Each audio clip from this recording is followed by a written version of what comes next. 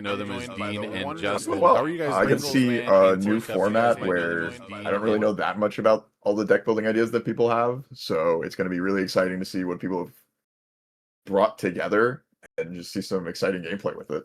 So I'm excited. I'm also doing well. As you can see, I made a trip to the beach, and some weird people are just like fighting behind me. Don't know what that's about, but it is what it is. I have my beach clothes and everything. Yeah, sorry about the echo there, chat. I had the stream open in a back tab by accident. We're dealing with some weird technical issues today. To put it short, I tried a new recording setup last night, which was a stupid time to do that because it meant I unhooked all of my appliances and attached them to a new computer and then had to put them all back. And it was not smart. It was just not the time to do that. That being said, we are going to do the players meeting live here on Twitch just because if I drop the Discord call to do the players meeting in Discord, it would fuck up all my settings once again. So I think this is hopefully the easiest way to get in touch with all the players. We're going to get started with round one here in a few minutes. I am your judge for today. I did not have any judges available. Unfortunately, the judge I spoke to had to back out due to personal reasons. So if you tag a judge, you will get a hold of any of me, Dean, or Justin, and we will help you guys out as quickly and as expertly as we possibly can. But please keep in mind that this is a brand new format. It's very experimental, and they did not answer a single one of my FAQ questions in the official Discord. So every single ruling that is up for debate, I'm going to have to handle as best I can. So please bear with me. There are some wrinkles in the format. There's some new untested waters, and I will sort through them as best as I personally can. I've been saying it all throughout the week. Keep in mind that this is it's a casual format first. It was designed to be a for fun format. So we're going to have a 1 hour time limit today. I'm going to warn you guys, this format was not necessarily designed to be played with time limits. So please play quickly, play with haste, but, keep in mind that there's 3 characters to go through. And in my personal testing, an hour has been pretty tough. Now, granted, we weren't playing in a tournament setting. We weren't playing for any kind of prizing. We were just kind of BSing and having fun, which is what I want everyone to do. But keep in mind that you've got like 100 health to deal if you want to win the game. So that's a great question, Bingleton. If you go to time, we're going to follow basically the same time rules. Whoever went second will get the final turn. If at the end of that turn, whoever has more characters remaining will win. If that's tied, then it's a draw. We are going to do 3 rounds of Swiss today. We're going to cut to a top 4 because I think there's only 8 people who actually showed up to get the player role. I'm getting, more people messaging me now. So there's not going to be too many people in this event. So we're only going to do the 5 total rounds. And keep in mind, again, the order of operations. You guys can have the article open at all times, so I don't expect you guys to have any questions or judge calls for me based on the order of operations or anything that's covered in the article about how to select your characters, when you select the order of the characters. All of that's covered in the article. That's something you shouldn't need judge assistance with. Disaster Dan says, if you play foundations, then kill your opponent, do you build those, then go to 8, or do you go to 8, then build? That should be covered in the 3v3 article. I will go get the article and post it in the players general in just a moment for you guys. It's very weird the way that the character replacement works. There's a character replacement, and then the combat phase ends, and then you go to the end phase. So if you built those foundations before the end phase, you should be able to build them. However, you can also die during the end phase and then restart the whole process of resetting the stage to 8. So be aware of that. Other than that, like I said, it should be a pretty fun, casual day here. We're going to get round 1 started at 8:05. There is one player who warned me in advance that they were going to be a little bit late. I'll message the player who has to deal with that. I will also post in the announcements channel how to do the table rooms. You need to make sure that your table has at least 5 players available. I'm going to say that again. Make sure your table has space for at least 5 people, because we're going to need all of the commentators to be able to jump into your table. So 5 people for the 2 players and the 3 commentators / I guess judge today. And then your table rooms should be labeled Ace 1 for table 1, and the password should be table 1. All lowercase. No capitals, nothing fancy. Ace 2 is table 2. Table 2 is the password for table 2. Ace 3, table 3, etc., are how you should be setting up your tables. You guys can decide amongst each other who hosts. It's the one issue with TTS is kind of like one person has to take on the hosting duties.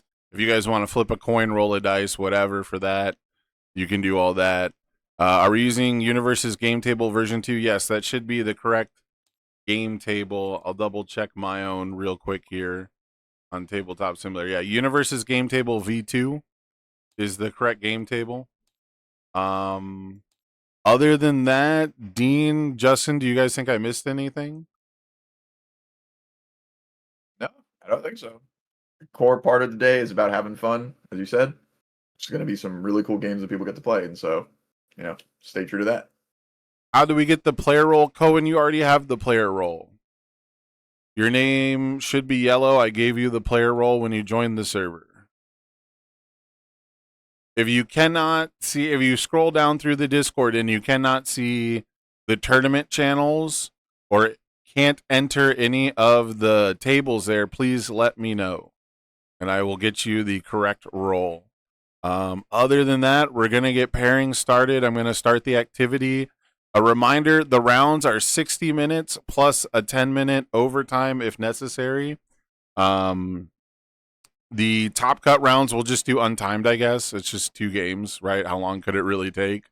I say that Recovery Girl won the last tournament I did with uncut or untimed rounds. But I'm gonna get the pairing sorted out here so you guys can start moving to your tables. And if you have any final questions for me, now is the time to do so. I will link the UGN for you real quick, and I will get that 3v3 article for you as well. And I will now finish speaking so that Dean and Justin can talk. We got so much to talk about. I guess while we're waiting, and Sam, you can obviously voice this later, but Justin, what were some of the decks that you might have brought to the event today? And if you need help, I got some ideas too. Oh, I always have room for your help, Dean. But no, it was definitely like when I was thinking about this format, it was definitely a lot more about symbol pairings. That I was like, these decks already are broken. So like, I think if anyone's trying to like win the event for free, someone's gonna bring like some death stuff. And that's like honestly what I might have done, because like death symbol kind of good right now. I don't know if anyone knows this, but it's a little crazy right now. Honestly, I probably would have taken a Death Order deck with at least Peek and Aaron, or Erwin, not Aaron, and then I don't know, some other Death Order character. I went to look at characters last night and just completely forgot, so I'll just do it now. We'll do it live. What's the third character that we like put in here? Oh, we could just play Armin Brilliant Mind. Oh, that'd be so cool, actually. Wait a second. Yeah, I would have brought the sickest Armin, Peek, Erwin deck, I think.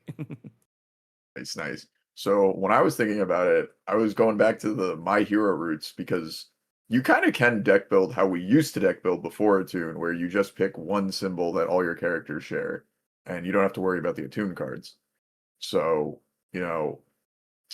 I was, when I imagined a death deck, I was just like, all right, all the good death cards, and I'll just pick the best death characters. But I really like the idea. I'm a turbo weeb, so I like the idea of making a flavorful team. So, with regards to Attack on Titan, I was thinking of how can I play Eren, Armin, and Mikasa in the same deck, and Oh, pretty easy with the air symbol for set one. Yeah. You also get the warrior characters. You can play a chaos deck with Reiner, Bert, and Annie. What else do we got? Some other IP stuff I know. Critical Role. I don't think a lot of the characters have. I don't think a lot of the characters share. I don't think there's 3 characters that thematically make sense, but you could do a chaos deck with Jester and Not, and then you're like, well, what other chaos character could be in there with them? And the answer is another Jester, because she's using her duplicitous spell. We got nothing but flavor. Okay, that's what I'm focused on. Yeah, I think that makes sense. Honestly, another one, because I forgot to look at characters that I was thinking about, was just like air water characters, because I like both of those symbols quite a bit. And looking at it now, you might not even have to be as like in tune as air and water. But Anasa, Deku, and Toru sure do both share all like air, water, and water. And Anasa and Midoriya both get to trigger Heroic Passion, which seems pretty crazy, actually.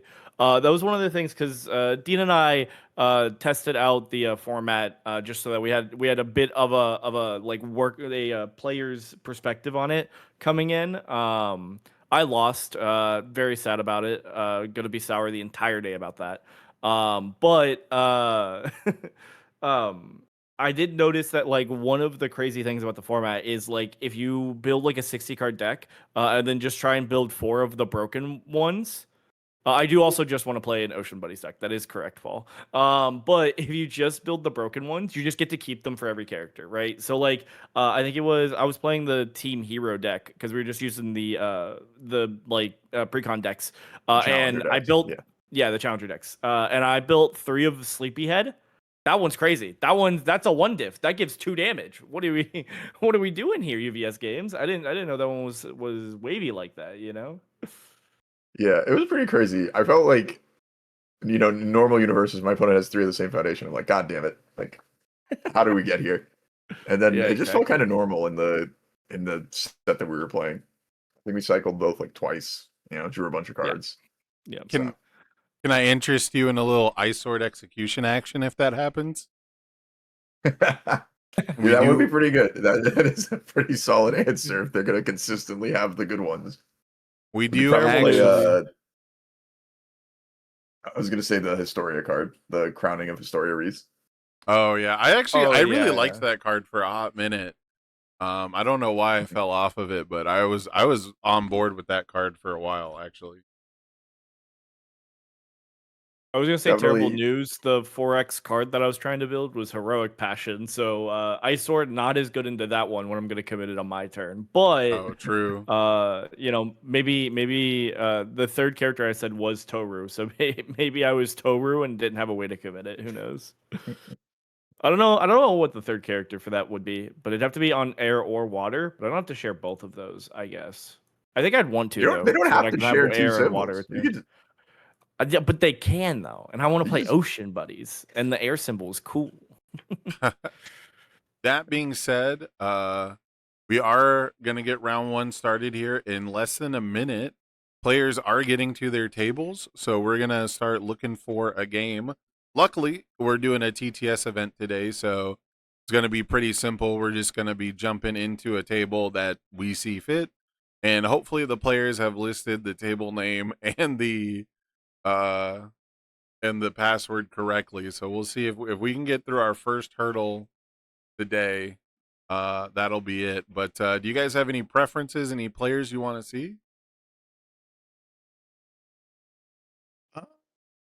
Honestly, usually my preferences are I see the decks that people are playing and I'm like, oh, that one sounds cool.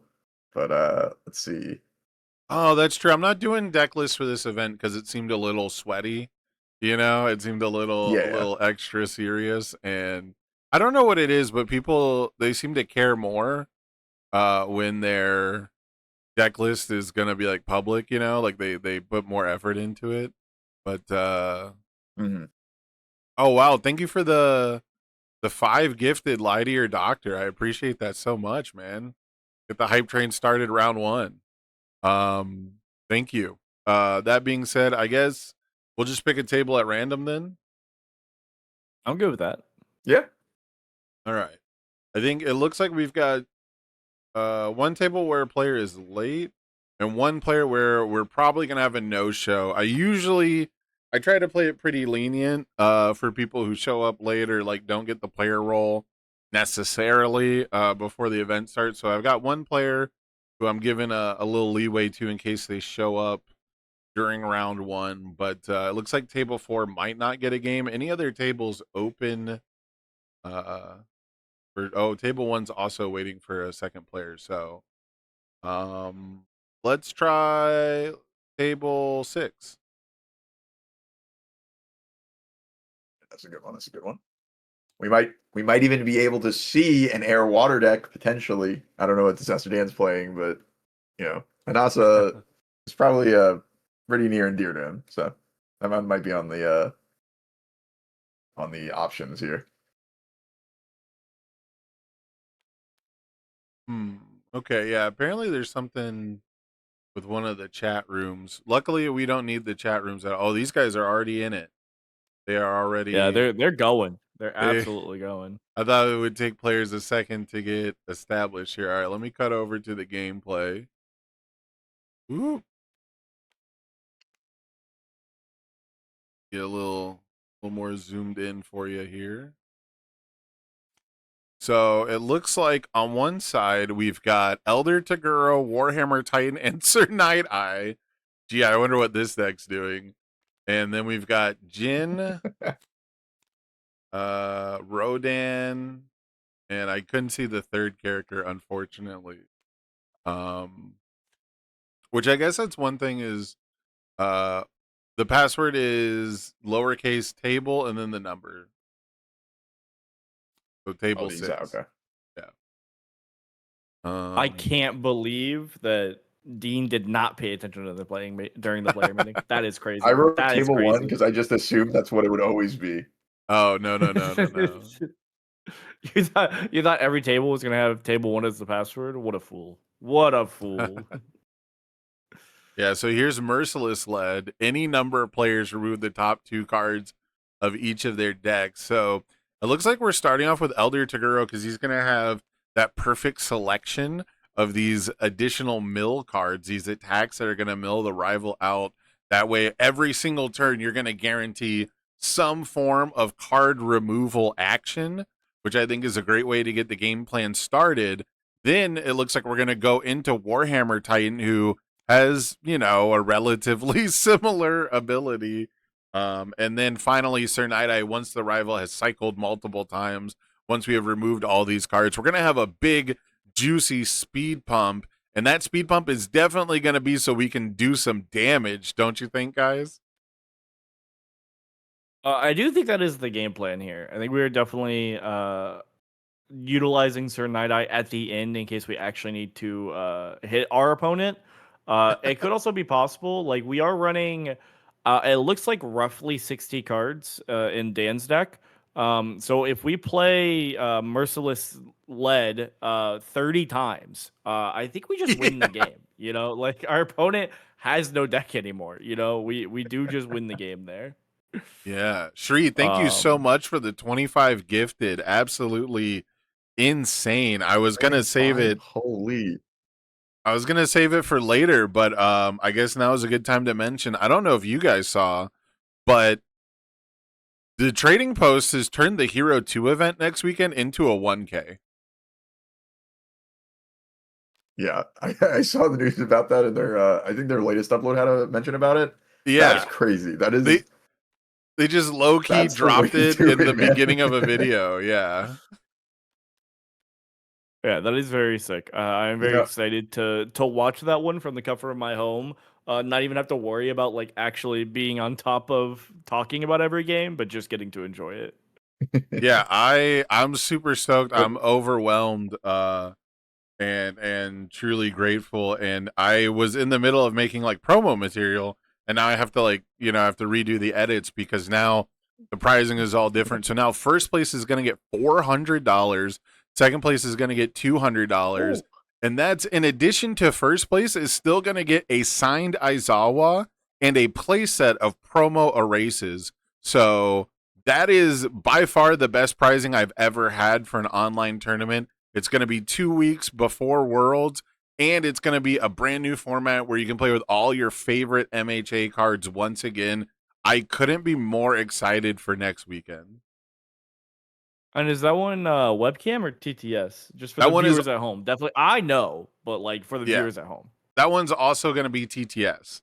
So I wanted to Okay. make sure that even if someone, just started playing the game, maybe they started with AOT, maybe they started with Godzilla, if they wanted to dip their toes into the Hero 2 format and, for my own sake, trying to stream it, I figured we would rock with the TTS once again. So super duper excited for that. I can't thank the Trading Post and Shri enough for all the support they've given, not only to my events, but to the community at large. And really, the only thing I got to say is, when is the Trading Post going to host some events so I can play?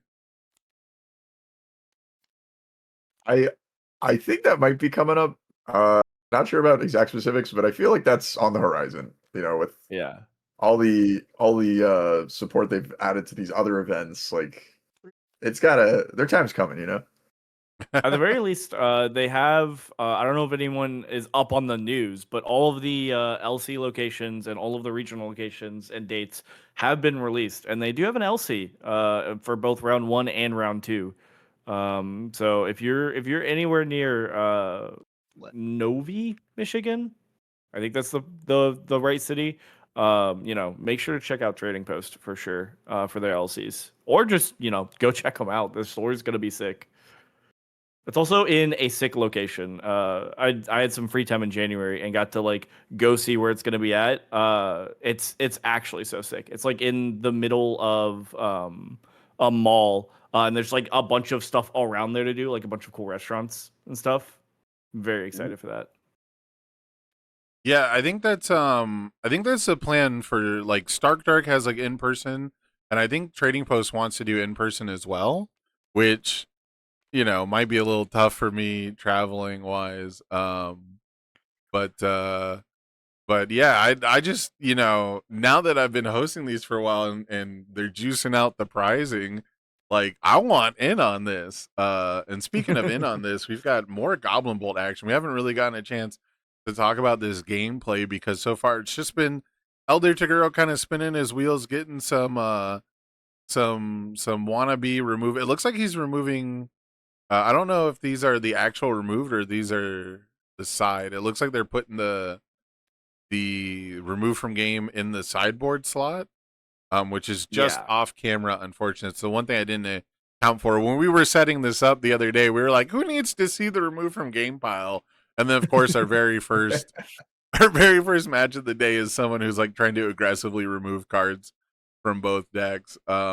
Speaking of aggressively removing cards, on Dan playing Jin here on his last attack turn here, we did see a Genkai's come out, which is specifically to remove the Triforce Gravity Beam, which is absolutely crazy. If you just play enough Genkai's Guide, there's so many things that I'm so excited to see today because I sure did not think of these. If you just play Genkai's enough times. Because I think rebuilding your stage is a little bit easier in this game mode in this format than other formats. So if you just do that enough times, you sure are just going to remove every attack in your opponent's deck. And despite having 3 characters, they will have no attacks to play, which I think is a little bit unfortunate for them, and definitely will affect their ability to win the game later on. In addition to this whole remove package that we are clearly playing here. Also, I want to point out, I really like the Chekhov's gun of Ice Sword Execution, as Sam was talking about it earlier, right into the Genkais. So we speak it into existence. I don't know what it is. It's something weird about commentary where you'll just bring up an idea and it's the very next thing that happens. I don't get it. I very much super pity random. Dan here if we ever see Sea Military Airship hit the board for the Genkai's Remove Your Attacks Elder Toguro Warhammer Titan Night Eye deck here. Yeah, Because we and remove the first one, pick it back up, remove the next one too. Like, yeah, and I was just thinking. we are milling ourselves a little bit extra with the Elder Toguro. He does want to have a discard pile, right? You want to fill up the discard pile with those removal options. But you got to be careful if you mill 2 extra cards every single turn and you have to rebuild your stage, you might just catch up to your opponent and cycle way sooner than they do. Yeah, you have the slight advantage with Jin has been thrown across the board. you have the slight advantage of you're removing their stuff permanently, so like you should in theory have a larger deck than them because of that. Yeah, and here's something that's really cool about starting off with Jin. He has the response to reduce the speed of the rival's attack when it's played, and then we have a response commit after they play an enhance ability. You can cancel its effects if the speed is below printed, and because Deception Dagger relies on its own enhance, the removal enhance to get its speed bonus, it's gonna just get canceled. So we didn't really actually activate our game plan for Elder Toguro this turn, which has got to feel pretty good if you're the Jin player. Yeah, and I just want to point this out because I realized it with Dolores in the Challenger gameplay. It's very interesting how these on-face cancel characters get randomly hosed by these different offenses. So in that case, Jin was good against Deception Dagger, but if Elder played the 5-diff Blitz attack, then Jin's text doesn't really matter. And Dolores kind of had the same thing going on against the Team Hero deck, where there wasn't that many blitzes in some of the attacks.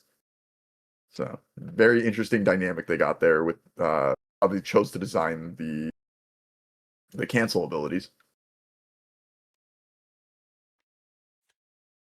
Yeah, that's a character I don't think people have talked about enough. I think Dolores, especially in the 3v3 format, is actually really good.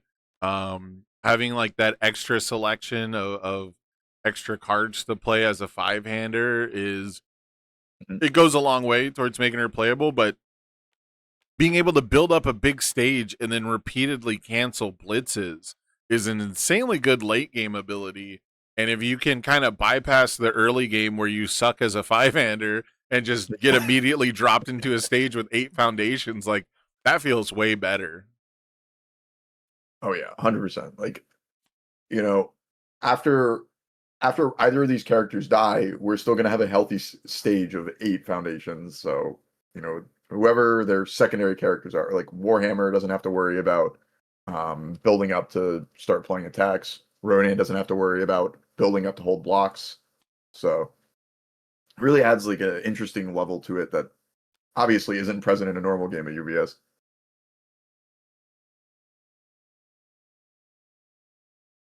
Yeah, I definitely like how I don't know. It's this format makes for a very interesting long game too because of the fact that you do get reduced down to 8.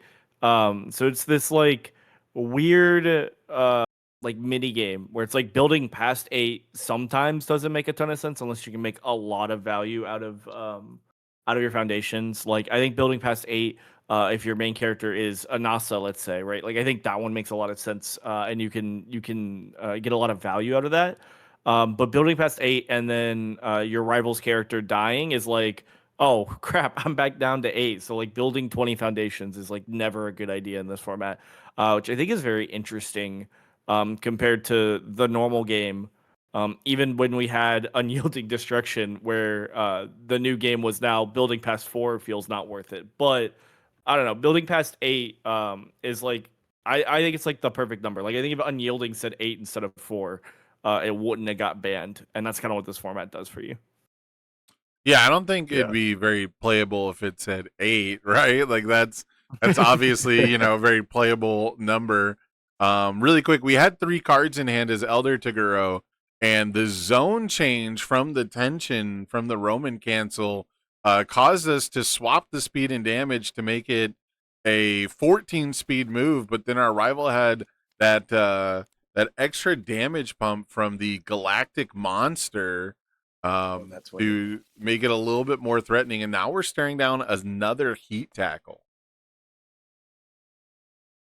And also, Disaster Dan on Jhin ended up cycling there, and that made my eyes open up as to why we're using the side as the remove from game pile.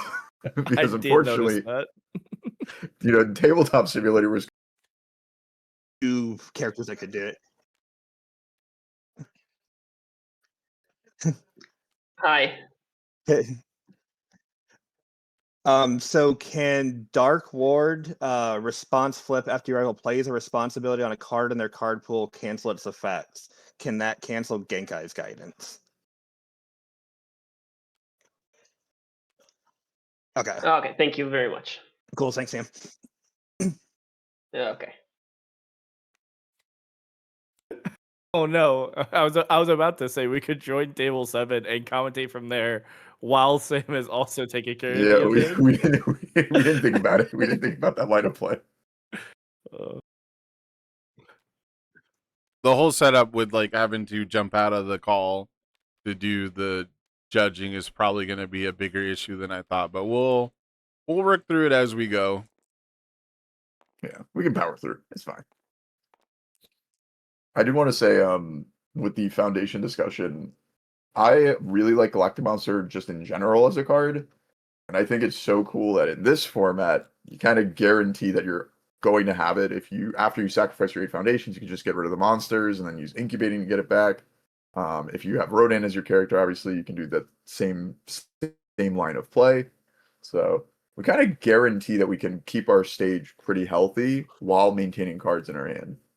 And I'm just a big fan of that. That's awesome.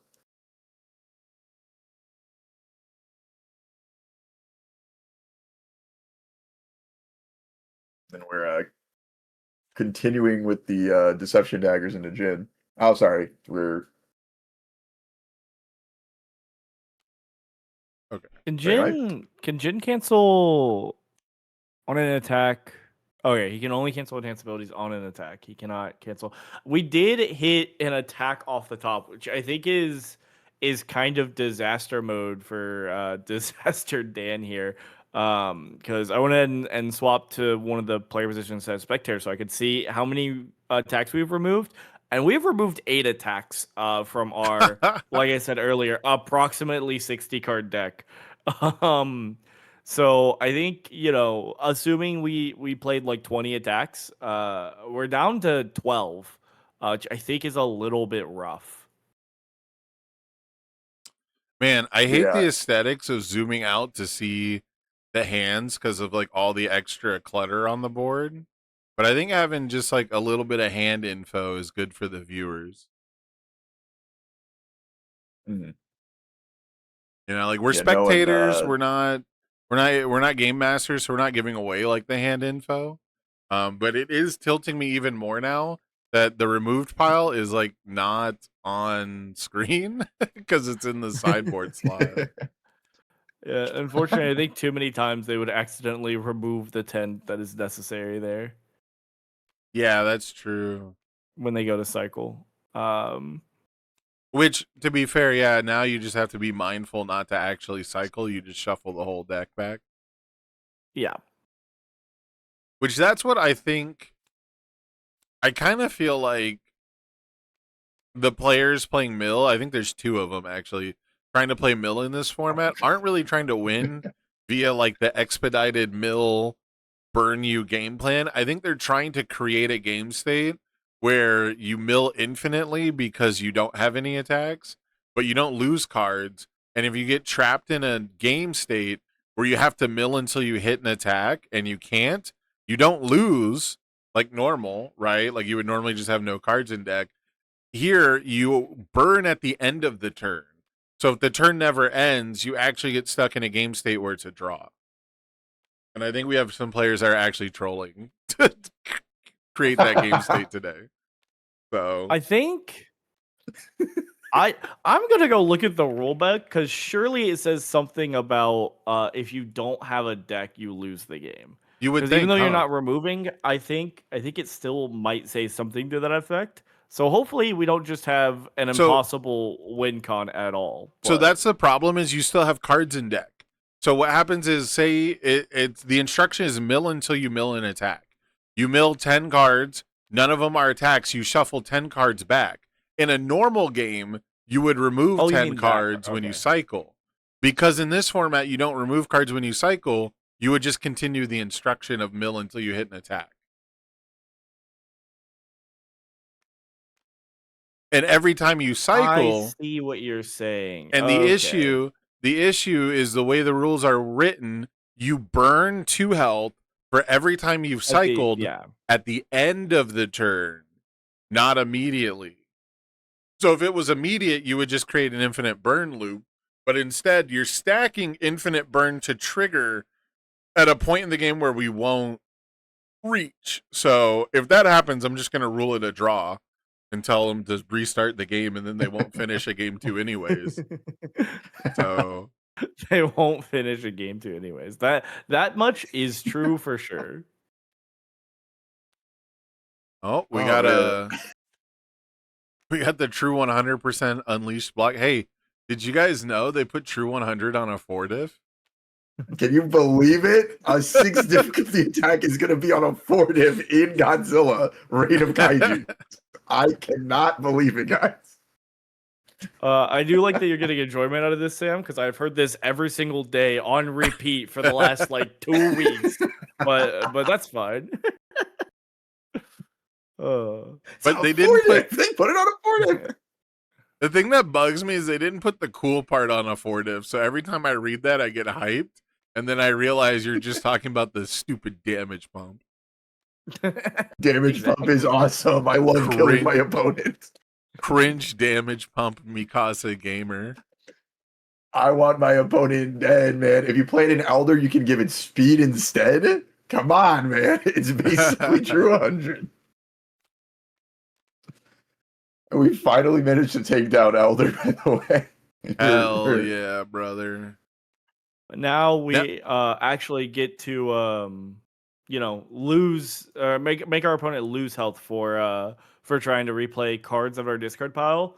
Unfortunately, I think we don't care about that a ton as the death deck player here. Yeah, however, it looks like the Elder Toguro player doesn't have that many cards left in their deck. So pretty soon they're gonna burn 2 for every time they cycle. And that could be a problem for the Warhammer Titan, who wants to kind of exist at a low health total most of the time. Okay, so they're doing the fake non-cycle correctly. Yeah, we are gonna burn Gonna 2 get at a- the end of the turn.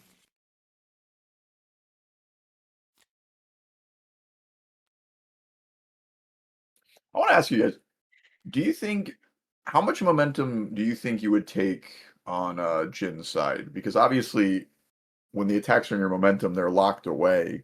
So they're not going to be able to be removed, but you're also not able to draw them. So It's a good in point. essence, you're kind of also helping the mill plan. I think it obviously depends on your uses for momentum. Considering it's a void deck, I would imagine the uses for momentum are pretty important. Those powerful attacks, like powerful 3 attacks that the void symbol has access to, are oftentimes really, really important. That's really where the void symbol gets its damage from, and we're sitting on a hacker extraordinaire. So that's going to represent an extra card draw every turn, as well as locking down any assets that Elder Toguro wants to play. So I think taking a couple momentum here is really smart, but I can definitely understand where it might come back to haunt us later. I feel like Yeah. it's just. I feel like our game plan probably does revolve a bit around Rejuve and Ice Sword execution. So I feel like the momentum's too important to entertain the idea of not taking it, unfortunately.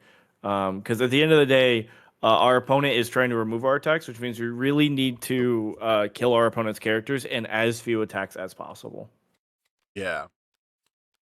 And especially when you've got cards like Moment of Normalcy and cards like Invincible Body, where resetting things, down to printed down to 0, you're going to need to threaten to readjust those damage values to pump those numbers back up. So, being able to represent potentially like +6 damage just from momentum alone is going to give you a lot of leeway in the footsies games around these powerful defensive pieces.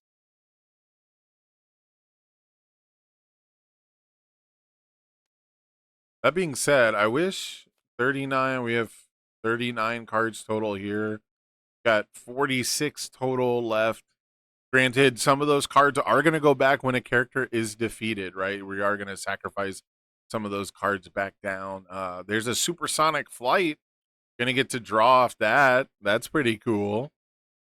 A little bit of counterplay. Yeah, man, I'm honestly That really really drawing excited. is good here, actually. When your I guess rival this goes into just cycle. helps you. I'm really excited to see how big the cycle number gets. Like, presumably that's how we will win, but I mean, you don't have to, right? If they just run out of the attacks, but I like the idea of seeing at the end of your turn you burn for 20. That sounds like a funny experience. I do like the idea of doing a bunch of stuff on my turn, building out, and then you lose during the end phase. I think that is super sick. Just sort of like the anime moment, like the samurai anime moment where you get to like sheath the sword and then they die, right? Then they get cut in half. I think that's kind of cool. I think that's if they do damage with an attack and then burn for the exact remainder of their health. Right, yeah, Like- yeah. Like perfect math it out. Man. I'd see now I'm thinking about Hero 2. Do you guys remember Mighty Punch? Oh yes, yeah. Deadlock Mill 10. Deadlock Mill 10, yeah, and then it was like Mill 4 if you hit draw 2. Man. Yes, yeah. That card- We gotta that play Mill in every format. Does that card share a symbol with Final Exam Gutshot? Because you could just possibly build an even better mill deck for this format in Hero 2 than you could standard. Yeah, it's they both share all, if I remember correctly. Mighty Punch should be like all good Mhm. earth, or it's like all good order, something like that. All good life, maybe. Yeah, I think it was life. I think it was all good life because it was like a random like one-off promo. It wasn't really like anyone's card, but I think Recovery Girl players liked it because it was like a throw that draws 2 basically. Mhm. But I think that card was really ahead of its time. I would love to see that card come back. I think it's an interesting deadlock threat because decks that want to normally, so my big issue with deadlock, right, is decks that are good at going long that people want to punish with deadlock are good at using deadlock, right? Like Recovery Girl can reliably put deadlock cards in her deck and it's cool because she can just build them when it happens, right? Like when it's relevant. And so I've never really felt like deadlock helped aggressive decks that much. It always helped defensive decks. But I think random, like quote unquote random shit like Mill 10 actually punishes decks that sit around and do nothing way harder than like +2 speed to all your moves ever will. Yes, yeah. I'm a big hater about just +2 speed when my opponent has 25 foundations. Like that is unlikely to make the difference for me killing them. But yeah, milling them 10 or picking up attacks as a deadlock just to like play even more in a turn. That's the type of stuff that I'm like, this can help us push through these turtley decks. Do you know what deadlock effect I probably activated the most since MHA? Which one? I just lost it. What is it? It's it's the stupid Osby one. I just lost the name. It was in my head. Not exam strategy. Oh, the one Classmate? diff? The No, it's the 2-mate. Not classmate introduction. first villain encounter? First villain encounter. That's the one. I had it and then I lost it. I was like, Yeah. bouncing around. Yeah. First villain encounter. And do you know how many times I activated that card on defense? It was insane. It was actually so insane that, like, Yeah, stuff 2 is pretty crazy. yeah, stuff First 2 villain on your encounter is turn. one of my favorite cards. Which one? from First the villain heyday. encounter? Yeah, from the Yes. heyday, that was one of my favorite cards. That went in like every deck on symbols that it could go in for the most part for me. Yeah, I played that card a shitload as well. I played like mono range strategies pretty often. So -1 difficulty and then +1/+1 was like just really solid back then. And if you had a way to ready first villain encounter, you felt like a god for like one turn. Yeah. How much time left in the round? There's about 30 minutes left. I think it's 29 minutes from here. The round timer ends at 9:12 Pacific time. So that's what, 17 plus 12, 29, yeah. Usually I say when Oh, when I Sins do of the control Past decks, is I'm usually broken. Wait a second. Oh Yes. my god. like This deck's crazy. Yeah, so that's We're just something never that gonna get to play our attacks. Sorry I interrupted you there, Deed, but I just realized Sins of the Past could just You're go good. 4x as an action in our deck. yeah, how We'll many redraw attacks? How many attacks are removed now? I can't actually interact. Oh, I guess I'd have to It be is a color. 10 attacks removed. 10 attacks removed. Yeah, we currently have 10 attacks removed, and we know where, assuming we have a good memory, we know where 16 of the attacks are. Crazy. Absolutely. Because I don't think we have a crazy. way to snap momentum. So, yeah, we just assume the momentum is our attacks, which it Oh. does happen to be. This is gonna and that is be 2 more really attacks. So that's nice. now 18 attacks that we know where they're at. So again, assuming we're running 20 attacks, there are 2 attacks in the left in the deck. Oh my god. I can try and go to table 2 and see if I can help them out. That would probably be if you can try to hop in there, and that way I don't end the call again. Sorry. If you need help, just message me. Oh, it still messes up the image if he leaves, but we'll figure it out. Yeah, it's okay. I was just gonna type Yeah, to him and be like, "Can you type me the question?" That's a way too. It's either that, or I could go there on stream. We could just go to that table, and everyone can enjoy the judge call together. shenanigans. But we'd be missing out on the mill game plan. We gotta see what True. happens. We gotta know if he mills him out. It seems to be would- working so far. I mean, he's technically down a character, so if this goes to time, he would lose. But I think we're about to see. I think it's 2 cycles from Jin.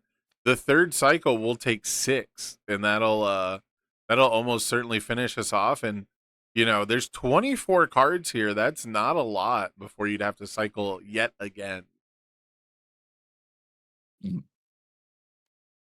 mean, at the very least, if you want to, you could do just play 1 a turn once you realize, okay, now I can literally never kill you. Right. I'm just going to build 1 and block, and presumably there won't be that many moves every turn from Warhammer. What I think is really cool here, and really smart, is I was going to talk about when you're in a situation like this, there is some importance to being able to kill yourself, being able to reduce your own health as Warhammer Titan, so that way you can go into your 3rd character as Night Eye might be the play here, because if time starts to run out and our Jin player just doesn't play any more attacks, like let's say they don't succeed here, they don't win the game here, it might behoove the Jin player, like you said, to just play 1 and pass, and work on that timeout to win via character count rather than health totals, or rather than actually dealing damage. So the Warhammer Titan might need to switch into Night Eye, because Night Eye will have such a big bonus after resetting the stage that you can actually just, deal enough damage to take characters away from your opponent. Yeah. So something I wasn't even thinking about the time rules if I was in this situation. Something that like stood out to me was I think it's really cool that your own damage pump can function as a turn ender on your opponent's turn. So if Jin wanted to, he could use Galactic Monster on his Yeah. opponent's attack to make it lethal, and I'll commit some foundations to end your turn here. But then we're losing to time on the character tie. So keeping Jin alive as long as you can does seem like a pretty reasonable strategy for that long game. Yeah, I've definitely had players already in the limited experience I've had with 3v3. I've already had people die to an earlier attack that they could have defended from, specifically so that I wouldn't build foundations and then kill them with the next attack. And then that way, you kind of actually get stuck at like the 8 on each side. So very, very cool Or wrinkles to even- this format. Even worse than that, Yeah. one could devise a situation where we pump our opponent's attack by 3 damage, forcing their first attack to actually remove a character. I don't know who would do such And then a thing. end their turn. Yeah, Cough, cough, totally. Dean. Yeah, and I got to do that to Justin for the first time in our testing of just the challenger decks to each other. And I was like, that's so cool. I was so mad because I was planning on just building for the rest of the turn. Like I was actively planning for that one not to kill my opponent. Hey, there's a lot And of then new it was strategies extra in this damage. format, and that's what's cool about it. Yeah, for sure. That being said, Justin, just- what was the judge call about? Yeah, I was just about to cover that. So, there was a question about joining the fight was the card. But the basis of the judge call was do fire effects still occur on an attack that like kills a rival's character, but like doesn't in the game. So basically, do fire effects still happen if a pause condition interrupts before it goes off? Which the answer I said was yes, because unlike responsibilities, where pause conditions can actually interrupt your response window and make you lose it entirely, fire effects will happen no matter what. So basically, the pause condition would happen, and then the fire effect would still happen. So joining the fight, being the card that says if this attack deals damage, remove a card from your rival's discard pile, I think is what it is. Yeah, so They that's went to basically- another mill game. Yeah, I Yeah. think so. I told you there's multiple people. The Well, so- freaks come out at night when you get alternate formats. All right. Well, I do also think it is just like I don't even think you have to be a mill deck to play something like joining the fight, because it is just good to remove your opponent's attacks from this like ultra long game format, That's where true, cycling yeah. does not remove any of your opponent's cards, right? So I think even if our plan is to kill them and not necessarily to kill them by mill, it is still generically good to remove their attacks and go, I don't want to deal with that one for the rest of the match, please. Actually. Having discard pile Yeah, it's definitely- interaction is like just good in standard right now too. So Exactly. I think it would be neat to so maybe this is a video idea, but I think it would be neat to play this in person with like 2 of these remove everything decks. And every time you remove a card from the game, you just rip it instead. Like just actually tear the card in half. Into I'm the removing void. that one forever. I don't know about that. So I thought you were gonna say like take a drink every time you remove a card. that's where I thought he was going No, to. we just rip it. I thought you were like, this might be a cool. We just go, I'm drinking never game." dealing with that again. I do think it would be some of the most insane and probably funniest content if the Trading Post did that, because I know those guys have some real big bling in their decks, and I'm just imagining like Oh, I I thought you don't were know, talking whatever, about an air drinking deck again. with Genkai's. I thought you were gonna be like, they have some really big drinkers on that team. They can fucking party. No, no, I think it's crazy No. on another team. I was just going with like imagining you Genkai's your opponent's like Chrome Vast Hybrid Chimera, and they just rip it on the side. Yeah, the player who does the action of removing. So like if you do a remove cost, you get to rip it. But if your opponent Genkai's you, they get to rip it. Is I also think very funny. Like they just reach over and rip up your Chrome, and you're like, oh. I'm torn because like I hate like the senseless destruction of stuff, but I also don't covet anything. So like I'm always like weirdly on the fence. You know, like nothing is sacred to me, and yet at the same time I'm like, this better be actually entertaining, you know? Like if it's genuinely entertaining, I can get behind it, but otherwise it's like senseless destruction for the sake of it. I know for a while, dude, I guess it was just universes. I didn't know if it was like every card game, but like people were really touchy for a long time about like defacing and destroying UFS cards back in the day, which I guess I just assumed like translated to most card games, and that's not true. People like flip it and rip it in other games all the time. Yeah, I think it has to do with the fact that, especially, I didn't play old UFS nearly as much. I don't know why I said nearly. I've never played old UFS like when it came out.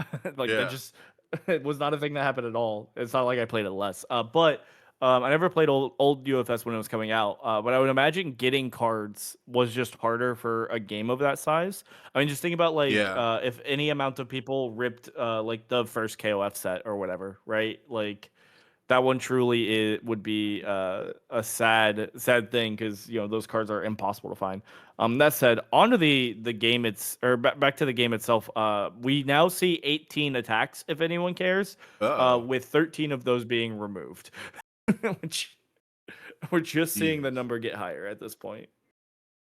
And I believe the next time our Jin player cycles, they'll be losing 8 health. So they're about to as well. They're almost out of cards entirely, actually. Universe as intended. My whole deck and my stage. We have 16 cards in our deck, so I think our plan is to just die here soon and try and get every single like heavy attacking turn we can. Yeah. With this giant stage, to try and whittle down the health on this Warhammer Titan before we get to Night Eye. You know, something I really liked in the Challenger game that we played was the certainty of throws. Sorry, really quick. We don't want to deal damage as Warhammer Titan anymore. Right? Like, we don't want to take a character. Because that's like 10 cards that are going to get added back to the discard pile. Sorry. I just realized this is a moment that is my where, thoughts as well. Yeah, this is a moment where I think if you're the Jin player, you have to like decide to die. Like you have to decide to lose the character. We're definitely not blocking a single other attack. That one is for sure. We got double. Would you say the Jin player has to kill himself? Actually, it might not matter here because our stage is gonna reset when Warhammer Titan dies, anyways. Oh, true. Okay. Which might just happen here. So it might be that we just actually don't get to make that decision ourselves. That's true. We have 3 cards. I was thinking we're still on Elder Toguro, and we had like triple reset technically, but that Ice Sword Execution did a huge number on this stage. So I think you're right. I think we're actually just gonna get the reset from taking a character, which did not look all that likely 2 attacks ago.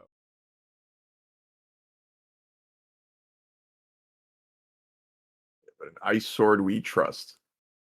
And also having a stage of 15 foundations.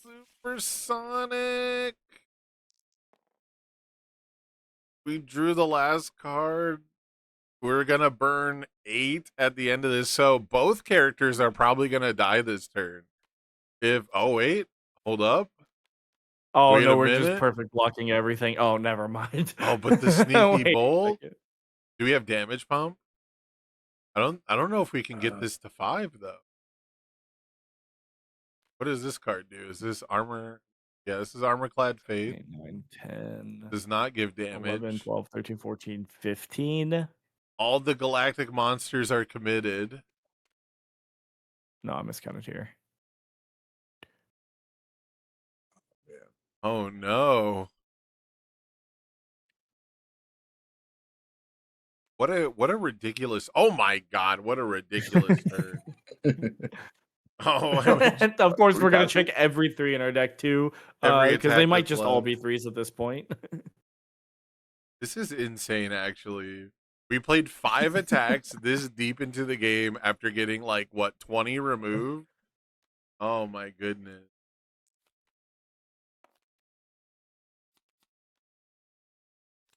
I The will. burn stacks, yeah, extreme Stewie. It's you lose 2 health for every time you have cycled. Does that reset with each character? No. If it does, that would be really stupid, honestly. There would be no point almost if it reset with each character. want us In to play as defense much of it universe resetting as for each possible. character. Well, in defense of it resetting for each character, the mill player is attempting to create a game that is not worth playing by removing every attack. So I can't be the bad guy here. That's all I'm saying. Well, that's why you need the burn to kill people to get it over with. Yeah, exactly. All That right, so much now is we have definitely nice. we have 26 cards now, which is up from 22, but not as up as I thought it would be.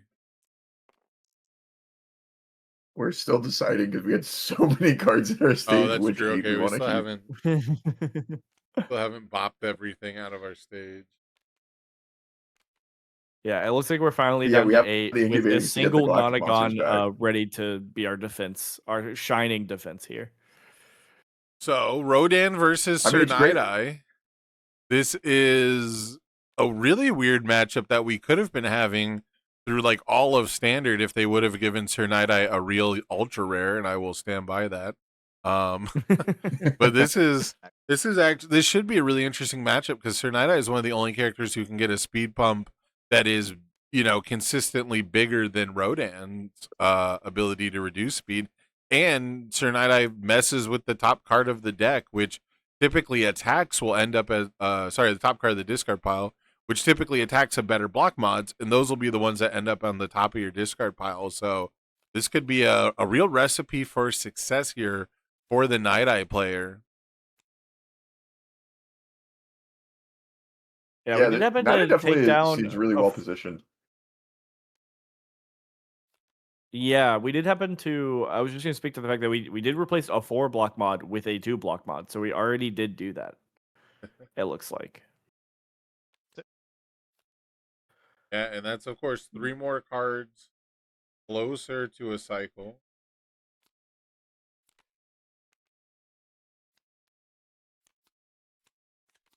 Only 12 minutes left in the round. I should have probably given like a 20-minute warning. But oh well. I think the You other get 10-minute reason that warning. we did to end as Sir Night is because if we spend our entire first 2 characters removing the attack cards out of our opponent's deck, Sir Night will just say remove the top 3 of your opponent's deck now. Right. Which is I think a little bit the plan here to just once again get our opponent down to as few cards in deck as possible. Because at this point, actually, Rodan just dies on their next turn now because they are about to cycle without any choice of their own and burn 10. So unless they can play a rejuve and gain health, they will just die here. That's absolutely brutal.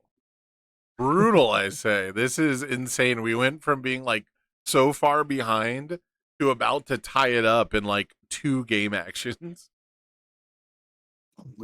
Oh my god. If you play the attack, it'll force them to check and then they burn no matter what, right? Yeah. Well, I guess So they if the either attack's block not this lethal. and burn 10, or Yeah. they don't block this and die. Well, I guess we'd have to get the attack to lethal. Otherwise, we can just take the 5. Oh no, we're gonna burn 10 either way because Night Eye. Oh, the Night Eye force cycle, duh. God, this is such a crazy deck, dude. This is insane. But yeah, so I at the end of definitely- this turn, Rodan is just Gonzo no matter what. Yeah. What if you kill the Rodan, get them to swap the character, and then at the end of the turn they burn on the new character? That would have been next level. Your third character just comes in with -10 health. Insane. Yeah, we did not get to see Rodan play the game. No, Rodan killed Warhammer Titan.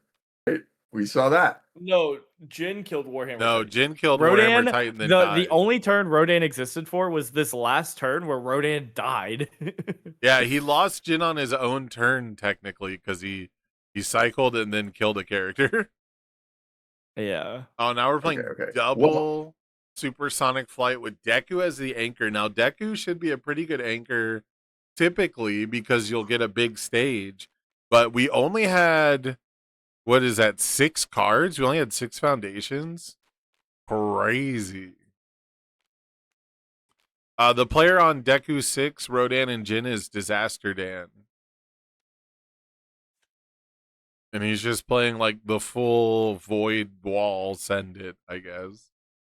Every obnoxious void character. Every obnoxious speed control void character. All right, Night Eye. What do you got for us? It's gotta be Mill 15. No attacks. Womp womp. Oh This is shit! good. I I do forgot. think that's So going to be a we- bit so rough people- because I think our plan as Deku is to never block anything ever again and turn our entire stage sideways, just trying to put as much damage onto our opponent as possible. I think that's only going to work if we have a flash move, though. Or I guess Ice Sword Execution Right. could also do it because I would get rid of our opponent's, at least one of our opponent's interaction pieces. And then we have Moss Show to cancel the other one. We might be able to just tap our stage entirely sideways and try and do the rest of the damage here.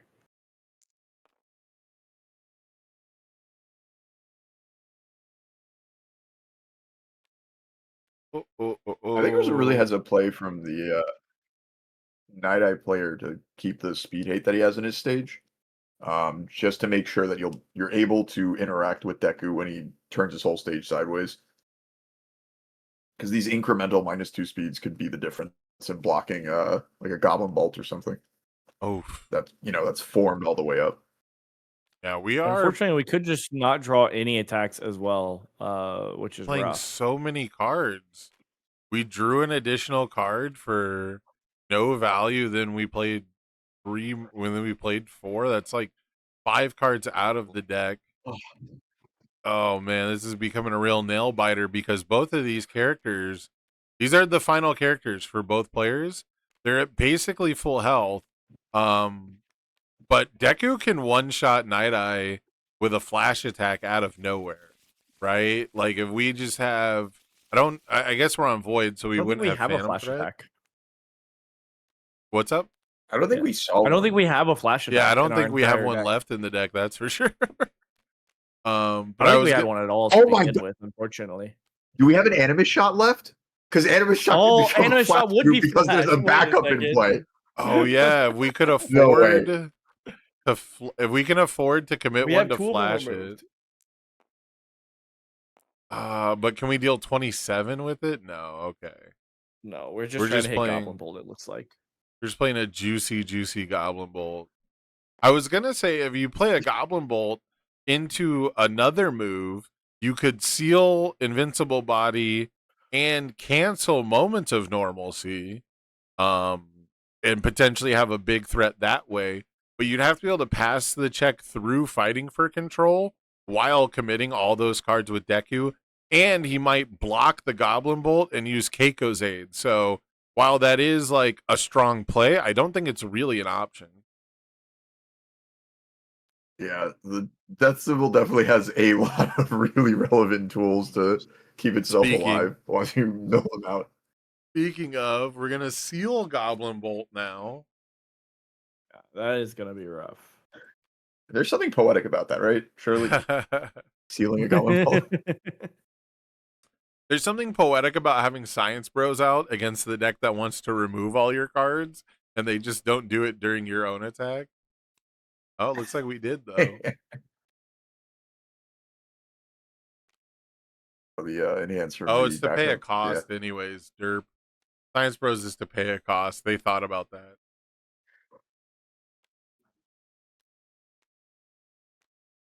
Never mind. And seeing the incremental speed hate coming in from the one diffs that we chose to keep after a couple of the board wipes earlier in the game. Yeah. Isn't it so crazy that Science Bros ended up being one of the most fair and balanced cards they've printed? Look, I don't like when Rodan's giving stats to their move. I don't want that. It might not be unfair, but I don't want it.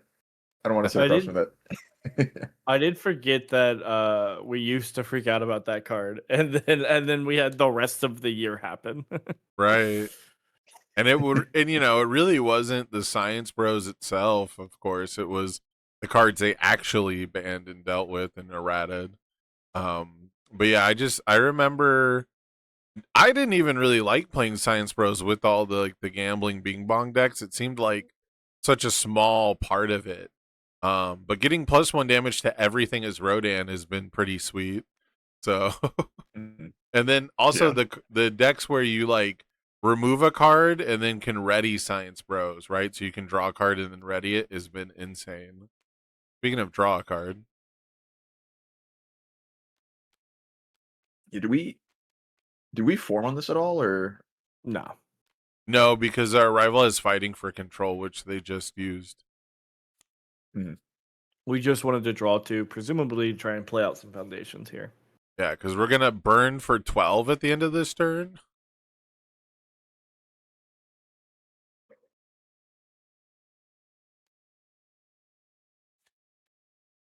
Okay, we got the invincible body. I do think we got that one for free a little bit. I don't know that I agree that we invincible body this one, only because I think we saved that for when our opponent puts some forms on something. Yeah, I want to believe our Night Eye player knows how late in the turn it is, or how late in the round it is, and they're just kind of playing it a little extra safe and trying to get through to their turn. Because as you see here, we burned down to 17 as Deku. Now there's 5 cards here. 2 Night Eye enhances and 1 attack dealing damage kills Deku. Which is easier said than there's no done. attacks? Yeah. Unfortunately, we have to draw more than 1 attack in order to have that happen. Because Deku's gonna flash our first one every time. Yeah, well, and then hopefully, if Deku draws 2 cards for turn, and then plays a 3rd card on their turn, they will cycle again and be at 3.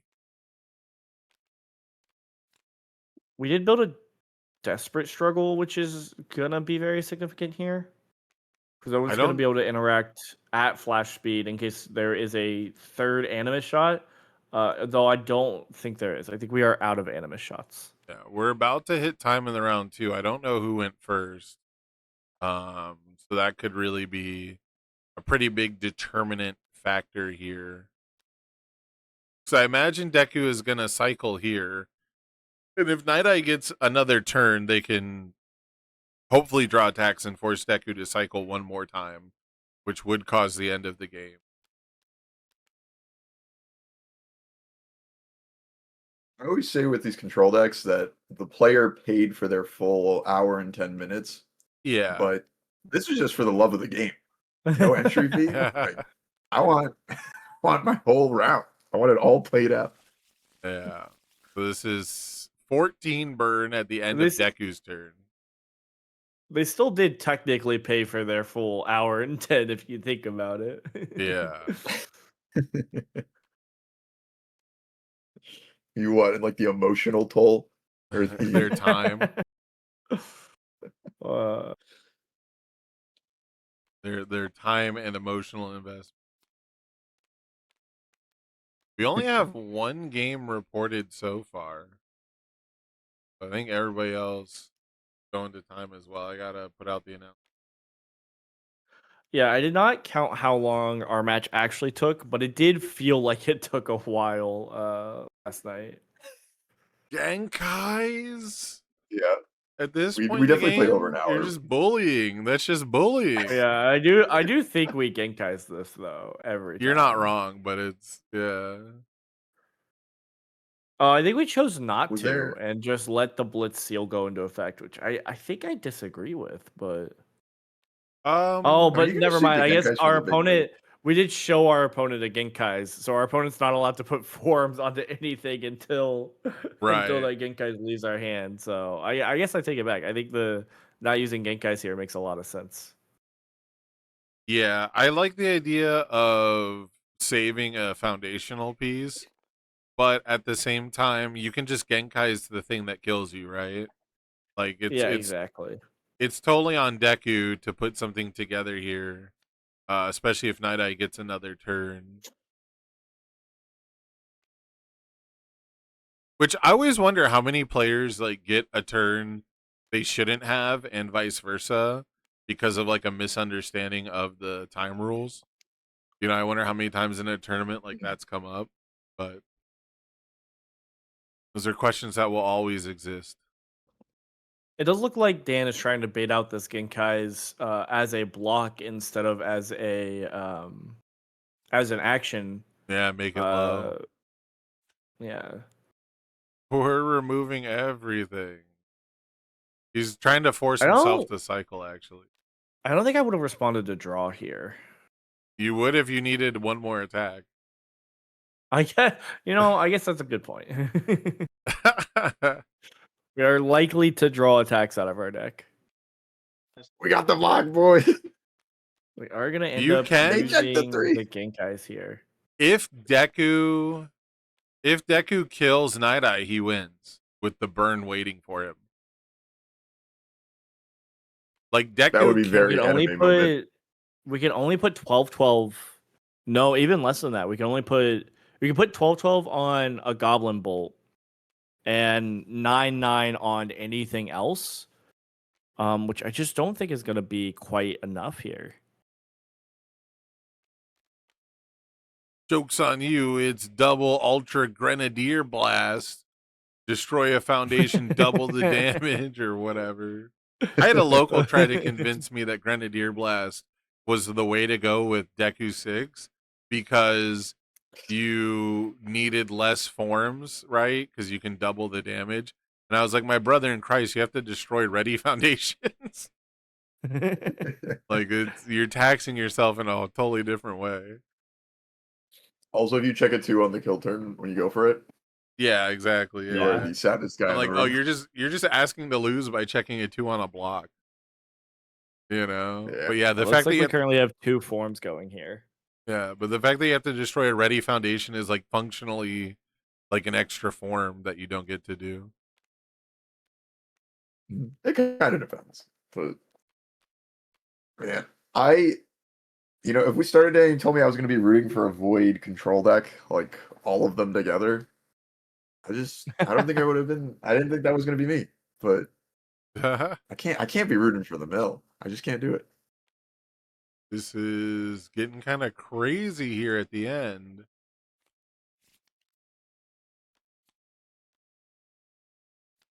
How many cards do we have? We had We have another 3 attack. cards in our deck.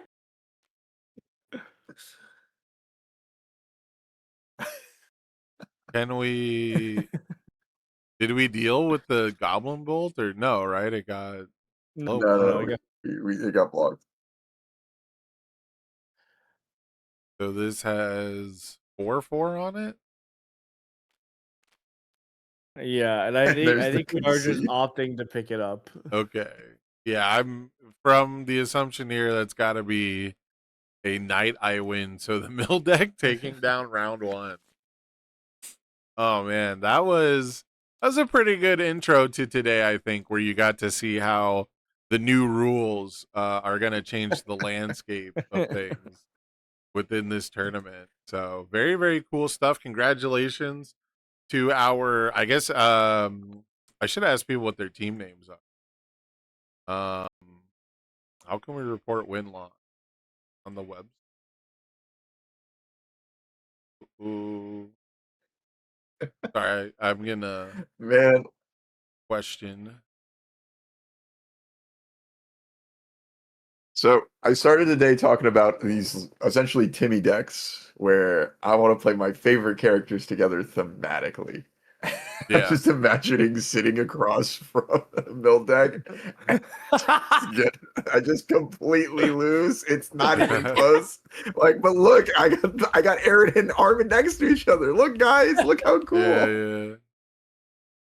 Yeah, that's the Oh. one thing is I kind of wish that the deck building was slightly more opened up. Like I wish it was a little less restrictive as far as like attuned symbols go. If only because I think there's a lot of cool team ideas that aren't really possible because the way that like symbols in a set are. Like for example, like Team Yusuke, they all share a symbol, which is cool or whatever. But then you have like the AOT, where it's like some of them share air, some of them share fire. But like if you wanted to do like an Armin, Mikasa, Aaron team, it's probably really hard to pull off. You know, like I bet there is a combination just because there's like 4 of each of them or whatever. But you know, the idea of getting like canonical team ups from like your favorite group of characters is actually kind of difficult. So that's my only real like negative about the deck building from the format. Yeah, there's a couple that you can do canonically, but you don't have that much control over it. So if you wanted, let's say you wanted the end season AOT characters together, you just can't do that. Like Armin and Aaron share a symbol, but neither of them share a symbol with Mikasa. Yeah. Like from Apocalypse.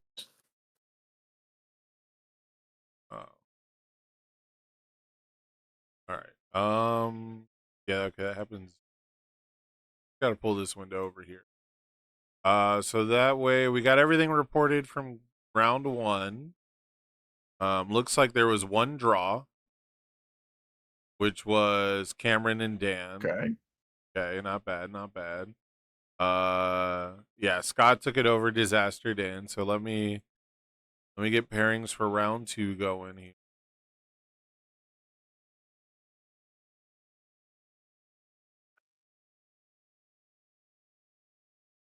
I'm curious if there's like some super interesting technology for the mill mirror. Like, there's a card that you just really want to have against another person trying to mill you. But I don't know if anyone would have prepared for that. The mill until you hit an attack, Infinite Tsukuyomi, I have drawn the match instead of either of us losing. I think that's the secret deck. All right, pairings for round 2 are up. Round 2 is going to start at 9:25, 5 minutes from now.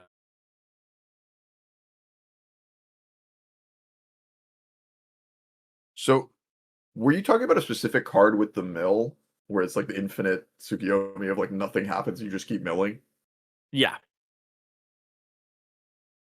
Because I think that's what I think Sam was talking about earlier, but I did not go look up the card. So, because like I think of that effect on Ignited Arrow. Yeah, so it's No. Go ahead. Oh no, you go ahead because I was gonna say I think this does it to our opponent's deck instead. But then you were probably gonna say what the card was, so that's why I was gonna let you go. Yeah, it's Stabbing Dagger. It's the Thief Blitz. Your rival mills until they mill an attack. In this format, if you get it to the point where your rival has no attacks in your deck or in their deck, then the instruction mill until you mill an attack can't be completed. And in a normal game of universes, you would lose when you are instructed to mill and you have no cards left in your deck. But in this format, you never run out of cards. You just recycle them and you mill infinitely, and you never get to the part of the instruction where it ends and you never get to the instruction where you burn health either, because the turn never ends. So it creates theoretically an infinite loop that you don't get in standard, because in standard you would remove 10 cards every time you cycled through your deck until you run out. And so I've just told people that have asked me about it that if you do that, it's a draw. You're not going to win. Okay, but so is there an official thing on what to do with that, or is it just? That's There's just up in nothing the air? official. They didn't answer my FAQ questions when I asked. At least I didn't check this morning. They might have they might have answered it this morning. They'd be trolling you if they answered this morning. There's no way. Yeah, no, I'm pretty Intentionally sure. messing with you. Yeah, I'm pretty sure I asked in the rules forum. Yeah, what happens when in a scenario where a player has no cards left in deck to cycle or mill during an instruction that forces them to continue milling or drawing? The new cycling rule does the burn at the end of the turn, but if the game cannot progress to that point because they have to keep shuffling their deck and milling the entire thing, is it a draw? Is what I asked. I got no response to that. As far as I know, I could have a bad understanding of the rules, but as far as I know, we don't have any of the infinite loop protection that like Yu-Gi-Oh does. The last time I watched a distant coder video, the Yu-Gi-Oh rule would be to identify the card that is causing the loop and then remove it from play. And we don't have that. And so, and it's not a win condition for the rival to continuously mill cards, right? Like I can't even rely on the idea that like if you have no cards in deck, you lose, because that's just a rule in like every card game. Even though our game, I think it's like, you know, specifically the game event triggering it has to be like drawing or milling or checking or whatever. So theoretically nothing happens and you just mill forever. But I'm just going to cancel the game if you do that to somebody. Basically. So I remembered that there's an ignited arrow in standard. It's the Aaron attack on Relenting Advance. And it also has the text, it can't leave your card pool during the combat phase, so they can't Genkai's it. Okay. And obviously your opponent can just not block it, so then that trigger never happens.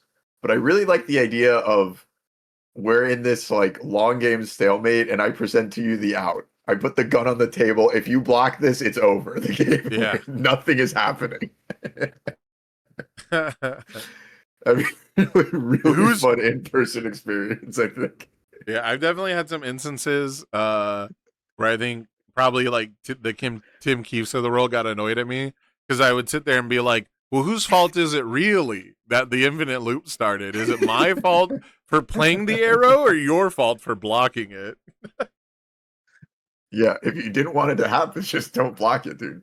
Yeah, you like pump it up to lethal, just don't block it. I don't know what to tell you. Technically, it was your Just game don't action that block it. triggered my card. Mm-hmm. I didn't do anything.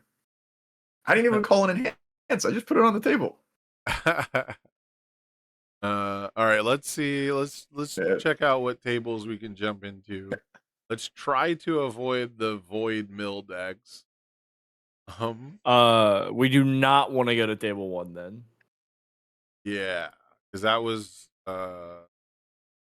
or no, that wasn't one that who did we just watch? We just watched what? Scott and Disaster Dan. and Dan. Terrible news. I have found out there are officially 3 mill decks in the game. Yeah, and it looks like Dan. I'm imagining Dan dropped? Joker is only a mill game plan. Sorry, give me 1 second. You guys talk amongst yourselves. I gotta double check to see if Dan dropped. He is not in the. So, okay. So, I personally think these mill decks are much like the League of Legends character Shiraka. Justin, I don't know if that makes any sense to you, but I imagine think it's this that is they aren't peak. playing the game. And that like they're just making you play into you. Like they're just sitting there doing nothing and you have to play into them. There's no way every table has a mill deck. 1 sec. I told you the freaks come out for the alternate Table formats, man. 3? As soon as you change the rules on how to win, players get wacky with it. So Okay. I mean, I really hope I that, think this gives I some think ideas. You Sorry, go, sorry, sorry. I think I have found the table that we're allowed to be at. Okay. I'm waiting on the other person to Okay. load in their decks, but I'm pretty sure every other table is a mill table. Because Oh, geez. I booted into I think every table, and all but this one had both decks loaded, and at least one of them was playing Joker. And then we also playing just who? watched the one who wasn't playing Joker. Wait, each player was playing who? Joker. Joker? Yeah. There's that Which many is just the Jokers? mill deck. Oh my god. I think dude. there's at least 3 Jokers. Holy shit. We just watched the mill deck without Joker. Okay. There's 3 Yeah. Jokers right here, baby, right on the street. All right. Well, I'm double checking, but I'm pretty sure table 3 is where we're going to be at because I think table 3 is the safe one. okay. Well, table 3 is probably gonna be it then. I mean, I knew people were Alright. gonna like try to do wacky stuff with the new rules, but Jesus. I don't think milling is even like extra strong in this format so much as people are just playing a little more casually, and so the games do tend to like stagnate a bit, right? Like that's kind of what you want though, right? Mhm. From a commander game, right? Like you want each deck to do its thing. And you want like the Yeah. game count to you want the turn count to be like a little artificially lengthened. So maybe people are just like falling back to mill because it's like difficult to navigate those board states, but I didn't feel like mill was like strictly faster, you know. Yeah, and I it don't know was that it's still faster. I think it's the fact that you're forced in, or that mill forces some game states that are particularly difficult for your opponent to manage. Yeah. And like you have to sit there, like you have the whole hour, right? Like I think the fact that games will naturally be longer means you can play mill in this game. When mill in universes Yeah. in particular usually ends up being a longer game. Hmm. I'm not seeing really table interested if 3 show up. It's Ace Space 3. Ah, They so put a they didn't space in the listen. name and the title. 1 Or and the million password, sorry. years dungeon. And what's the password? It's also got space. I think it was table 3. I just got a message. Can you join table 3 real quick? No, I can't because you didn't do the password correctly. Mother. Oh, I just disconnected. Oh, I I think think they're they having were trying to give connection. host over to someone else. I think they're having some issues. Yeah. I did confirm that every other table is mill deck that we already just watched and Joker. Yeah. crazy? I was crazy once. I was mill deck once. I was crazy once. All right. Yeah. Let me. All right. We're gonna jump into table 4 while I try to figure this out. Okay. Okay. Which I assume also has a space 4 in the password. These motherfuckers. Yeah, they do. Okay. Oh, this table is like glitched out. Maybe I can rejoin. No, you can't. Table 4 was glitched out no matter what. They would have to reload the table, which they can do, but Normally I try to only do that in between games. I don't want to do that once they've already Yeah. started. we'll wait till they finish game 1. Yeah, the best of 1. Yeah, we'll wait. Yeah, okay. Let me get gameplay before.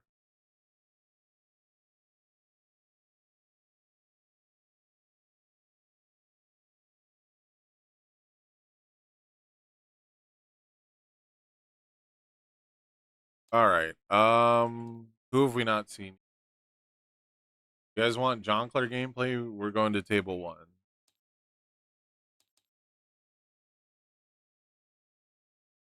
Table 1. Just the I guess we chat. could show the Jonkler. All right, let me transition back over to gameplay, and then I will be right back. Sorry, fellas. Well, I That's all can good. go handle it so that the stream Oh, still that's true. has Yeah, you you and should Dean. leave the call, not me. Sorry. God forbid Dean help us out with any of these, but no, I'll take care of it, Dean, this time. You know. Well, they're asking me to join the chat, so let me. I gotta go. But we'll Okay. be right back.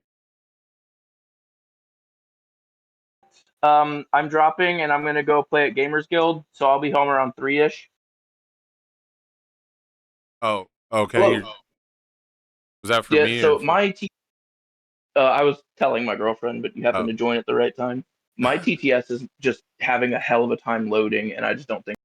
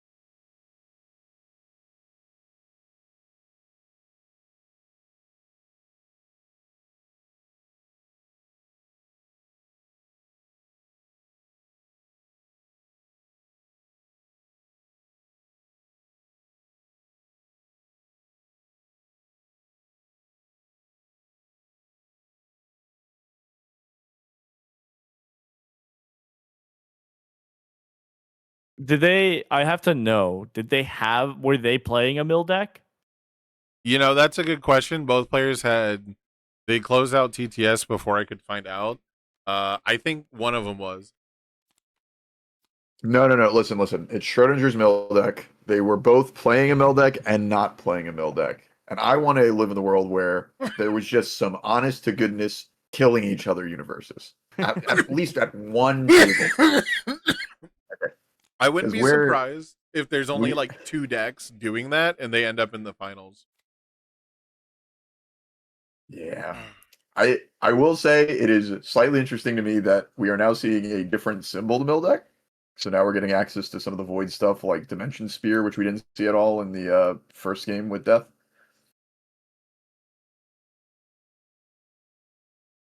Yeah, I am also excited. Like I popped into this room because like it was table 1 anyway. So it's other than the player who we already watched that is in table 2, it's the only other table that's gonna have 2 winners at it. Yeah. Because table 3 should have the pair up or pair down to the tie. And I guess there might have been 2 pair. I don't know. Either way, this table should be both people who won. And I was interested to see the life decks that we have on display here in the form of with the only symbol they're sharing life, so they are just pure life in the form of Momo, Hanj, and Ymir.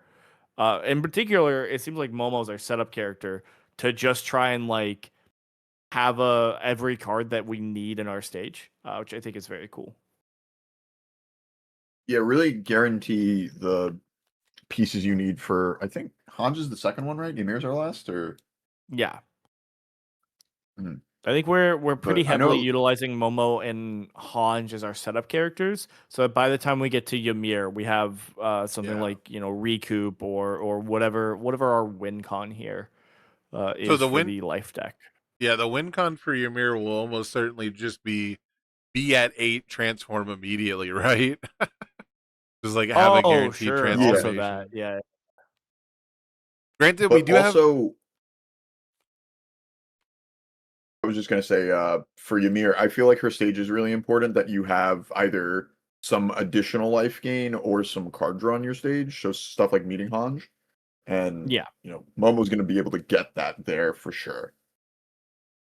Yeah, and you got to lose the health as well, which usually comes from the attacks. So like there's a couple of key pieces. It's not just transform. But I think putting Ymir in third, the idea is certainly to have the reset give you 8 foundations. We do have a military airship in play though, so that might actually get sacrificed as we progress through our characters here, which would be pretty interesting. I love Momo 3 as a setup character. 2 of the decks I've made for 3v3 format start with Momo 3 as the opener. Yeah, it's such a cool idea to have these tutor characters as your starter. We got to see it with Elder, where it's not the same with attacks because they're not permanent typically. Where Momo's getting you the permanent foundations, but Shift attack Momo. maybe, yeah, exactly, yeah. So if you want specific shift attacks in your stage, maybe you want to like start as Elder, and then you transform and you play Life Elder and transform into Zeke Jaeger 2, so you have a stage of backups, like specific ones, maybe even like turning into Sun Jin Woo along that. It's a pretty cool setup idea. And I'm really, really not trying to glaze the mill decks, but I do like that this is actually a 3 shared symbol deck, so we are taking advantage Oh, they're all of Chaos Death Void. Yeah, That's so we're kinda taking crazy. advantage of all the attune cards that we can get. And like Devour Your Power looked like another mill piece that you just get to play for Yeah, just rip a relatively card. easily. Yeah. So Midnight not really a mill character though, right? Yeah, I honestly have to reread her. I know she makes you discard, but I don't remember like how that happens. It's after you block So- an attack. Or after an attack is blocked, your rival discards one. Oh, it looks like I got another judge call. It's at table 1. All right. All Maybe right, I can so do this.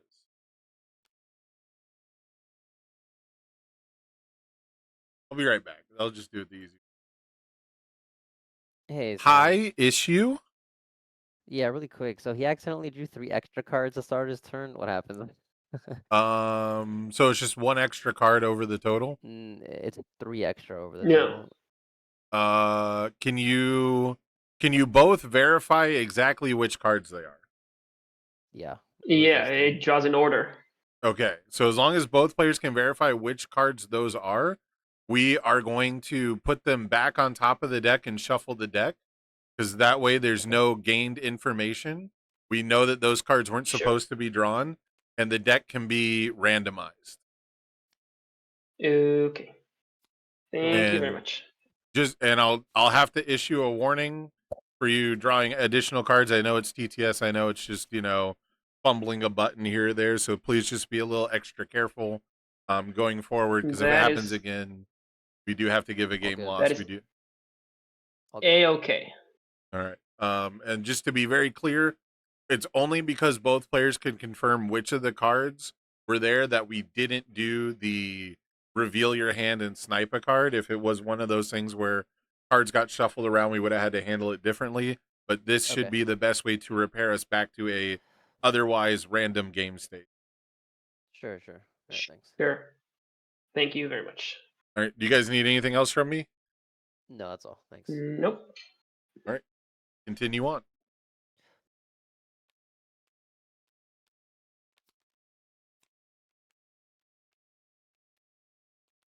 And we're back, baby. back. Yeah, we're back. All right.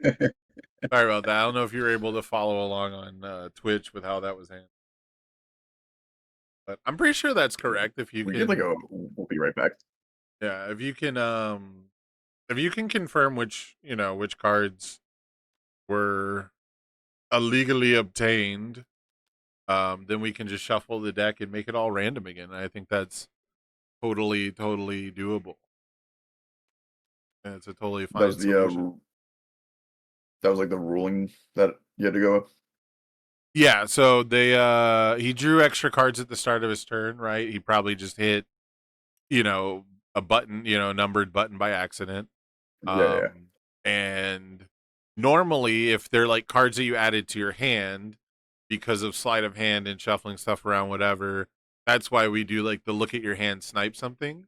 But because they draw an order and both players told me that they could confirm which cards were extra drawn, we can just return those cards back to the deck and shuffle the deck. Mhm. And then that way we don't have to Yeah, do, pretty- because I understand why we do it. I don't hate like harsh penalties to like, encourage people not to cheat. But look at your rival's hand and like thought sees a card out of the game is like one of the most like insane ways, like insanely strong, I should say, Yeah. like one of the most like incredible punishments, and it's almost as good as a game loss. You know what I mean? Like it's almost as effective as a game loss. So I'd really like to avoid that for something I can give a warning to. That's also especially And then there's true always- in like standard format games where if in case people don't know this, it's removed from the game forever for the entirety of the match. I've gotten different rulings on judges from that. Really? Yeah. That's what it's been every time I've seen it done. Is it's Yeah. removed for the rest of the game or the rest of the match.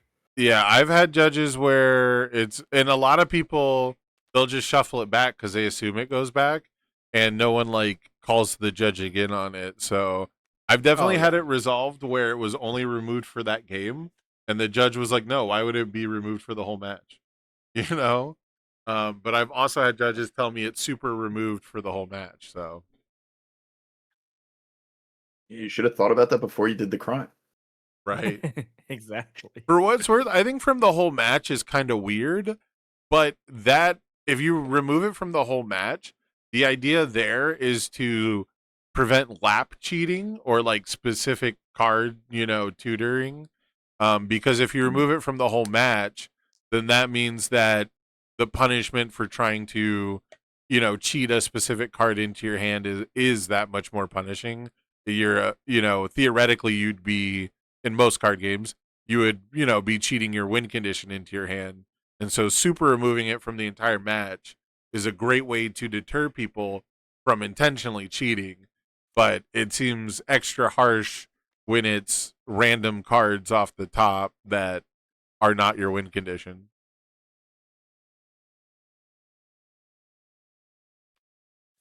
Yeah. I was curious because I like it is weird when things are pointed out in the floor rules specifically.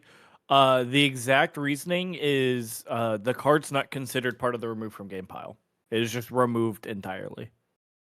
Yeah, it's not a game element. So I guess as that's someone was actually saying. up to interpretation, I guess. Well, my That's thing weird. is like you don't have a legal deck for the next game. If it's removed for the whole match, you might start the next game with an illegal deck.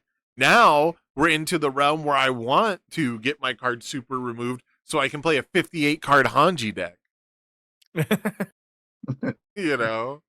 Like deck thinning is deck winning. So you have to keep in mind stuff like that, right? Like one of the stupidest things I ever heard was there was this is like 2010, 2011. There was like a local store that did basically only casual play. They didn't do like any like F&M type stuff or whatever. But they had like a weird store rule. It's like a very quirky store owner. This store dealt mostly in like comic books and like miniatures games. So like card games was like not their forte. And this guy had a lot of, we'll say, fun house rules for what happens in a lot of like the miniatures gaming. And when he started to do like stuff for card games, it kind of spilled over. And so like, for example, they had a rule where like, like the cocked die rule for Warhammer. You just re-roll it, right? Yeah, like there's Okay. rules about like if it's cocked, how to determine it, stuff like that, right? So this guy, his version was he would put a penny on it, and if the penny slides off, it's cocked, and you have to re-roll it. But his re-roll was like a big theatrical thing where he'd bring out like this big ridiculous dice tower, and you had to roll it through the dice tower because then it won't be cocked, right? It'll end up at the bottom of the dice tower, right? And it was Yeah. like this cartoonishly over the top thing, and he'd like shout through the whole store, "Cocked die coming through," So he's like a quirky dude. Anyways, it doesn't work for card games though, because it's not like re-rolling a die. What he would do is if you had like if you like bumped a card off your deck or whatever, he would make you mill it just into your discard pile. So not super removed, not a game element, not removed from game. He would just go, "That's your discard pile. You discarded it." And then people, of course, just like, yeah, children, of course, just like started soft cheating because they would play like Yu-Gi-Oh there and be like, "Oh, here's my Raikou deck. I bumped half of it." Like just really stupid shit. Oh, no. Oh Yeah. man, I've milled all of my bing bongs and firepower. Shucks, yeah. now they're in my graveyard. At Chew, I Oh, I guess sneezed and I knocked over all my I'm with yous and loss of consciousness. Yeah. It was like stupid shit like that. And people obviously pointed it out to him, and like some people like they wouldn't play that rule because again it was like strictly like all casual there. There was no Mm. no F&M, no like- organized play, right? Yes, yeah.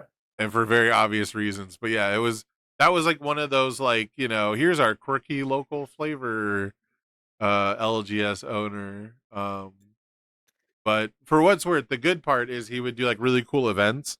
Like he did a HeroClix thing where they drew up like the cities of like Metropolis and Gotham and I think one other city, and we would play like HeroClix every week, and we would try to control different parts of the city, and depending on which part of the city you were in corresponded to one of the game maps.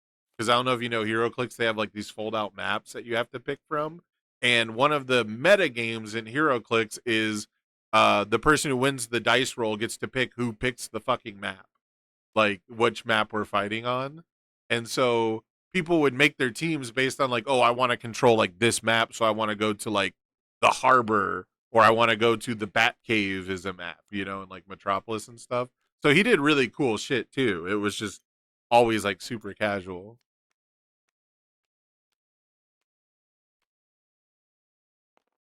I mean, we're kind of starting to see some ideas of that same like for fun, different ideas this year with Universes, right? With the 3v3 and Hero 2 and Yep. presumably coming back to retro.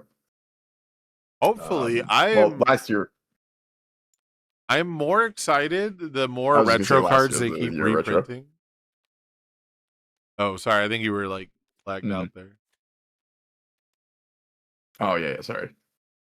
No, but retro is exciting.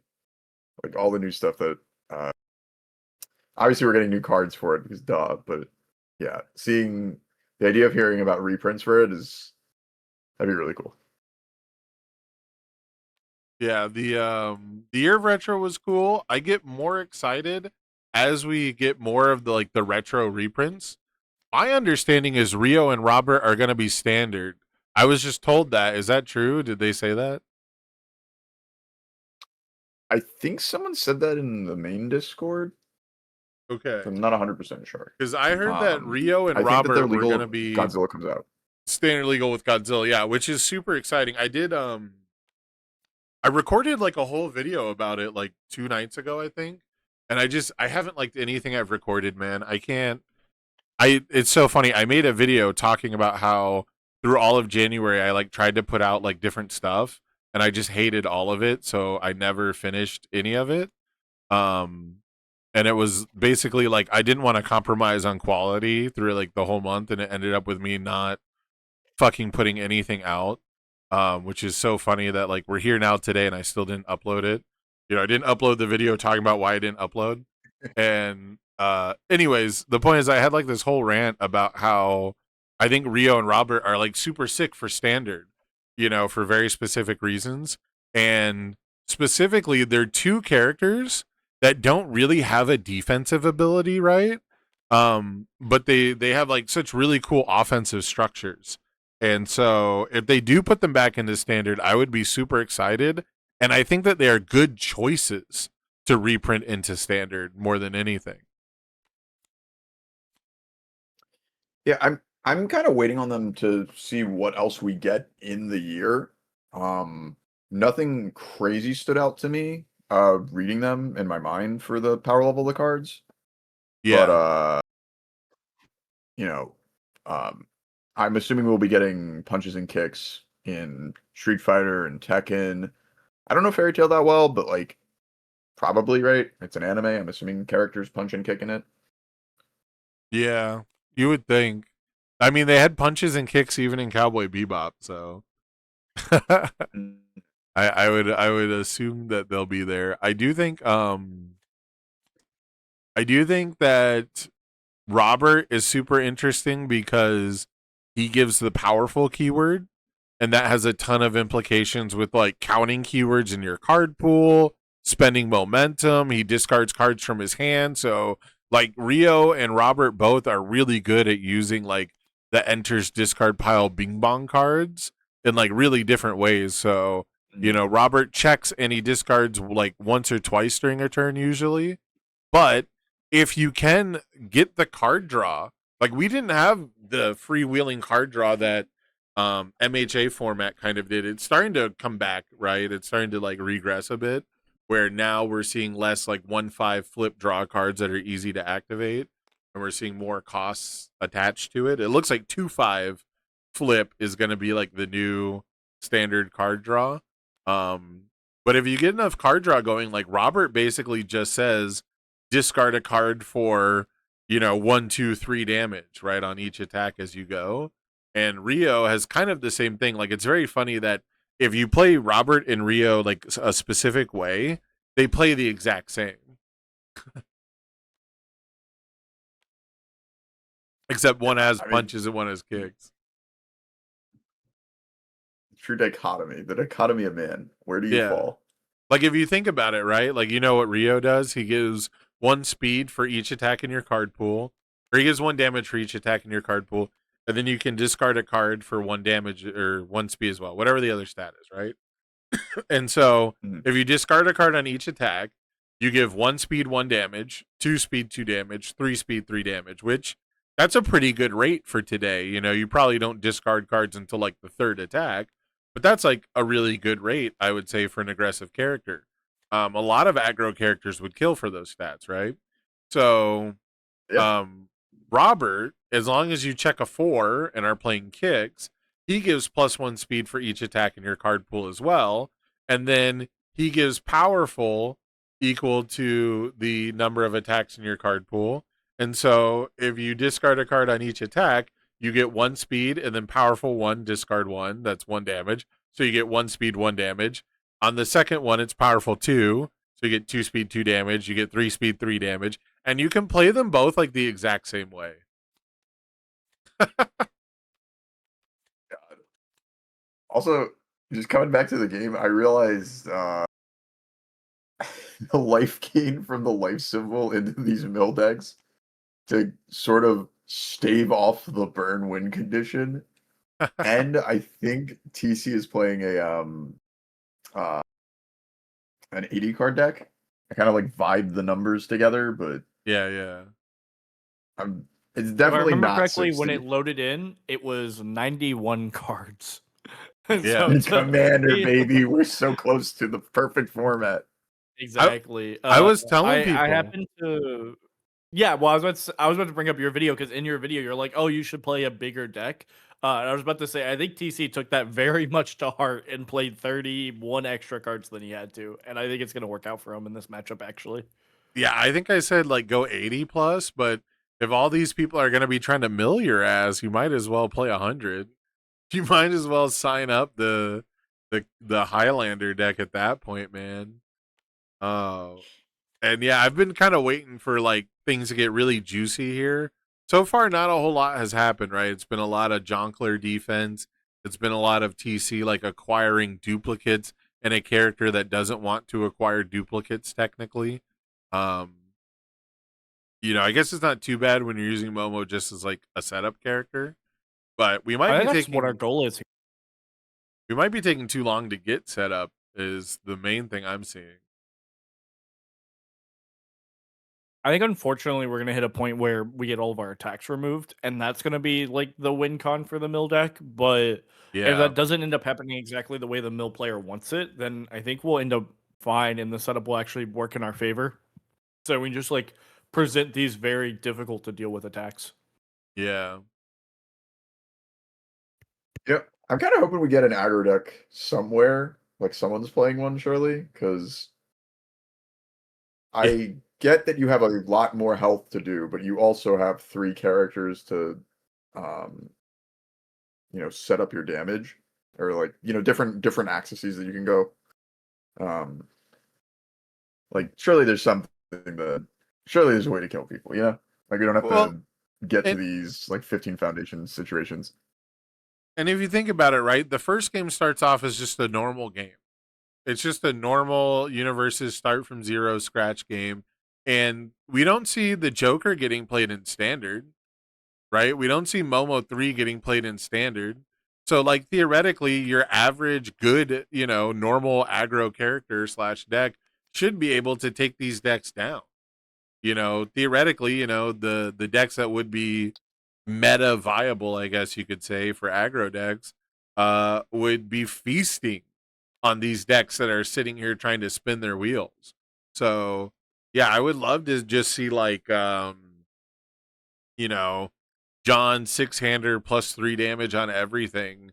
Like, and it doesn't have to be a meta viable character necessarily, I guess. It could be even like a Mount Lady 2. Just a character who like does a little bit of setup, but like very quickly achieves +3 damage and stun 1 on every move. Something like that would go a long way turn 2, turn 3. I also think Yeah, 100%. you get to think about aggro a little bit differently in this format, because I think aggro becomes, all right, what character can I do the most damage with most efficiently at 8 foundations exactly, right? So like Yeah. these characters. So even though I brought up death characters at the top of the stream, I don't think those are necessarily going to be your premier aggro characters. I think instead you want these characters that are very resource efficient and just like can kill like anyone on 8 foundations, right? So I think something like I think people could have played like a form of like Annie, Godzilla, and then some other chaos character, maybe Benimaru or Sasha, that like easily gets momentum, which then would make those characters like incredibly busted, right? Yeah. I want to keep building on that. Like, I was just looking at characters for this idea, and I saw Godzilla and Annie as ones. You could potentially turn Universe's deck building on its head and play more attacks than you usually would be able to.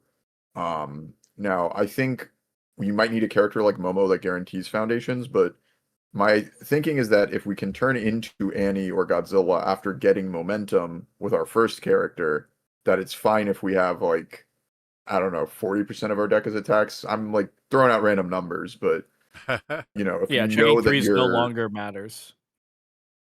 yeah, and like you can guarantee that you have 8 resources in your stage once you enter the check modifying character. So like Annie, Godzilla, my mind went to Rappa, but then you have to blow up your foundations. So like, then how do we get them back? But Right. Rappa that'd could be your really last character, where it's like, oh, I am killing you this turn, I swear, I am passing. Yeah, I'm playing the check. everything in my head. Yeah.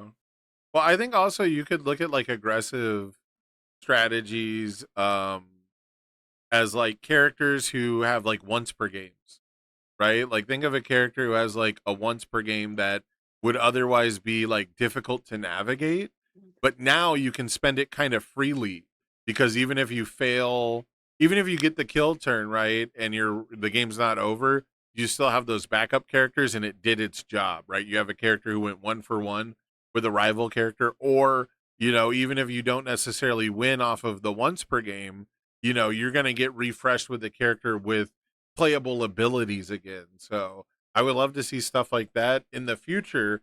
We're definitely planning to do like some Hero 2 and maybe some retro 3v3s. And I think you'll see like characters who have a powerful once per game like Denki 1 be very, very viable in 3v3. Oh man. Yeah, Denki. I was playing Denki in Hero 2 a little bit, but yeah, Yeah, Mr. Take an Extra Turn, man. Definitely some interesting stuff. Yeah, I'd have to think about it more, but yeah, that sounds crazy. Oh, we got Judge Call Like, at table making- 1 again. Oh, Justin's handling it. Yeah, Hmm. it was Barrier Shield says the next card you play, not the next card you try to play. So failing a block does not eat up the Breaker 2 on Barrier Shield. Rip. Yep, you gotta successfully play it to play it.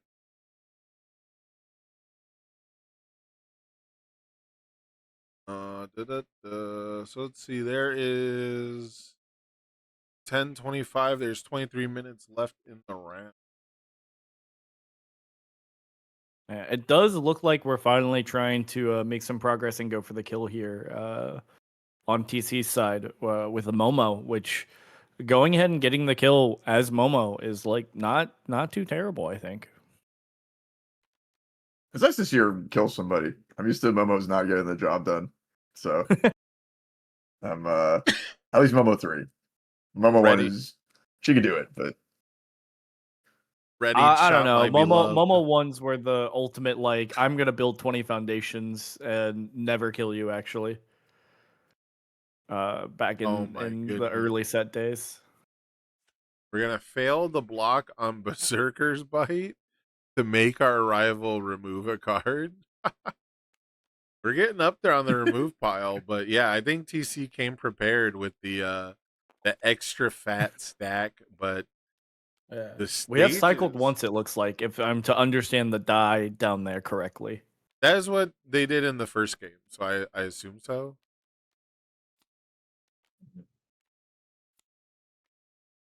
Which that would be kind of crazy if he cycled, but his discard pile is so small that I think it's true.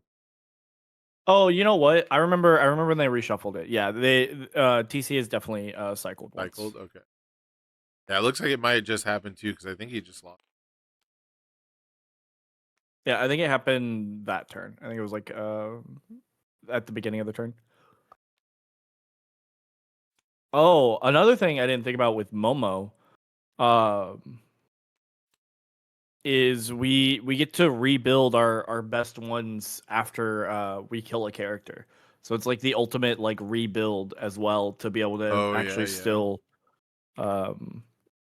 execute our game plan despite the reset. like a more powerful God, whatever the headphone guy name is, the thruster vision guy from KOF. The head you can I just just call Hey, him that headphones. guy's cool. Yeah, Shune, you can actually just call headphones and it's accurate. Oh, it is. That's so sick. That's what Isla calls I'm them. really bad with the. In fact, I think Okay, I'm really bad with KOF names. it's not easy. It took years for me. I think and Isla and Shune are both new, so I'm not the best with them. But if I remember correctly in the game, the subtitles for when Isla refers to him is just phones, like apostrophe phones.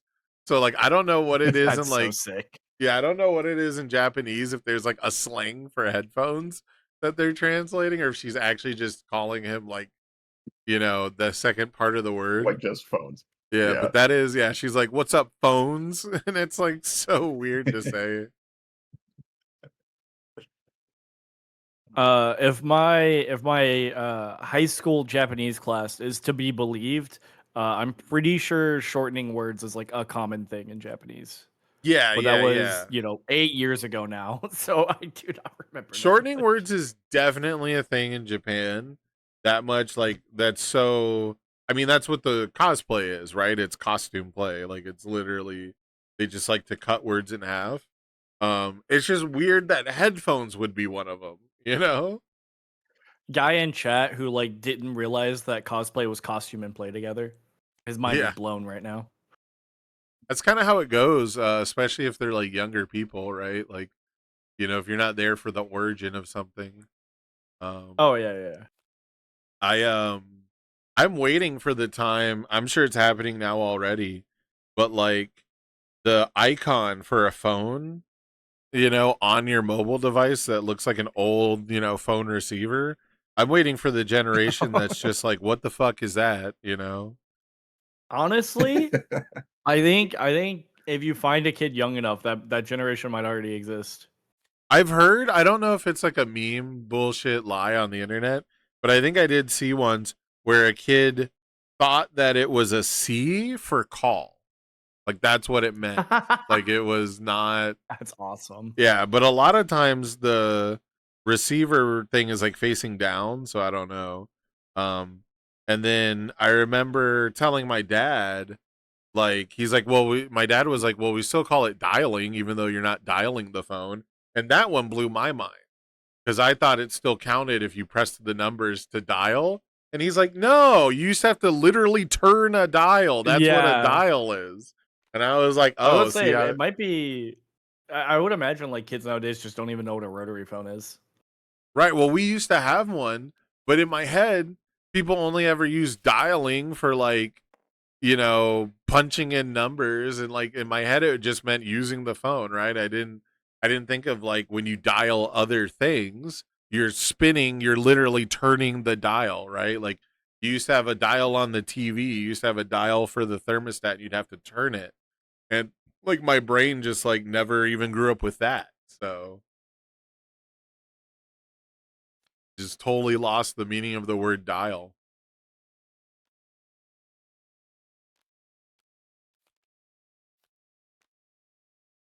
Well, I'm gonna dial into the gameplay. I just wanted to ask. I wanted to ask you guys. You think we're gonna see? I thought about this in the last match too. You think we're gonna finally see Knott's Flask not have drink counters on it or booze counters? Because I felt like the whole time this card was meta relevant, that never happened. It was just Ooh. never going to be without counters. I had but- like once or twice that it happened when I was playing Mimic, and like I turn one, built a Knott's Flask, and the game went longer than 4 turns. Like it was super rare for sure. I think it's gonna be interesting because the Knott's Flask is on the side of presumably the mill player, although it might not be. We might not be. I've not been paying enough attention to the attacks we play. We might not be milling past Joker. Like we might, our game plan might just be to kill them with Knot and Midnight. But we were, we did have the Joker mill game plan a little bit. But we actually get to safely do our Knott's Flask because our opponent is not milling us, which I think is interesting. Yeah, I also can only remember exactly one time that I got to 0 booze counters, and it was when I played a throw in Mimic, so it wasn't like a big deal to lose the last counter. So I love that kind of stuff about this format. One of my favorite pet cards so far to sort of theorize about is the meaning of being manly, I think it's called. And it's the one where you get manly spirit counters by taking damage. Oh from yeah, the unblocked asset. attacks. Yes. Yeah, and so because that card stays around, when you swap characters, you lose the counters, but that card stays in your stage. So you can acquire the counters over 2 whole characters and then, actually get to play something for free, which I think is really cool. Another card I think is really cool in this format is Readied Shot, if only because all the different ways you can tutor things for different strategies, I think is really, really nice. And so now you might be getting a 1-diff that's good in Momo, or you might be getting a 1-diff that like Hanji Zoe 4 Eyes really likes, which is something like pushing the limit or a really powerful outwit effect. I don't think we can play Pushing the Limit, unfortunately, because it is a death attuned card. No, but I see what that's you mean. right. And Yeah. I keep forgetting you can't Yeah, include but- attuned cards for all the characters. I think that would have But been there's sick. I definitely, think like, if they different- wanted the format to go bonkers, you can include attuned symbols for every single character, and that would have been Yeah. like crazy. I think it's a little too crazy, but it would have been funny. Dude, you can play Ocean Buddies in any deck. Any single deck you want. You can play Ocean Buddies in Momo. You could tutor it with Momo. Yeah. You could unflip it with, I don't know, Invisible Infiltration. That'd be so sick. Tell In me my- you wouldn't want to do that? Yeah, in my head, I would like the idea because I like when deck building is different from format to format. I think a big part of having an additional format is the idea that you play different combinations of cards that you can't normally play, right? If it's just standard deck building, like, we have like one quirky rule, like that usually doesn't do it for me. But having tried to build decks in the attuned world with like Deku symbols, like 5 symbols on a character, or trying to just build with 3 symbols sometimes takes so long. I'm kind of glad Oh, they yeah. didn't do it. If only Yeah. because it would take so long to like build a deck. But I do think that like losing that attuned identity is kind of rough. Chat's Yeah. asking who are the players. We got Dude Guy on top, and we've got TC on bottom with Momo. I was thinking about I wanted to circle back to the Ready Shot thing. I know we're missing out on like cool attune plays, but the idea of you pick 3 characters that facilitate whatever neat trick you're trying to do. So we can use it for evil if we are all life characters and whatever mill symbol we pick with Genkai's guidance on it. Ready Shot can just keep picking up the Genkai's guidance to guarantee my that we keep God. removing their stuff. It's We're only disgusting. using it for evil. That's just Elder Taguro deck. Yeah. Yeah, but so Discard. like, last game with Elder. Yeah, discard a Night card Eye to kept play us Ready off. Shot every turn. Yeah. I do think the Night Eye was an interesting pick, but I think you're right. I think there exists exactly another deck that just plays life instead. Yeah, I mean, and that's I think what's happening here with the Joker deck, where what you were saying, Justin, about Nod and Midnight aren't really mill characters, but they give us the same 3 symbols as Joker, so we get to take advantage of the Void attune or the Chaos attune cards that remove, as well as any Death attune cards that remove or help keep us alive.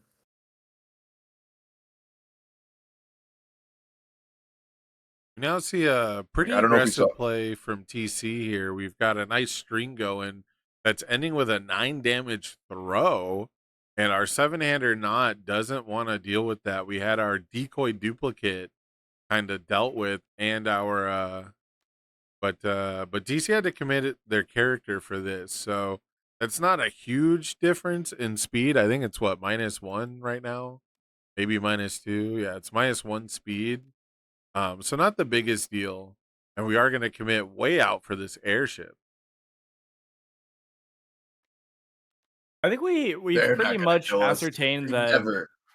Yeah, I think we've pretty much ascertained that this Void deck is not presenting the most threatening of offenses, especially with only actually 6 foundations, as we are stuck with a ton of assets and backups that we're trying to play instead. So I think just tapping out for it isn't the craziest thing, especially as we're a character up, so we can play much more dangerously. We can almost play like we're playing a 3-game match and we are 1 Right. game up. Take those riskier lines.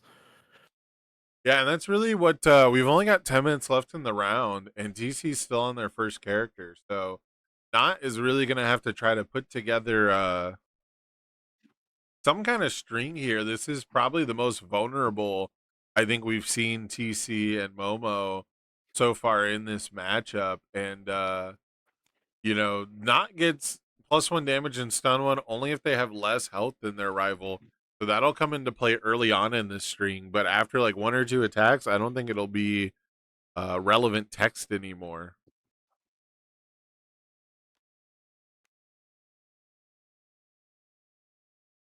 And just a reminder, so what is the time rules for this? It's whoever has more characters alive, and if they're tied, it's just a draw? It's just a draw, yeah, if you have tied characters. Okay. For top cut in an untimed round, we'll just play until there's a winner.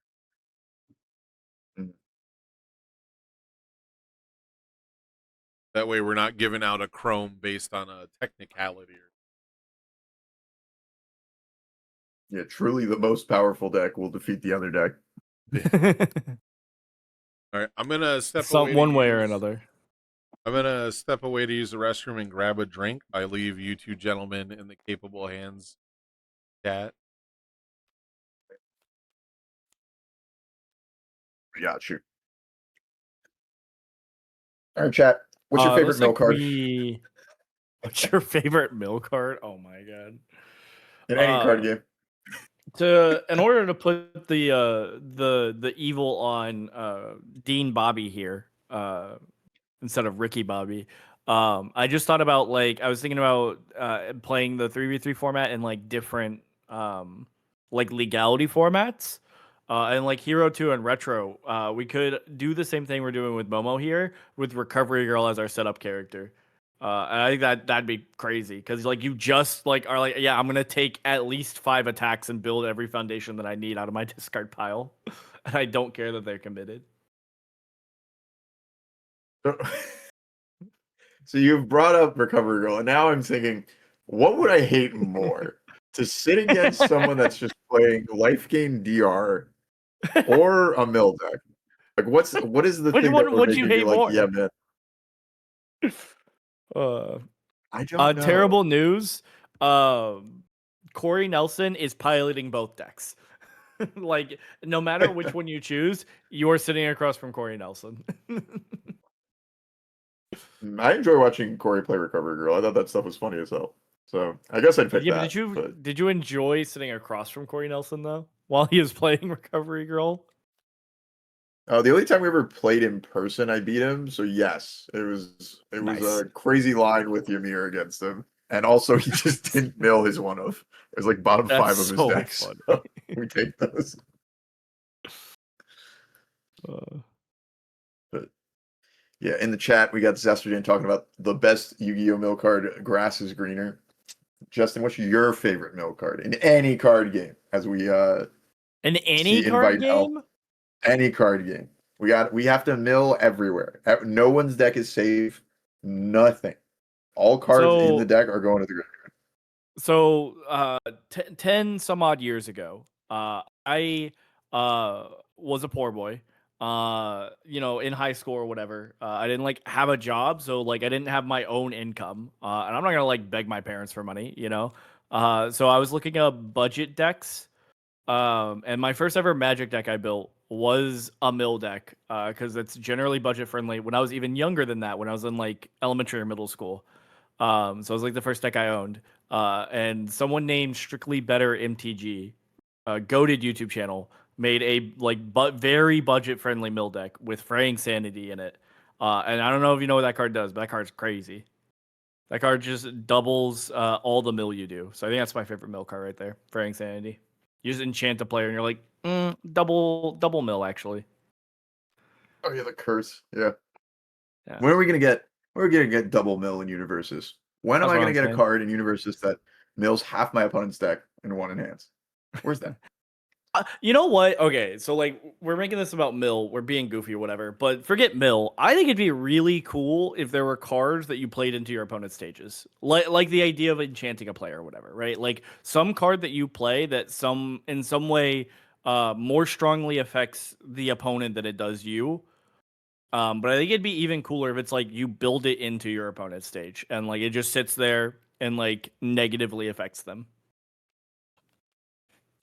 Think a backup that has really this cool. backup can't be sacked, and then has some static that is sure, if we're using Fraying Sanity or mill, every time you cycle, remove double the cards or something stupid like that. I think that's not a good example of this idea, but I'm just saying backup you play into your opponent's deck would be sick as hell. Yeah, I'm imagining. I know they've in surveys had horror themes as do people want to see that in universes? And my mind goes to Alien vs Predator, where your opponent you can build a face hugger in your opponent's stage, and then if it over the course of turns it festers into something horrible for them, that'd be so sick. My mind went to Yu-Gi-Oh's Parasite. I think is the name of that card, where really weirdly it goes in the opponent's deck and then it eventually is drawn and does something. It goes into their deck? Yeah, it's really weird. How do you do that? No, in a tournament setting, how the hell do you do that? Yeah. There's some things I don't concern myself with, and that's one of them because it's never going to happen to me. So, but you're right. It does not sound like it works very well. What happens when your opponent just doesn't have an extra sleeve? Yep. There. But putting in their stage, easy solution. Just put it over there. Yeah, Yeah, exactly. that'd be really cool. And don't know then if Fairy I Tail guess could do to that. fit it into the rules of our game, you would have to like have it also have a static that says, return to the original player's graveyard or something, or discard power or whatever. But I don't know. I could easily see them figuring out a way to do it, and I think that'd be cool. I think it's possible there's some like design thing that you wouldn't be able to do otherwise, that you could. Mhm. It does, if it is like a backup specifically, even more neat counterplay to it. You could play your own violent anima shot and remove your own backup. I think you would like say, "Oh, this card can't be sacked," to like have a little bit, but like not sack or removed, right? Like you want some counterplay. Yeah, I think it shouldn't have the static that it can't be sacked, but instead should just be a card type that's hard to sacrifice. Like if they're foundations, sure. you sit against a death character from AOT and they just get rid of it, and you're like, damn it, what the hell? Yeah, exactly. I don't know if we have anything that really sacks backups like super readily. I guess you have certain characters. Like imagine you play that into like Zeke and you're just like, "Oh, my bad. Didn't mean to Yeah, my fault. didn't mean My fault. to I'll never do this again. Yeah, exactly. Didn't mean to give you an extra card and extra life for free." I guess you could also like give it a static when this card is sacked, right? Like bad thing happens. Mhm. That'd be better than just like you can't sack this thing at all. Like when this card leaves your stage. Oh, that'd be really neat actually. When this card leaves your stage, because then you attack the backup you gave them, Yeah. and then it leaves and then does bad thing. That'd be neat as well. We are coming up on the end of the timer here. So unless Midnight can take out 2 characters somehow in a single Yeah. turn. I was almost about to certainly say gonna we go to have TC. knocked our opponent down to their 3rd character while not having to move off Momo.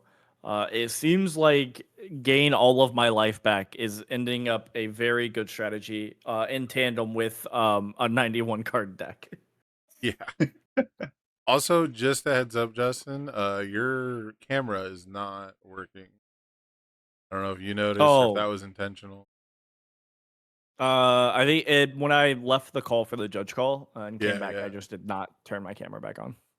I just want to make sure in case we go back to us and our pretty faces in just a moment here. So, Oh, you think I'm pretty? collectively. I said our Yeah, pretty don't let- faces plural. We round out. Dean does a lot of heavy lifting. Aw, thank you so much. What has been pretty this game, by the way, is this mill deck not succeeding. I'm sure you guys are a Yes. very nice guy, but I just can't support the mill. Can't do it. I Our need mill the other deck- decks to win. Our mill deck is getting the hour that they paid for, but I'm not sure it's the hour they wanted this time around. They could not jonkle 91 cards, unfortunately. They got half of a normal deck. They got 25 cards off of a normal deck.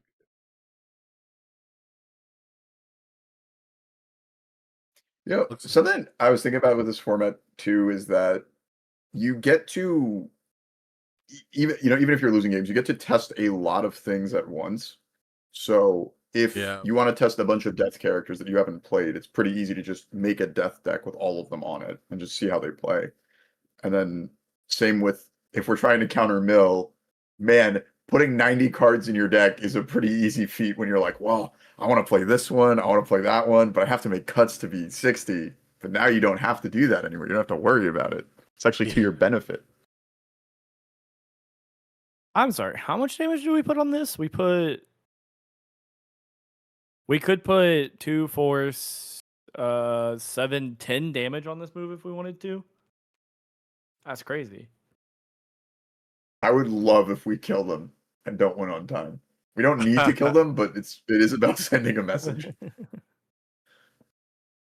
We are popping stuff. You got the 2 recruits. It does and look like we're gonna Zeus. put 10 damage on this move. Bingle says, I want to make sure I understand the format correctly. If I play a bunch of foundations into my pool, then kill with an attack, you get to build those still, right? Yeah, so I'll just bring up the article. Yeah, you still go through the end phase, right? You still you reset the board date and when the character swap happens, and then you still go through the end phase as normal. So you would build those cards at the end of the turn, essentially. Now, if you kill through burn damage, that happens at the end of the turn, which is after the end phase. So you have to be careful when the death actually happens.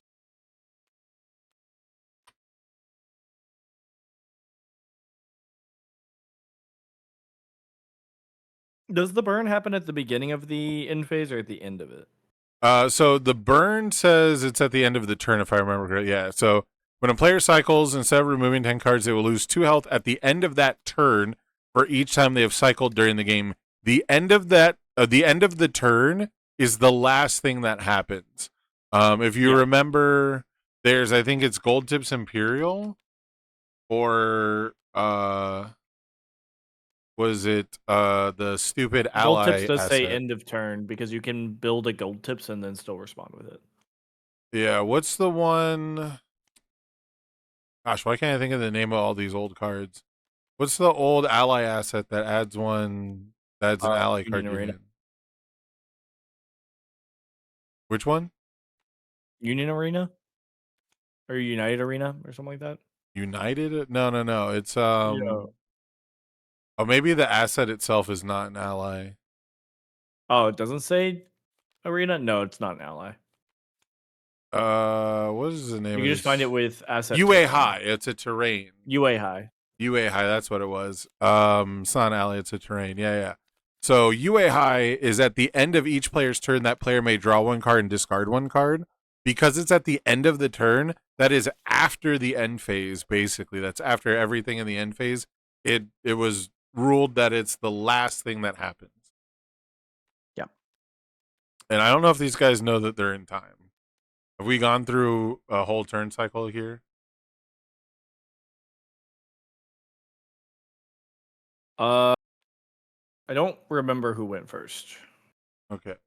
Well, TC had a turn and now they've done a turn, so I'm just gonna pop in and make sure. I'll be right back.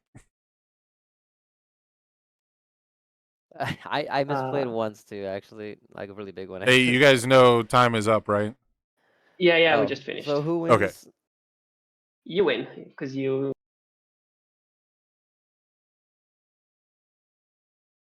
Okay, I'm back. All right, yeah, they're just sorting it out. Players have no respect for the TO's time, I swear. Yeah, they Yeah, picked come the on, I mill want to deck. get out of here. They picked these stupid mill decks on their Saturday afternoon, and they want Yeah. the whole hour and 10 minutes to look at their opponent's deck. No respect for TOs. Yeah. So Dan is talking about the article being vague. It is vague, but it says when a player swaps in a new character, the current combat phase ends. So the combat phase ends after the character swap, and then the end phase happens after the combat phase ends. So, the players choose up to 8 non-character cards in their stage, then sacrifice the rest. Theoretically, should happen right after the combat phase ends, which is before the end phase begins, because we have things that happen in between phases. So things that happen before the end phase are not during the end phase, and things that happen after the combat phase are not during the combat phase or during the end phase.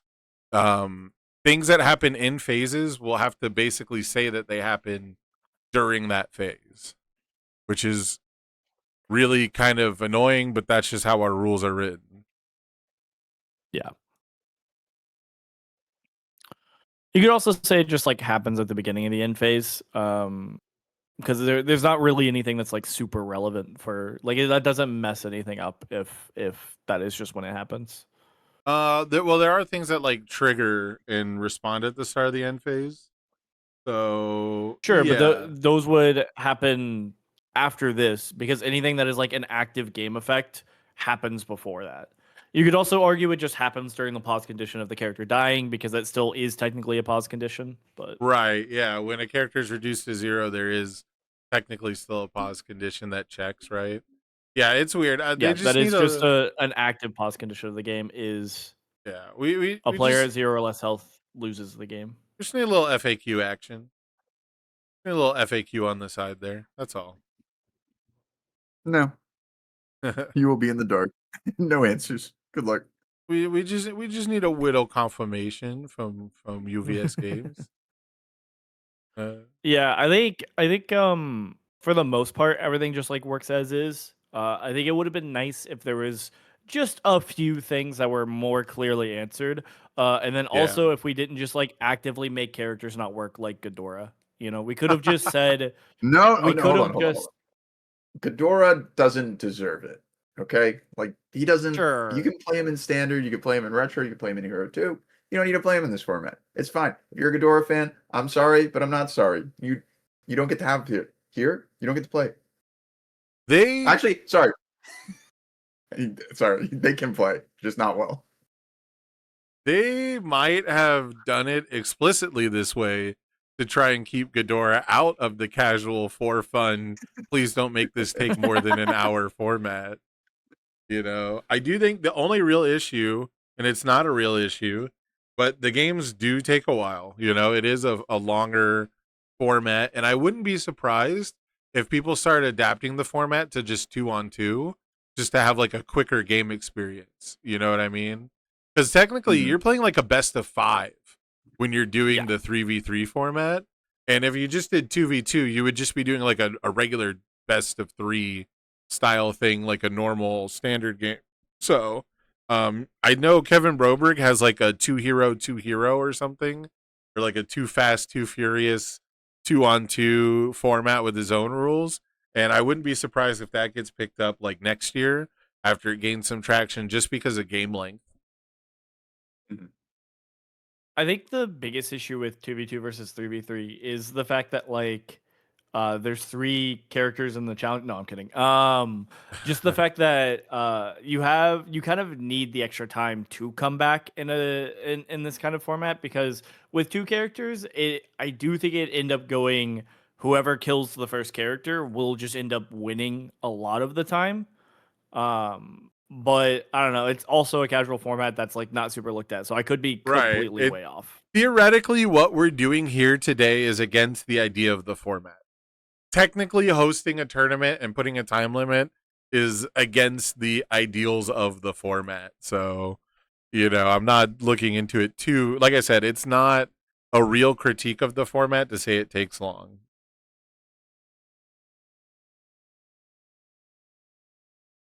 And I mean, how many times have you guys, you know, heard horror stories about 5-hour Commander games? Oh yeah, no, I've never played anyone- a 5-hour Commander game. I don't know what you're talking about. I mean, my litmus test for a commander game is if there's more than 4 people in the pod. Like if we're going to 5 or more, I'm not in. Like, Oh, yeah, I expecting wouldn't it to do- take forever. I'm I not think- doing more than 4. I think you can do more than 4 if you Oh, dude, play there's a with the Bebop. fun rules. So like there's different like ways to so like there's a 7-person one that I think will make it go a bit faster. If you have 6 people, I think you can do like the protect the president or whatever, where the person in the middle's the one who actually has to stay alive, and you can only attack certain people. Or no, I think the protect the president one is you have to murder in cold blood the person in front of you, and then you get to attack the person in the middle. And when the person in the middle dies, the game ends. And it's like teamed. So it's Oh, like shit, 3v3. I I think- think that's like there are fun ways to do more than 4 players, I think. Hold up. It's been 10 minutes in overtime. These guys I gotta jump in here. Give me a second. Pass. Hey, Yeah, you so, guys know we're like 10 minutes into overtime, right? Oh, I had no idea. No. Yeah. We've just been going at it. Sorry, did we miss the? I guess we missed the announcement. Yeah. Yeah. So, do you guys know Okay. who was the winner when time was called? I've been. How do you? Is it whoever has the most characters or most life or Yeah. something? So How does- 10 minutes ago when time was called, you guys would have played until the second player had their turn. And then it Okay. was Oh, okay. supposed to end there. Gotcha. Oh, okay. I've still got a character left, so I don't know if we were Yeah. 2-2 with me being probably up on Faye for health, but so I'm not Yeah. sure 100%, but I would, yeah. Yeah, no, I think he won that. Yeah. Okay, Okay. cool. Yeah, please report about so we that, can move guys. on to the next round. Yeah, my bad. I'm reporting now. It's all good. We just got to keep the tournament moving. Like, But we sit down and play, like, Flip 7's not a board game. Let's just say it is, okay? It doesn't matter what deck you brought to the table. The game engine's good enough. That's what I'm saying. sure. So you're just mad that you've been part of really crappy pods. That's all I'm hearing. You can't avoid it. It's just gonna happen. Play You can't against avoid people the who crappy don't like commander people. pods. You can't do it. You know how to avoid playing in crappy commander pods? What's the solution? Don't play with Corey. You play at a location where there's like multiple games going, and then that way if you do get a crappy pod, you just start paying more attention to the other game, and then people will eliminate you because you're being a bad friend, you're being a bad player, and then you're like, yeah, sure, Yeah. whatever, man. I'm out of There you here. go. That's play in how the other you start pod. the game and you find out it's bad, and then you just start paying attention to a different game. Or at least that's what every single person has done in every commander game I've played. Failing that, you just pull out your phone, hop on TikTok. You know, Yeah. just- this is my scrolling hour, guys. You just If I could draw frame one, it- you just pretend to be land screwed and be like, yeah, there's nothing I can do. Looks You at show hand them- of 7 yeah. lands. they thought sees you. It's like all cast, super playable. Yeah. Dude, it's just not, I didn't want to get targeted. No, I just didn't draw the cards I need, dude. All right. We're down to looks like 9 players. That sucks. Somebody's gonna get a bye in the final round. If you think I do about wanna it, Dan kind of got the bye last round, I think. Yeah. All right. What? I hate the way this thing. As we're picking a table, I would frame.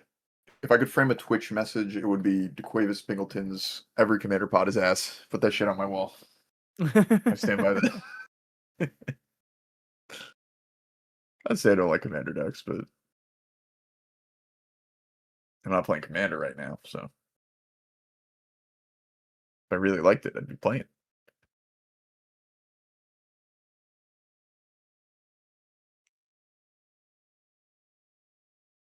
What do we got here? We watched Scott. We watched TC. Did we? What, Scott? Yeah. Yeah, Scott was. We watched him round 1. Yeah. Ah. I think the only one we haven't watched though is Elijah and Zach. And I think this is another round where it's like the 3 mill decks are spread out. Yeah. Well, did we Which- watch Stewart? Because I think Stewart and Zach weren't on stream yet. Oh, I thought Stuart was against Scott in round 1. No, that was No, me. it was Dan.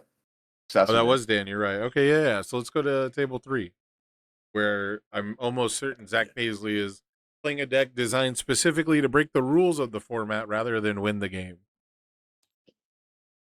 Is it As the long one as that it's not makes it go infinite? Probably. He's the one who he is someone who Yeah. reached out to me about the rules of the format before the tournament. Hell yeah. We're playing two knots, it looks like. Yeah. Does 2 wins, 1 tie, top cut? The fact that you care so much tells me that it doesn't.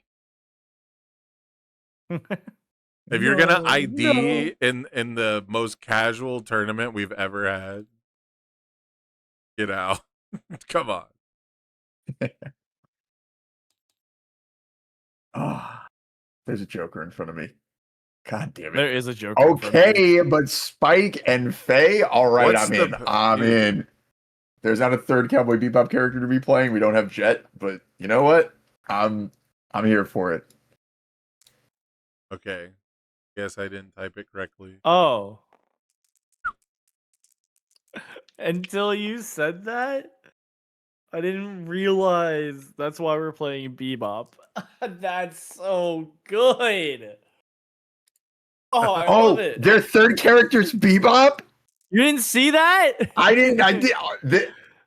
Cinema. Absolute Their cinema. third Oh my character's god. Bebop, dude. They're playing Cowboy Bebop. How do It's we- the two Bebop legal characters and then literally Bebop. And then we've got Joker, not whack. That's pretty good though. Mildeck. Oh, man. Oh, it says me. I know Zach's been playing universes for quite a bit. Like I remember speaking with them in the Discords back when I started with My Hero, and I was excited to see something really cool from them. And it's just a Mildeck. I'm telling you, the freaks come out. As far as I It's know, Zach actually quit universes for like a year or two, and this is what got him back into universes. This format?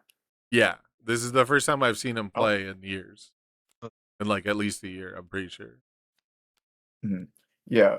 And They it's definitely and it's almost, I'm sure it's almost explicitly to find an exploit in the rules and cause a judge call. So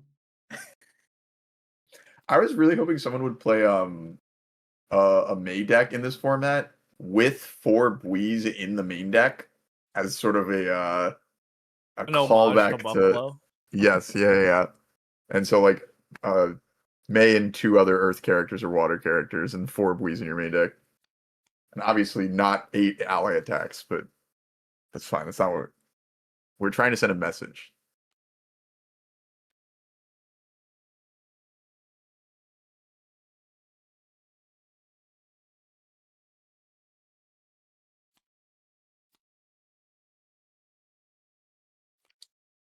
Is this an Earth card? Wait.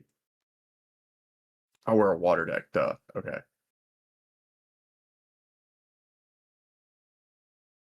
In my brain, I was like, "Oh, surely we're playing Earth." I think Bebop's Earth. And then I I don't know know if you know this, but the only symbol all 3 characters share is water.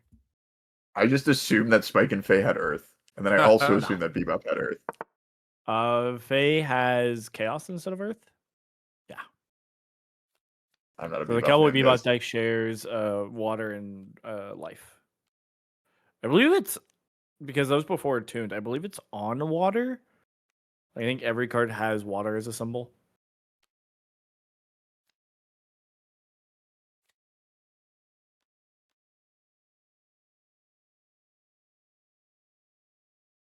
We're just milling them, dude. We're almost certainly gonna remove that attack. Yep. kill him to hell.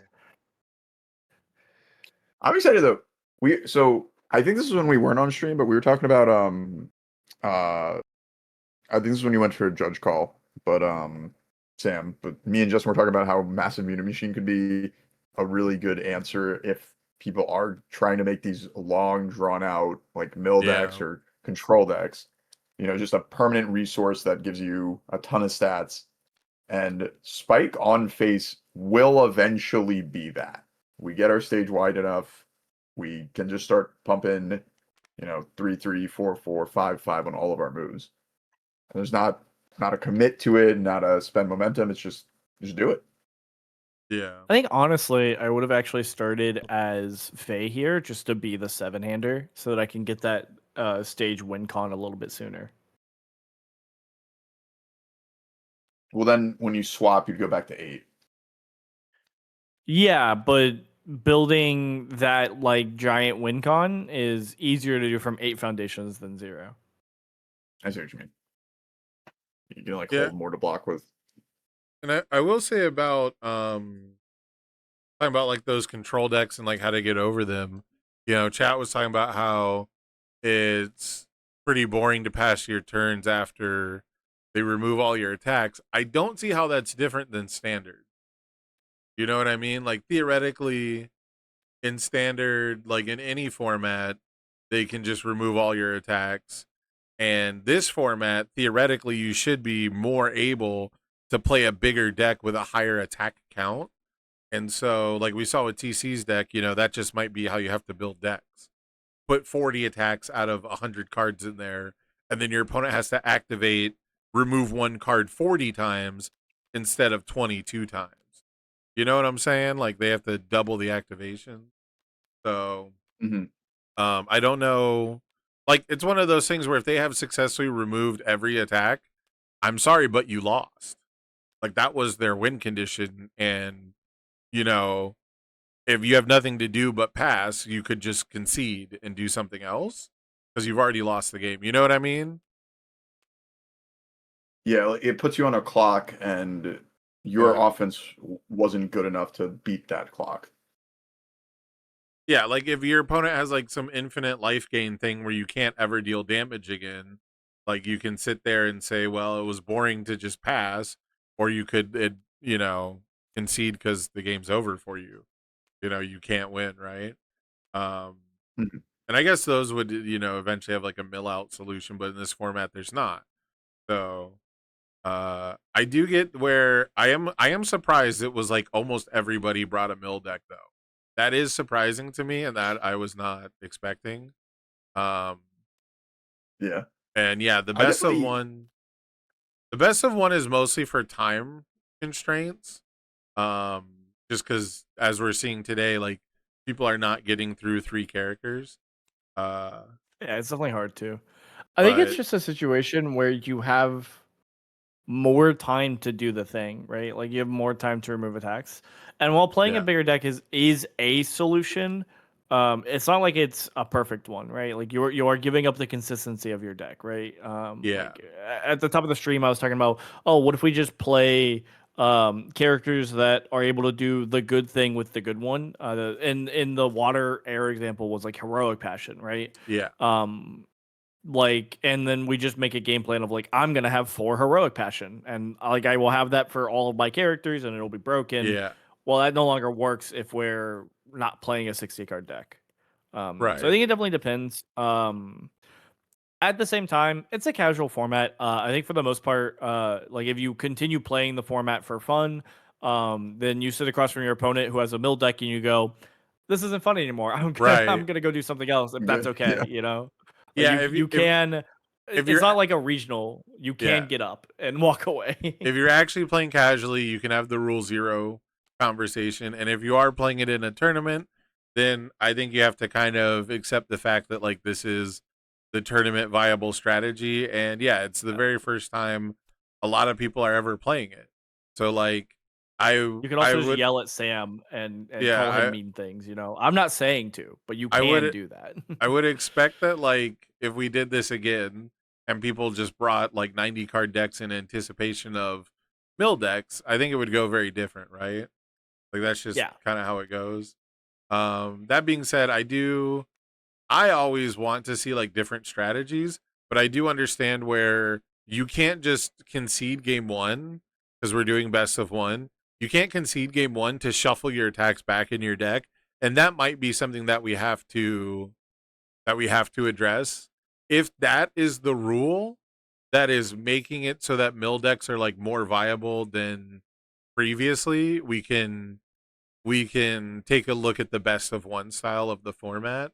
But just in my testing, there was like no way I was going to be able to do this tournament in 1 day if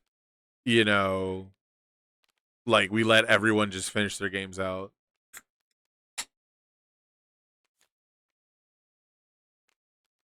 Damn, you did have a 100 card deck and he still got your attacks removed? That's okay. I mean, that's just, I don't know. You got to be born better. I don't know. He came for the 100 I think deck. joining the fight is a very good answer because like it is just if your attack deals damage, remove a card. Like, and surely we're gonna do damage an amount of times in this style of format. And if On we the- aren't doing damage ever, then like Yeah. that's a bigger issue, right? Like if their win con is to just remove all your attacks, I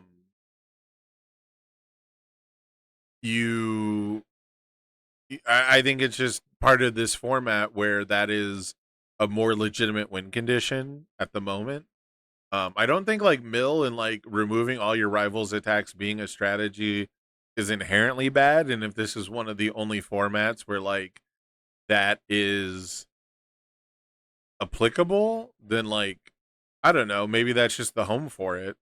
I think it's still too early to like have like a super knee jerk reaction, but I can definitely understand where like if this is something that we do it again and it's like even more mill decks, you know, if it just becomes like it's just the mill deck format, then maybe we'll take a look at uh changing things up. We might not do best of one, so that way maybe you can like concede a game and try to power through with the next game.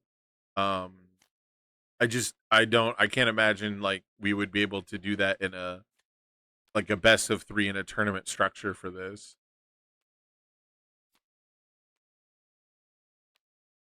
The main thing is what's making mill better here is you have a longer time that you have access to their deck, right? So Yeah. like Crown Axe is talking about how like you can't actually win via cycling, and like you kind of can. We kind of did see that, and you're just hoping you rip all their attacks. Well, if people are playing 100 card decks, then they'll have a bigger discard pile that will exist longer, and over the course of multiple characters, you'll have more chances to get at those attacks, right? You'll have a longer turn count to get through to them. So even if you smoke your rival's first 2 characters, if they remove all your attacks over those first 2, then they only need their 3rd character to win, right? Theoretically, they've got you in a place where, you know, you'll just cycle out, and it's basically down to how much time your opponent can waste at that point. So like the Well, format, we saw that in round 1, right? yeah, the format, Where it was literally just the pure like how much time we had with our opponent's deck. So we literally one-shot Rodan, right? And Yeah. like didn't even barely had to do damage outside of the milk win con. right, yeah. So in that respect, because it's one deck for like the whole hour, you do have like a better chance. You know, you do have like more opportunities to actually get all the attacks removed. That being said, you know, I'd still, you know, people are talking about how like your average aggro deck should stomp them. I mentioned earlier that like if this Joker deck is not good enough to bring to a standard event, then theoretically you should be able to at least deal with the Joker with like your average aggro deck. And instead we're seeing the Jokers like survive through the whole hour, right? So it's interesting. It's new and it's interesting. And I'm curious to see if people actually like latch on to the format and try to sort of iterate with it, because I've not really played against any of the mill versions yet. I've played a couple rounds with people and we're always trying to set up like a big cool combo, but so far it has been like mostly combat focused. I will say, I think the like bring an aggro deck, kill the Joker deck is slightly a misnomer. Only because I don't think these Joker decks are surviving with the intent to win the game. I think that's what your back 2 characters are for, right? So like we do actually Right. get to play this game plan of, well, this Joker deck is not good enough to beat Spike, right? Like this Right. Spike deck, if this was a 1-game format, will always beat this Joker deck. But the Joker deck's surviving long enough to make it easier to win with your back 2 characters, which I think is the point here. Well, yeah, so Um, that's what I was talking about where I said you know, even if you beat the first 2 characters, if by the time they get to the 3rd you have, you know, via Yeah, attrition exactly. removed all the attacks, then like that's going to feel pretty bad, right? Where it's like they didn't have to That is really the goal here. yeah, quote unquote do anything. But I would also counter that people are not even killing the Joker, you know what I mean? Like they're not even getting through Well, the yeah, first but character.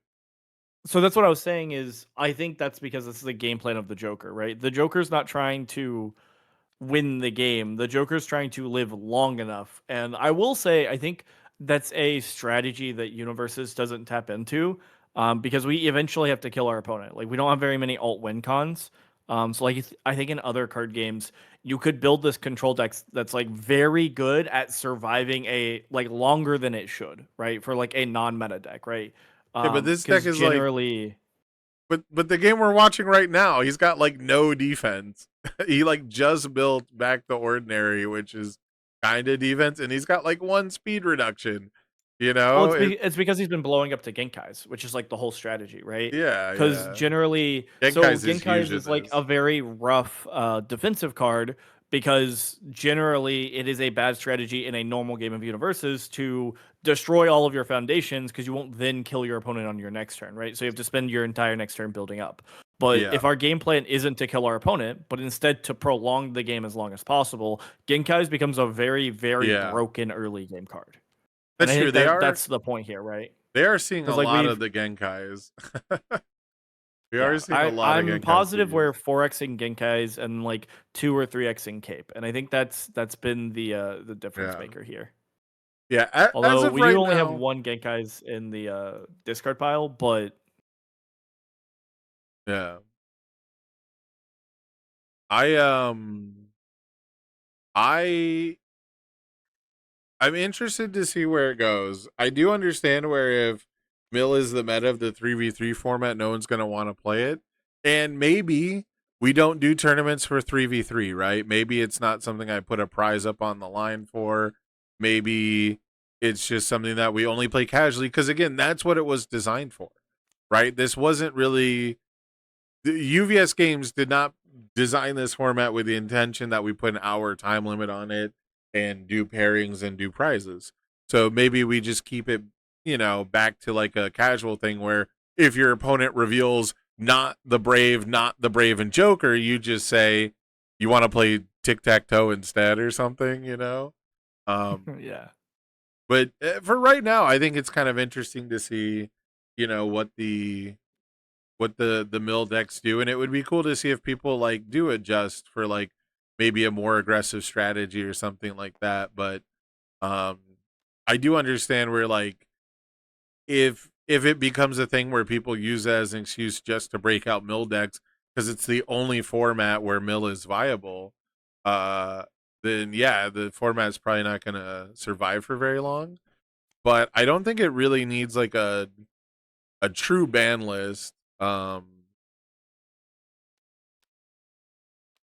And I don't think. we I could- don't think it's a real issue, because I think Yeah.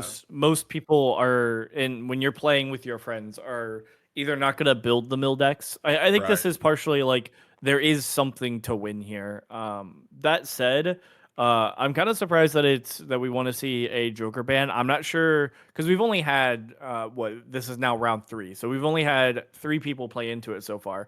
But I think Scott's deck, which was not doing Joker but was milling people out, is honestly much more threatening than the Yeah. Joker deck. I think Joker is kind of trying to randomly hit off the top, but I think the 2 death characters into Night Eye, even though you don't get to play the Void Attuned card in that version, is Yeah. possibly just better. Yeah, I do think having the Night Eye also as a backup because for one, once you remove all the attacks, Night Eye just says remove all 3, right? Because it's remove all the Exactly. non-attacks. So like having Night Eye as an anchor to speed up the mill and to have a legitimate offensive threat with the speed. And I think Elder Toguro is one of the best setup characters to start things as well. Yeah, we see another Genkai coming out here. Yeah, I could definitely see where this is too strong. I could see where this is format warping here. That being said, I would also still, before I make like a rash decision for a casual format, I would like to see what Mikasa 4 looks like into this deck, right? Yeah. I would like to see I think it's really unfortunate that we saw as many mill decks and as many specifically Joker decks. Yes. I think it's very unfortunate, but at the same, because I was, I would have liked to see some different things. But at the same But like time, TC beat a mill uh, deck playing like what we don't assume is a mill deck, right? yeah, Like I still think there's a decent chance that we have like 2 mill decks and 2 non-mill decks as the top 4 that we get out of like this 12-person thing, and then it's the 2 mill decks lose to those 2 decks. It could happen. I also wouldn't be surprised if it's 2 mill decks versus each other, and like I don't know, man. It's new and it's cool. I'm down to like let it be new, and mill will get old very fast. But I just don't think like frame 0 is like the oh my god, I'm being milled. This can't happen, like it's just it might be a little too easy. yeah. As was pointed out, I do think their goal for 3v3 is a kitchen table format. Yes. And Like if and- anyone like please nobody go like ever complain to a UVS employee about the health of this format based on this tournament.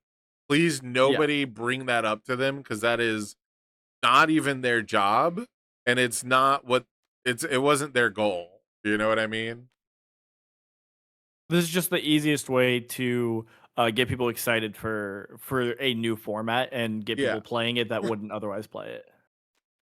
Yeah, I just wanted to organize it and I'll do like streaming stuff where we play it for fun. And if we find out that like, the mill decks are like the sweaty decks, then like okay, man, they got one event. They got one 12-person TTS event, and that's it.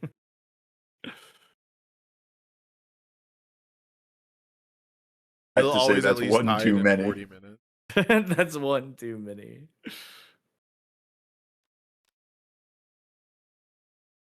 Yeah, we did the 1 hour time limit for this, so 40 minutes would be like I don't even think you'd finish most regular games, even not against Mill. But yeah, there's definitely different stuff to try.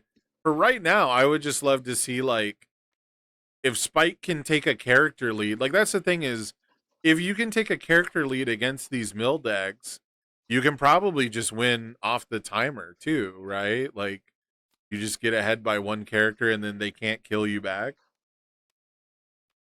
Yeah, we do have to respect the fact that this is a tournament with a prize, even if it is not as much as like next week's prize. So that's at some insane. point, we do have to wonder if we get a character lead and go, cool, I will play a single foundation every turn.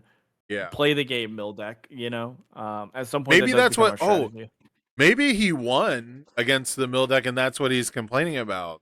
Maybe he won, but he was like it was really boring, even though I won to just pass my turns one with pass. no attacks. Yes, yeah. Which that's also fair, even if you're winning but not having fun. That kind of stuff. Hey, we got a character lead. A little bit confused. Oh, those are the ones we're keeping, and we're getting Yeah. rid of the other 4. Okay.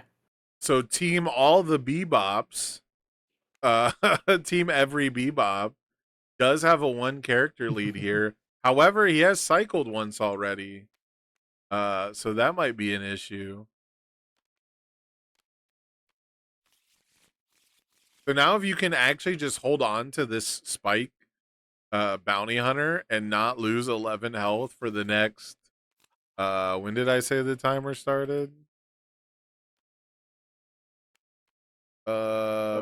Timer started at 10:45, so it's been 20 minutes. All right, so if you can hold out 11 health for 40 minutes, you just win. Easy peasy. Some of the mill moves are printed 3 damage. We could take 3 of those on the chin. Yeah, invite easy. to hell. Can you imagine you have to reduce the damage on invite to hell with broken psyche? Take 2 instead of 3. Do what you gotta do. Do what you gotta do, absolutely.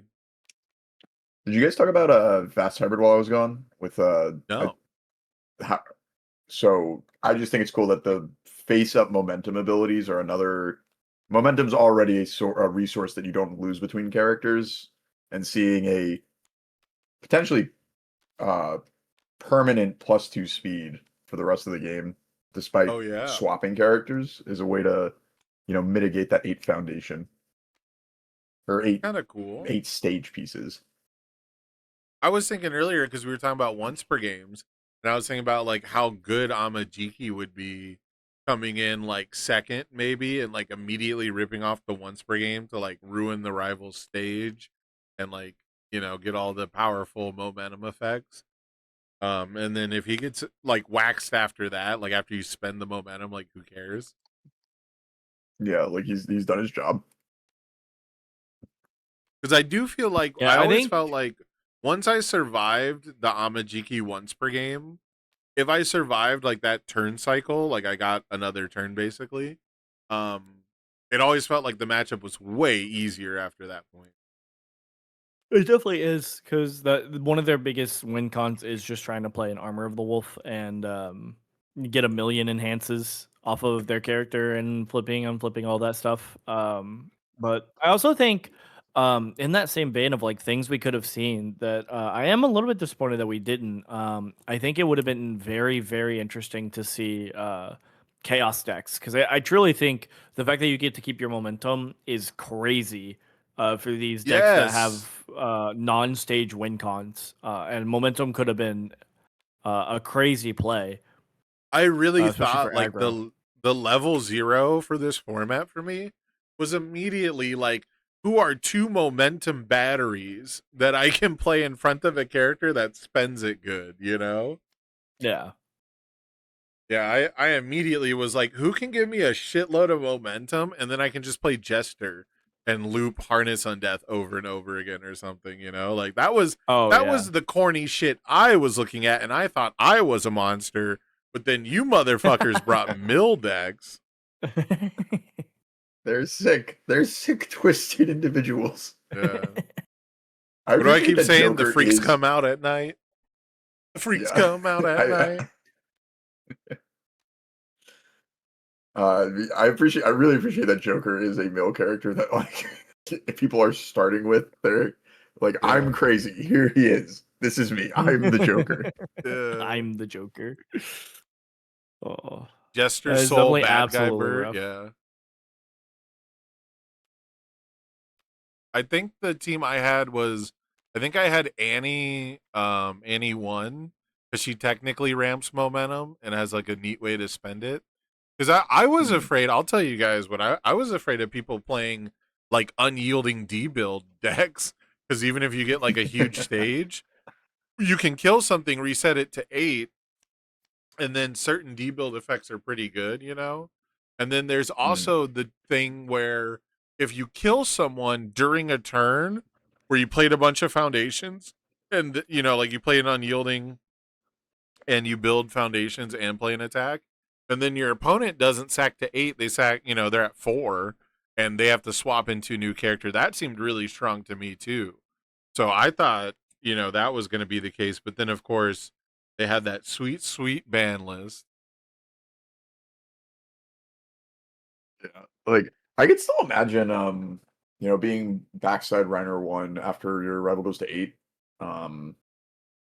Just ruining them slowly. Yeah. Still accrue an advantage there.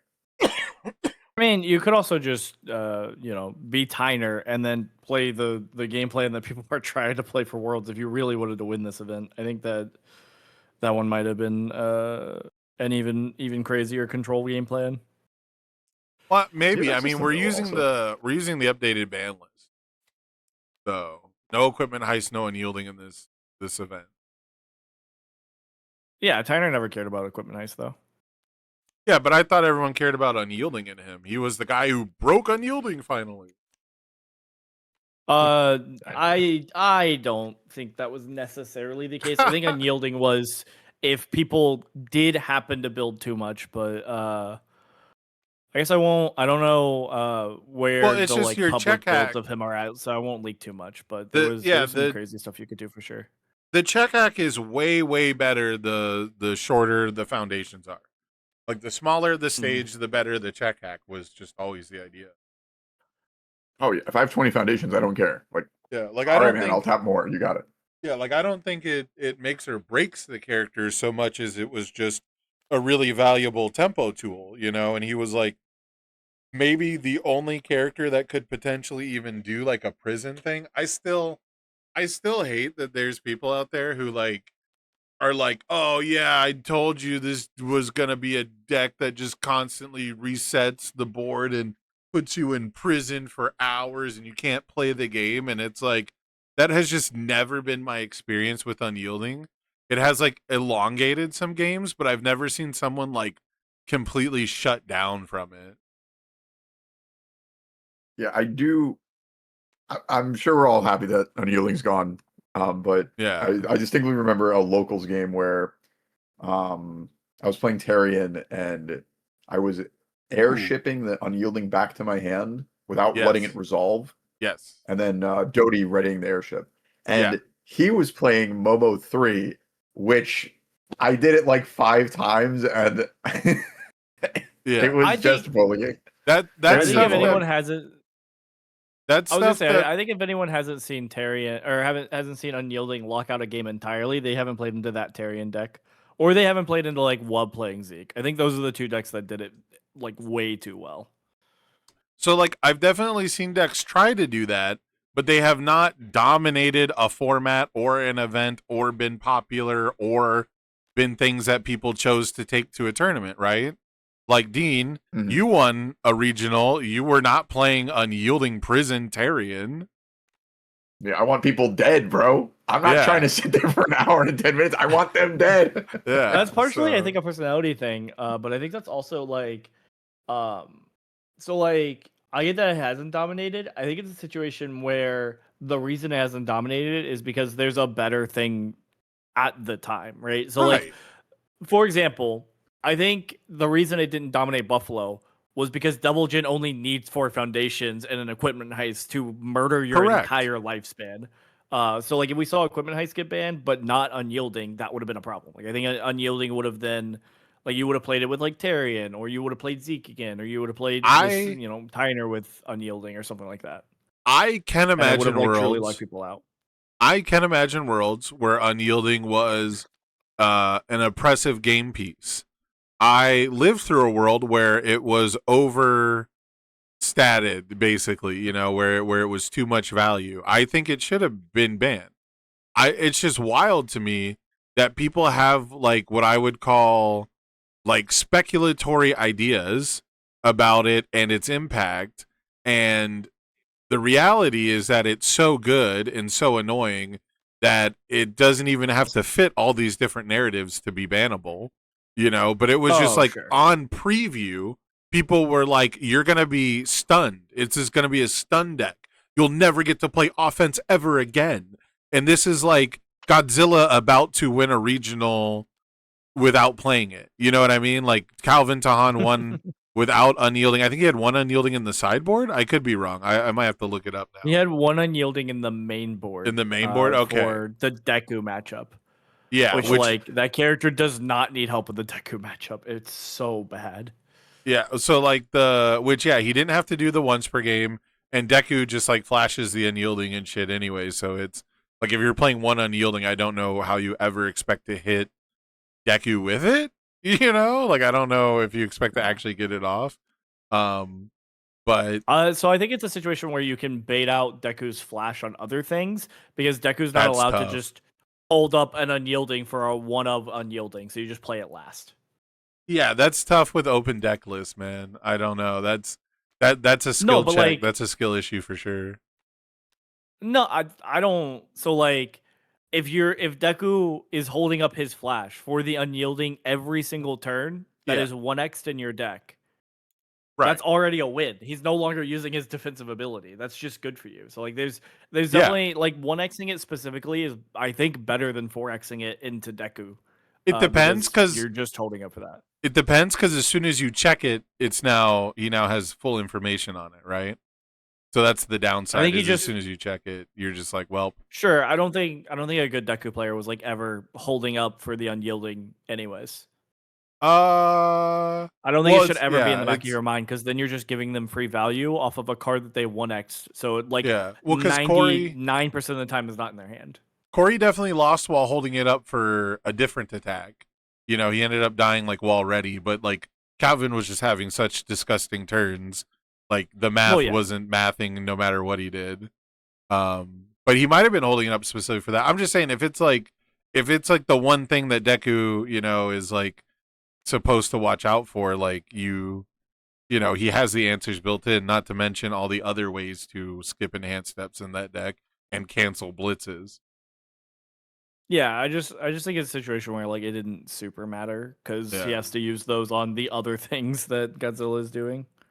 Unfortunately. Yeah, but that just goes to show like exactly what I'm talking about. Where like on paper, I would say that the matchup is like Deku favored, outside of Godzilla having an extremely good once per game opportunity, you know, and yet in practice, a lot of Deku players fucking hate that matchup and don't want to fight Godzilla ever at all. So, you know, the whole. I'll be honest, I don't see how on paper it's Deku favored. The idea that he can chain block 5 attacks is pretty solid, but he can only do that like 3 turns in, and like Godzilla's right. Well, entire but then game you're plan not is flashing do right damage but, on turn 2. Yeah, because then you're not flashing unyielding, right? But that's not the part that matters. The part that matters is Deku is like the most vulnerable on turn 2, which is when that Godzilla deck was trying to kill people. That's why like it lost to it. Because but that's like every game plan into defensive deck. That's like that's literally like how offense is structured in this game, because that's true for every deck, which is why every aggro deck is trying to pop off and do disgusting shit as early as possible. Yeah, Deku was really good into mid-range decks. Deku was not particularly good into aggro decks. Like straight aggro? Interesting. Yeah. Because I felt like the Hanji deck was specifically good into Deku because it was mid-rangey and it piled stats onto one big attack that he like actually couldn't deal with. It's all about windows specifically with Deku, because like your window is either turn 2, going first or second, because like if you are turn 2 going second, Deku just flipped over on his turn 2 and has now committed 3 foundations for free. And if he didn't do that, then he doesn't have his best defensive option, and you still win for free. Yeah. So like no matter what, turn 2 he's gonna be weak, and then like turn 3. I think for Godzilla at least you blow up, and then turn 4 you kill him. I think it just comes down to the fact that every time people have like a hard rule about how universes works, the reality is that you actually play the game and then wildly different shit happens and you draw wildly different hands, and the games might play out similarly based on, you know, somebody passing a bunch of checks and dealing a shitload of damage. But like the difference between, you know, whether you drew the out and stuff is like present in every game just based off of block zones. So like, yeah, there's so many times where I'm like, this looks favored one way on paper, but then you play it out and it's just like, it doesn't matter how good you are at reducing speed if you don't draw the right block zones, right? Yeah, I think that's fair. Like, I would have considered Rodan favored against Godzilla too, because he can block 5 attacks without really stressing his resources, but Rodan decks would just not have the right zone and then get blown up for 12 damage a move, and it's like, okay, well, if you can only hit Rodan one fucking time, you better hit him hard. Yeah, exactly. So it's it's super funny, you know. To this day, I can hear Phil Birch telling Mitchell Chimino, "Just block, idiot," and he's just like, "Okay, but I'm blocking the 6th attack," like, you know. So it does happen. Phil Birch proved his point. Just block. More original on it. Yeah, and then he's been playing like nothing but Rodan, so of course his answer to everything is just block. That's all that character does. Just block. That's your answer to everything when you play Rodan. You have to block everything.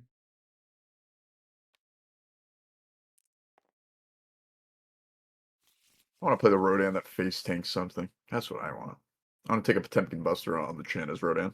That's the world I want to live in.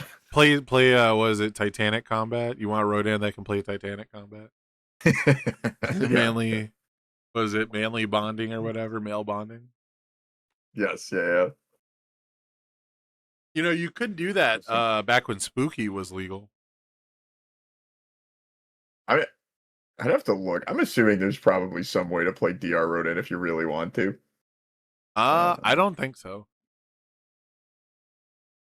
There might be some stuff. Maybe some deflect stuff. Relentless Challenger. Deflect. That's crazy. I don't know. I don't know. We're using that I'm not. fake I'm not. I'm keyword not now. swearing by it. Deflect is not real. It cannot hurt you. Massive Mute Machine does not have Deflect 3. I have actually been more and more wanting to find like super sick deflect combos. But every time I do, it's like a 2 or 3 card combo in a format where I could just like block with airy smiles. Yeah. In a format where I Bubble's a could cool just block deflect with Airy character. Smiles is rough. Bubba 1. Hero 2.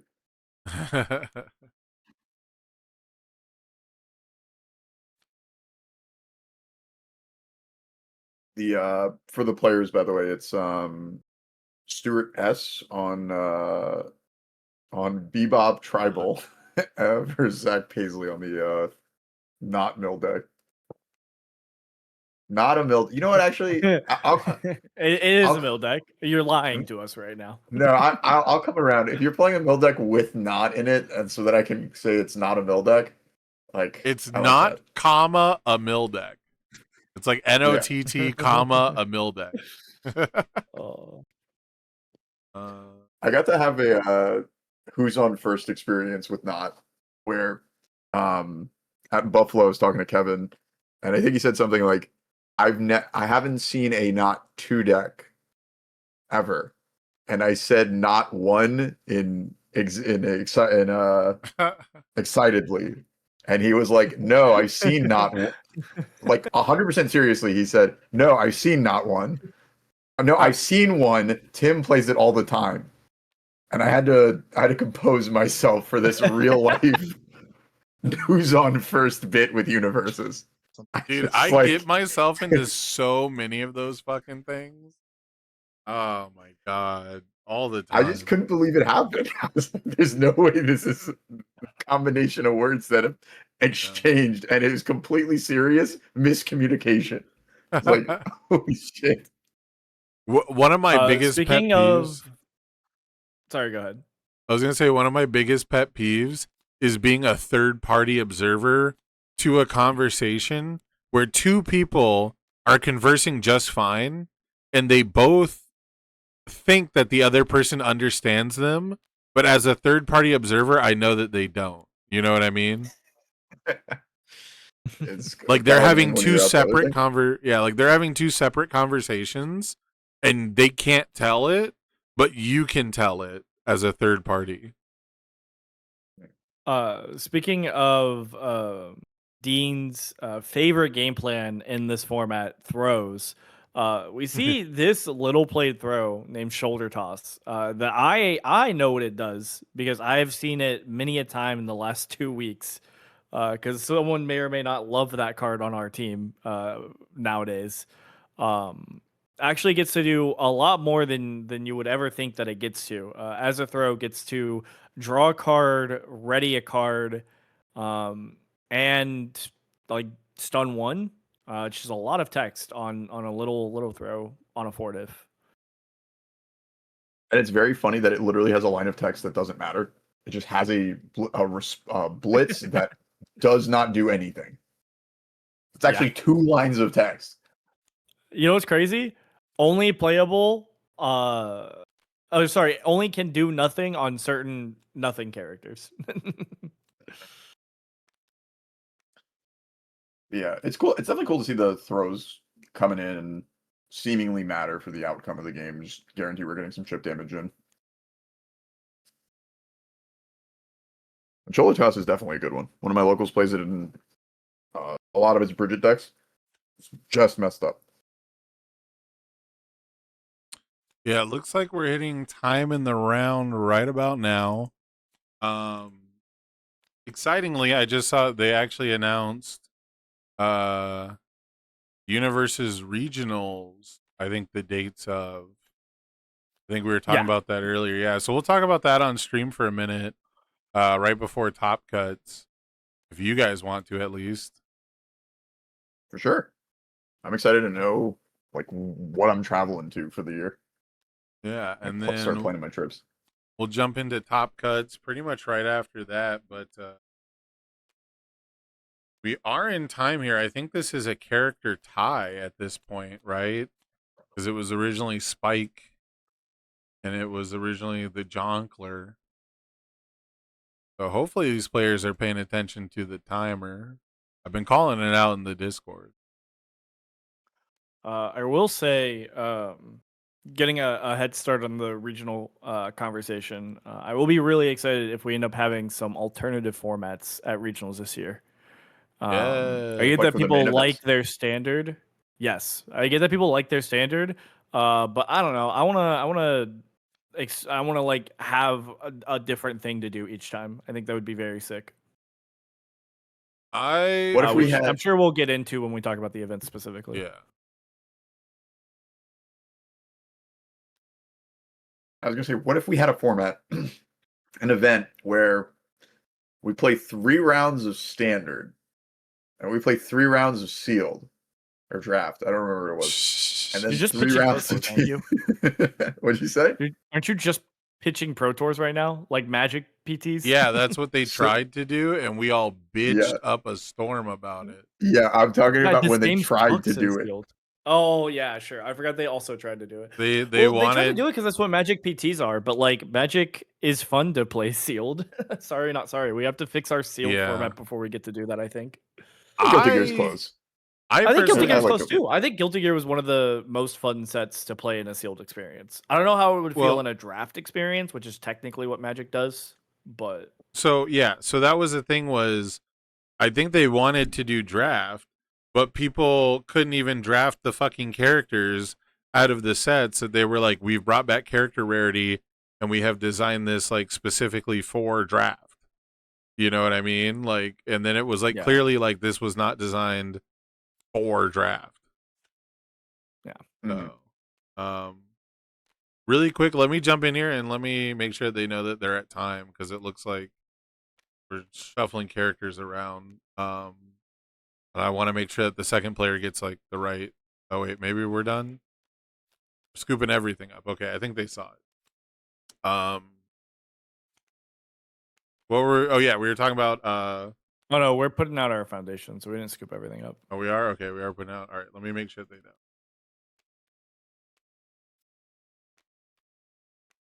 Hey, fellas, just making sure you guys know that you are now in time. All right. So Also, I went second. You get- So. yes, you Yeah. get this last turn then. Yeah, Oh, so okay. technically time was a few minutes ago. I don't know if this was the second player's turn or the first player's turn. It wouldn't matter I don't because it'll still be he this last turn. Okay, so this will be the last turn. All right, good luck. If it's a character tie after this, the game is a draw. I doubt it. I doubt.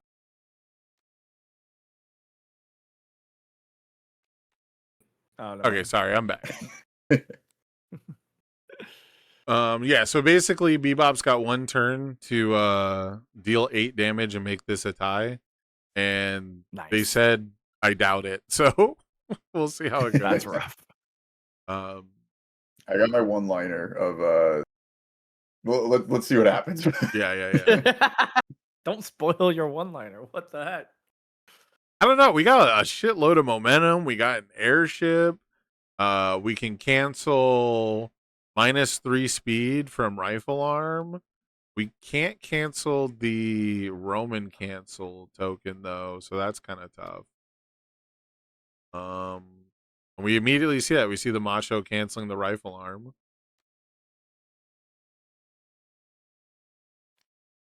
Bebop once per Pretty cool. turn to stuff both players. I don't think I've ever seen a standard Bebop deck, but they didn't feel too bad when I played a couple games with them at Ninja Turtles pre-release. Like, obviously, stuffing yourself is not the best offense, but Right. +3 damage on all your moves is love that. I cannot believe you would dare say that about Bebop.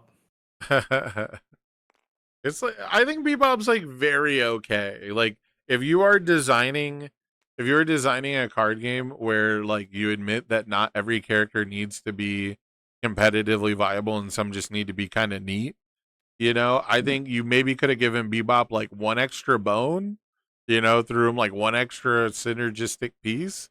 But other than that, I think he's just kind of neat. Yeah. I think I've- unless we have another way to put a single damage on this, I'm not sure I see the reason for picking this back up before it would have done damage. But we'll have to see what they go for here. I'm not sure either, other than you get the extra stun one. And if he picked it up because he has no other attacks in hand, then that's my best guess. Is theoretically, if this is absolutely the last attack you're playing of the game, and you need it to hit, then picking it up to get the extra stun is a thing. But if you can't deal lethal damage, it's not going to matter anyways. Yep. Yeah, okay. As you said. We Yeah, we were cannot deal never- lethal damage. Understood. We were never beating the Oh. Roman cancel at all. Oh god, how do I swap colors? I want to see what the face down card Unfortunate. is. I want to see if I their think face down we card was an attack. burned the Robo cancel on the first one, but that's okay. Oh, dude, if the face down card from Bebop was an attack, that would have Yeah. been so cool. It would have been That sick. would have been a Yeah. little bit crazy.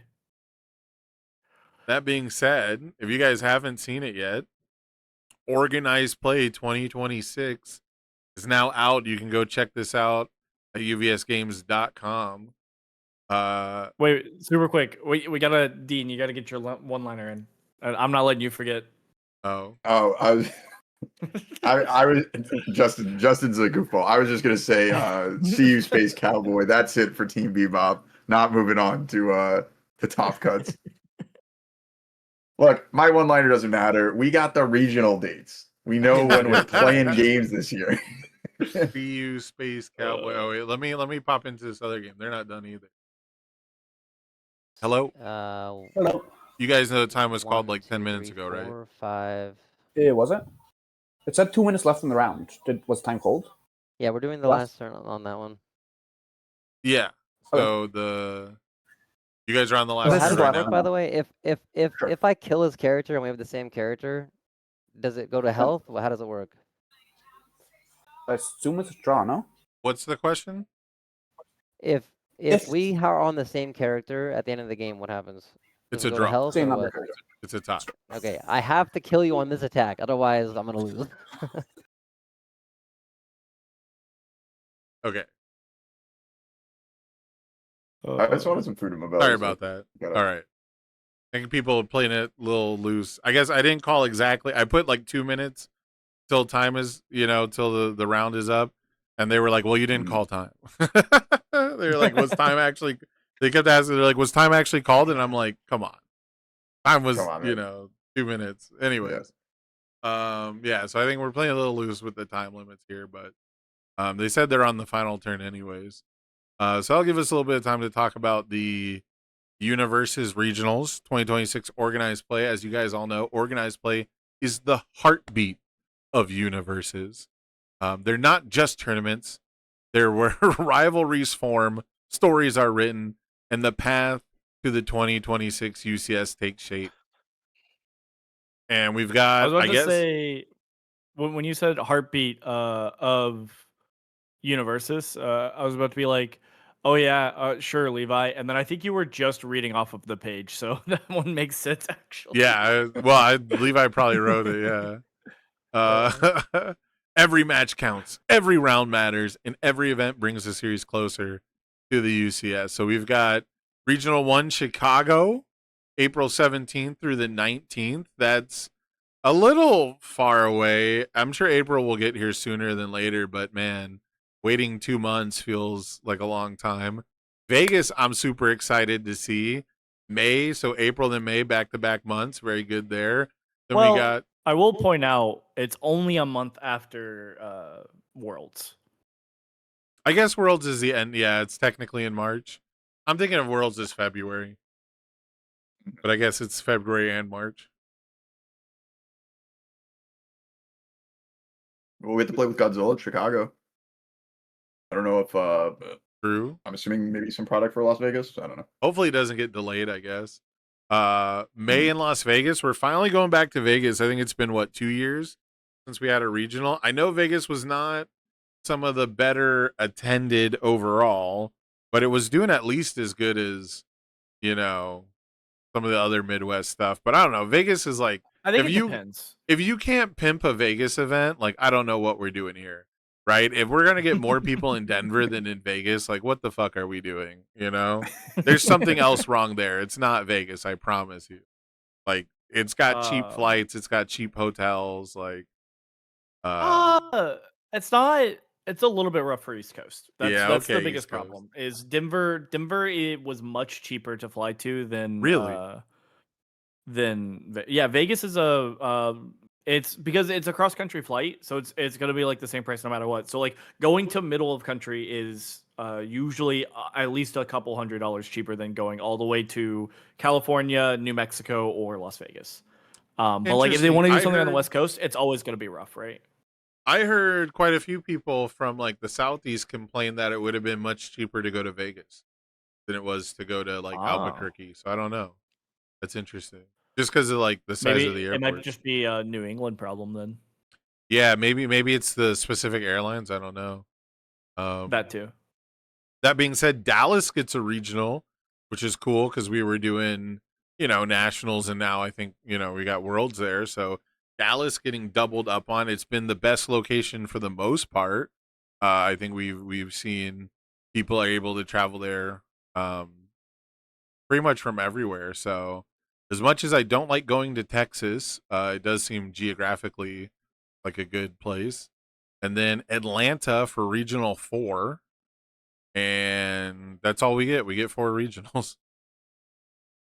Well, to be fair, we have a much shorter lifespan of a competitive year, as it seems like we're shifting to the competitive year ending in November or December, like time span. Yeah, end with of the Universal November. Championship being then sometime in November. It says. Oh, yeah, it's 1 and through then, 30. Yeah, okay. Yeah. Whack. No, it's a and 30-day then- event. 30-day Yeah, event. You have to let's be there go. every day too. UVS And then presumably next year we'll have more events starting in like the early part of the year. Yeah. So yeah, that's pretty exciting. I'm glad we have the dates in advance.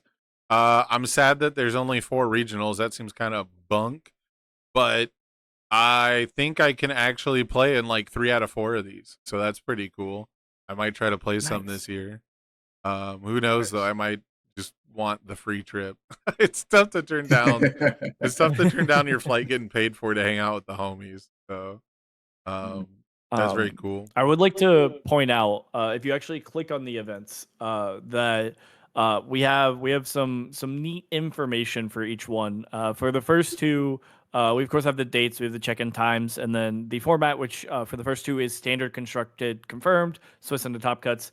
And the most awesome, most interesting part is what you're required to bring, which is a legal deck and sleeves, deck list submitted on UGN, and you're now required to bring a positive competitive spirit. So I don't can't wanna see be people leaving that at negative home. competitive.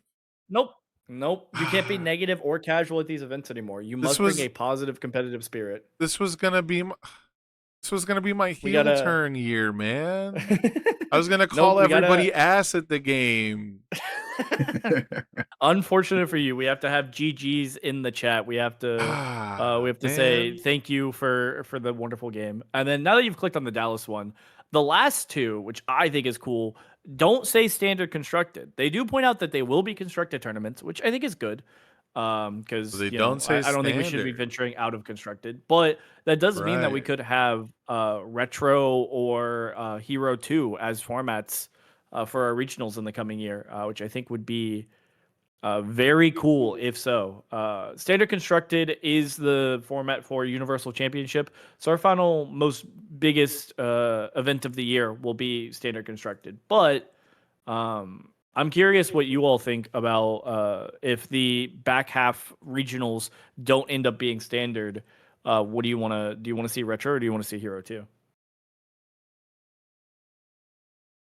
I think retro would be a nightmare just on card availability, and I think a lot of Oh, sure. people, I think a lot of the people who got in like late MHA and really enjoy like the competitive aspect of the tournaments, you know, like basically people who care about how well they do at tournaments, um, I think would be very upset with Retro being like the main tournament, if only because you would have people with clear advantages.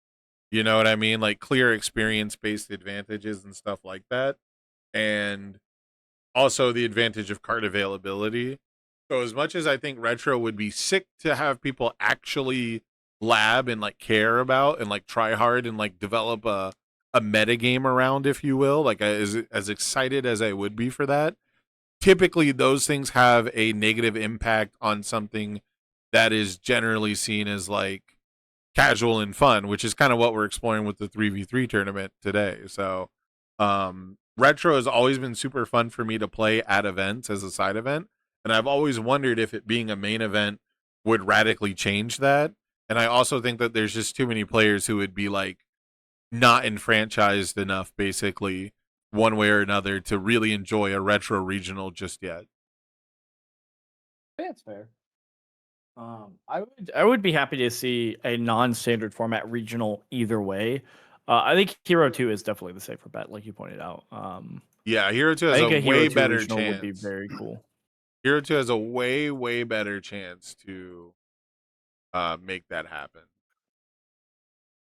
I also selfishly have a bunch of the old promos and stuff that all looked really sick. So I'd be excited to play with those again. And anyone who's playing in the tournament next week would have the chance to win those and play in those as well. Yeah. Dude guy in the chat suggesting a 3v3 regional, and I think that's crazy. I think ban for that, actually. No, I'm kidding. That would be But kind of clearly wild. we've seen what happens when that happens.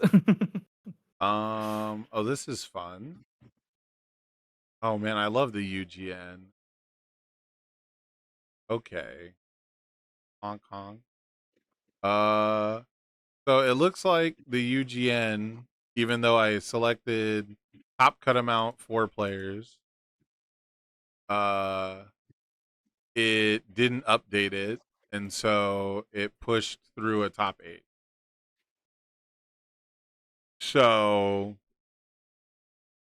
I'll have to manually, I guess, tell people the pairings. We'll have to go by the seeds, unfortunately. Because I told people at the beginning of today that we were only going to do a top 4. But the UGN fucking hates me. So it's going to push through a top 8. That's just how it's going to go. I'm double checking that this is true before I say it. I haven't approved and Yeah, published the if pairings you- yet, but It's showing the bracket on UGN. If you just have Elijah win game 1 of round, or like table 1, Scott win table 2, and then the top 4 people just put in them as wins. Will Yeah, it pair and 1 then- with 4 that way? So it doesn't say on the bracket, it doesn't say dude guy. It says something else. So I would need. So if let's see if this will give me. This is No, so. it will not. I fucking hate this app, dude. I hate this. Why does it use website. their real names on the bracket but not on the?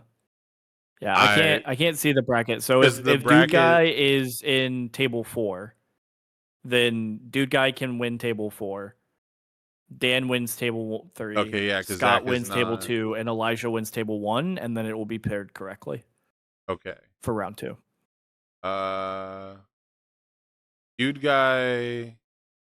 That's got to be versus. Yeah, the pairings are the same as the bracket.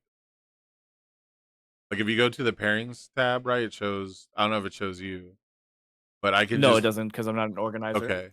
Yeah. So then. So just make those people. So publish yeah. the So standings. the pairings. Elijah, and Dan, then make dude those guy, people Scott win. Okay. Yeah. Elijah. This is so. Back asswards. So do I have to approve and publish it first, or can I just do? Yes. Okay, I have to. All right. This is so jank, dude. You love this. Edit pairing. Won't let me choose a. Okay, there we go. Elijah. I do vote as 1/3 of the casting team that we watch Elijah and Scott for our first round match. Because I know I took a peek at what Elijah was playing. I'm pretty sure during round 2. And I think it will be very cool. I'm in. And if it's a mill deck, I will strangle you the next time I see you in person. No, it beat the mill deck last round. I Woo! will beat you to death. Okay, so then It's not a threat, it's a promise. Like, I don't know what to tell you. Not only that, Elijah beat Scott last round, and they're playing in first round of single elimination again. So they're no. just doing a immediate rematch. I have to move that around because it put the seeds next to each other. I can swap it though, I think. Because it should be it's right how it should be. Because Elijah is first, Scott is fourth. Scott was second. So they should be. No, Scott was fourth on. Are you when sure? I was looking at it. Because he's Positive. fourth now. No, if you go to Swiss rankings, the Swiss rankings don't get changed by single elimination. Oh, you're right. I was looking at this. I was looking at the single before then too. That's weird. Huh. I don't know. Yeah, the Swiss ones don't the Swiss change it, right? pairings. Yeah. Yeah. Okay. So then this is because Dan had a tie, so that's Yeah. why it's 2-0-1. Okay, yeah, I'm And looking at the then- scores now. Yeah, and he wouldn't be second. I'm tripping. That's weird that on the single limb for round 1. Anyways. What did it get? Did it get down to random? Oh, Dude Guy and Scott got down to random on the tiebreakers. That's so funny, actually, Yeah. I think. Okay. So What am I we're for gonna percentage publish it. 44? 67, Okay. 67. Oh, There we go. because it's all one game. Okay. Oh, I missed a huge gifted. Yeah, so Thank you, Shri, again for the gifted 10. Holy shit. We got the sub train. I don't actually know how sub trains work, but the bar is going up, so that must be good. Level 3. Level I've- 3 because it's a 3v3 format. hey Winner. yo. Everyone is a winner in Top Cut in my book. Hell I don't yeah. disagree at all. I But think that only is 2 so true. people are gonna get product. Oh, so it's Sam who doesn't want us to be winners. I figured it out. I only got so many blitz boxes to give out, brother. You know what? That's fair, actually. I have also found another very unfortunate thing about our one game format. I guess I don't know. You could have. I don't know if there's a way to fix this. There might have been a way to like fudge the reportings a little bit to make it a little bit more about like how many characters you got down. But because we only reported I one thought game, about it. Yeah. there were 3 people who were exact ties into top cuts and went Yeah. down to random tiebreaker, which is a little bit sad, unfortunately. But I thought happens. about doing it like a best of 3 and you mark out how many characters you knocked out, but then you couldn't record a 2-2 tie. You know what I'm saying? Can you not make a best 3 out of 5 event? Dude, I can't even get the right number of top cuts on this website. So my whole point is the less intricate that this whole process is. Oh no, yeah, I agree. The better. Yeah. We got more prizing. Free typing in chat. Someone will get a random prize in Top Cut from Trading Post. Oh, for Okay. this Hey, event? yo. Nice. Awesome. A random prize. Well, now I don't know how excited to be though. How good is this random prize?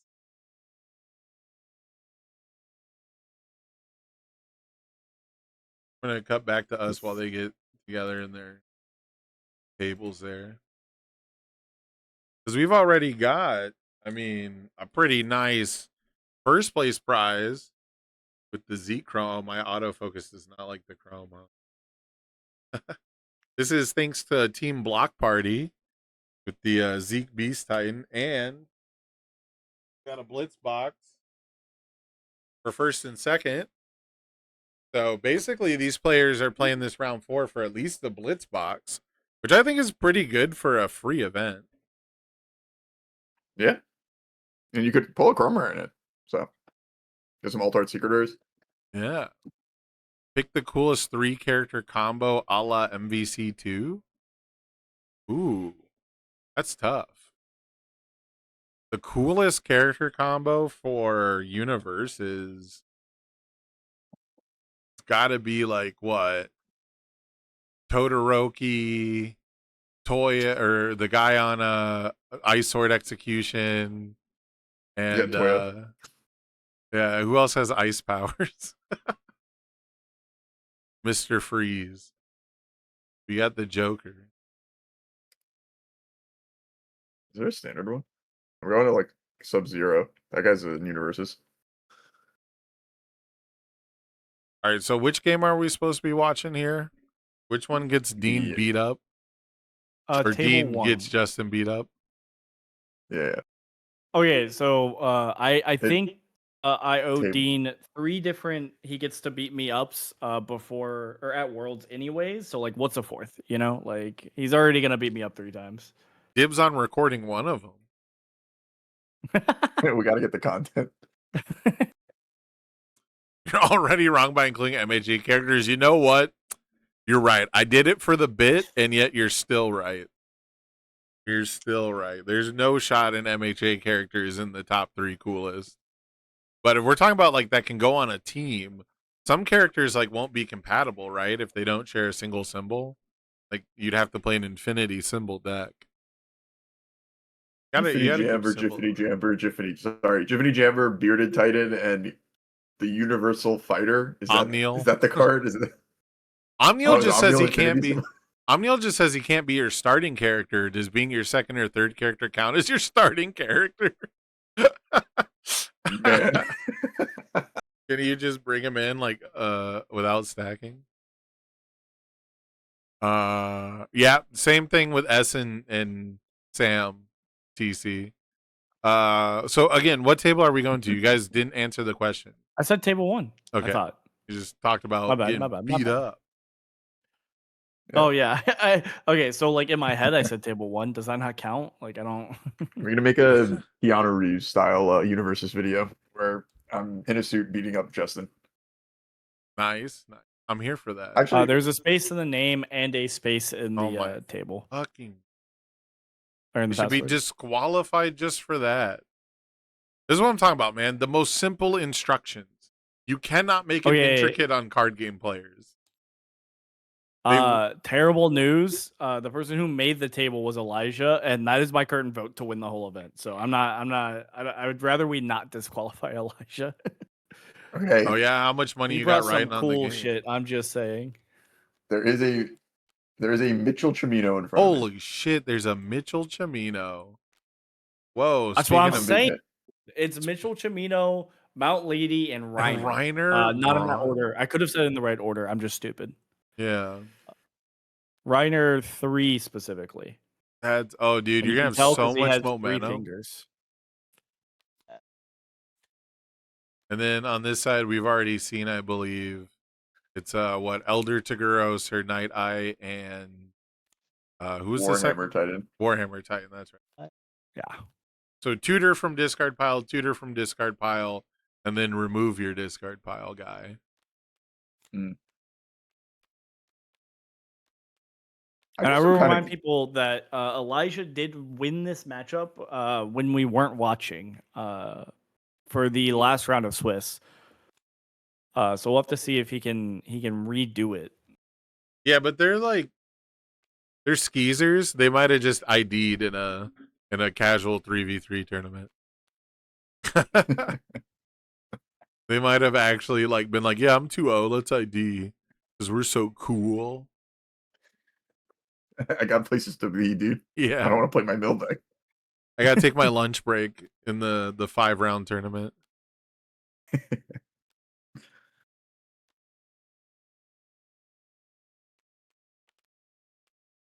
Not quite a lunch break, but while we're starting out here, I am gonna go grab myself a drink real quick because I am parched and I Yeah. forgot to do that before the game started. Oh yeah, as soon as this tournament is over, I'm gonna go make buffalo wings. They had like frozen wings on sale at the store for like $2 a pound, which was like an insane grab. And so I got like a 8-pound bag, and I put the marinade in while it was frozen, thinking it would thaw pretty quickly. But it didn't. So it's taken like 2 days to thaw, and I have been like anxiously awaiting the opportunity to fry up some wings like the last 2 days. There's got to be some connection between it taking forever to thaw on a mill deck. There's got to be like some loose line there. There's a thread there. You just gotta pull at it. Yeah. The OG is playing Grand Archive. I assume GA is Grand Archive today. I keep wanting to try that game out, man. It actually looks super cool. I went to their World Championship for like 5 minutes in like 2023 to pick something up for someone else, but like the vibe seemed pretty cool. They had like a lot going for them that I've tried to get, UVS interested in, but it's just a different beast. I've only really played a demo experience of Grand Archive and loosely watched Mitch and Wub play some games. Oh yeah. But there's definitely, I like that it has a similar Field of Universes for, you get a lot of decision making up front that kind of can echo for the rest of the game. Oh, Wub's up in Michigan. That's cool. Yeah, I've seen it. I watched some tournament they had, and like the chat was like pretty active considering, even when I was there for the World Championship, there was maybe like 200 people in the room at most. Again, it reminded me like very much of like old UFS World Championships, but the difference was that they still had a stream set up. They had like an artist alley, and they had like people cosplaying as like their characters. And I remember thinking like, dude, it would be so tight if like I played a card game that had its own IP, where like it has its own culture.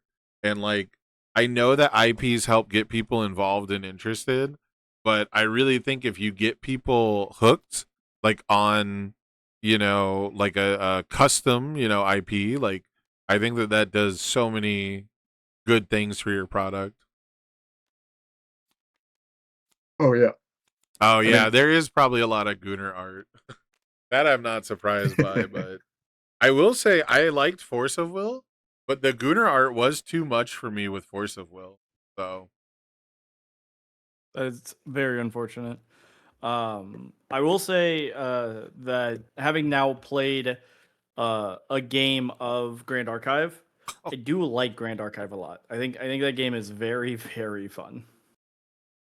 yeah, and this it was also like has 2 like a years similar ago. thing to Universus where its resource system does two things that I really like because it solves both of the things that I hate about Magic the Gathering, which it's a resource system that isn't dependent on what you draw. Like you're not like drawing into lands. So like Universus, it does that. Yeah. I mean, I guess that one's not as much like Universus, but because we draw up to hand size, like we're much more likely to hit foundations.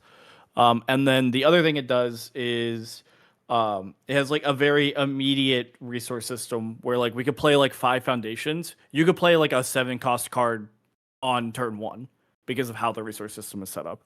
I don't know if that's the predominant strategy or not, but like you can do that. Huh. I don't know. Yeah, when I watched it online, I could sort of get the gist of like who was winning, like who's keeping cards in play. But the commentary was not like explaining like basics at all. And There's you gotta see the irony in that. Yeah, well, so that's one thing, I try to like harken back to like a basic, every now and then, even for like our highest level events. I don't know if people hear it or really pay attention to the commentary, but like I'll try to explain like what a control check is like at least once throughout the day. You know, it doesn't really like come up, but like, you know, Yeah. I I'll think try. Dean was referring to the fact that we're actively not talking about the exact game state right now. Oh, well, I mean, it So wasn't in so terms much of, that. like- I just meant like they never explained like what mana is, you know, and like Magic the Mhm. Gathering like kind of gets away with that, but I feel like other card games don't. Like I feel like other card Yeah. games like you occasionally have to explain like what a synchro summon is when someone does 7 of them in it. You know? If you were curious for Grand Archive specifically, Yeah. basically cards in your hand are mana, which Yeah. is really cool. You like put cards face down to pay cost on other cards and abilities. Yeah, I and think then it it's is like- technically a more dangerous zone for things to be in because even though you get them back at the beginning of next turn, there are things that random remove from that zone, which Right. means anything you put down there, you could lose forever. Okay. Yeah, so yeah, I'll have to get around to like actually checking it out because it seems to be growing pretty big. Someone Sri was talking in the chat that it's got like a schmillion people, 30,000 active players, and so that's way bigger than I assumed it would be. And yeah, like I said, like it just seemed like it seemed like a cool, quick little game. You know, it didn't seem like it was like super involved. Like It's like Universes. Well, I guess I don't know. Universes is really weird. I think Universes can be Universes- hard to learn. the big But like I think once you get the gist, it's easy to learn, and Grand Archive's the same way. Where like it's Yeah. really weird to learn the very basics of, but once you get the very basics, it seems easy, and then you understand the complexity of like, oh, every decision I made does Yeah. matter. Like not holding this block mattered, right? it's And like it's Grand Archive feels like the same thing. it's very funny because like if you want to describe to a non-card game player like how to play Universes, it's actually so simple to them, you know, before they actually yeah. play it, because all you have to Yeah. do is say you when you play a card, you look at the top card of your deck, and if it's a higher number you passed, if it's a lower number you have to pay, and then you discard it. And like that doesn't gel with card game players. That sounds like so many like offensive words all combined together. But like the very essence of Universes and like playing cards is just, is the top card of your deck bigger number or smaller number? Like it's that actual simple. So you know, obviously the devil's in the details and things like spiral out of control wildly from there. But I've always really appreciated the fact that like at the end of the day, like it's still just bigger number wins, you know. We just get to add a lot to it. Yeah.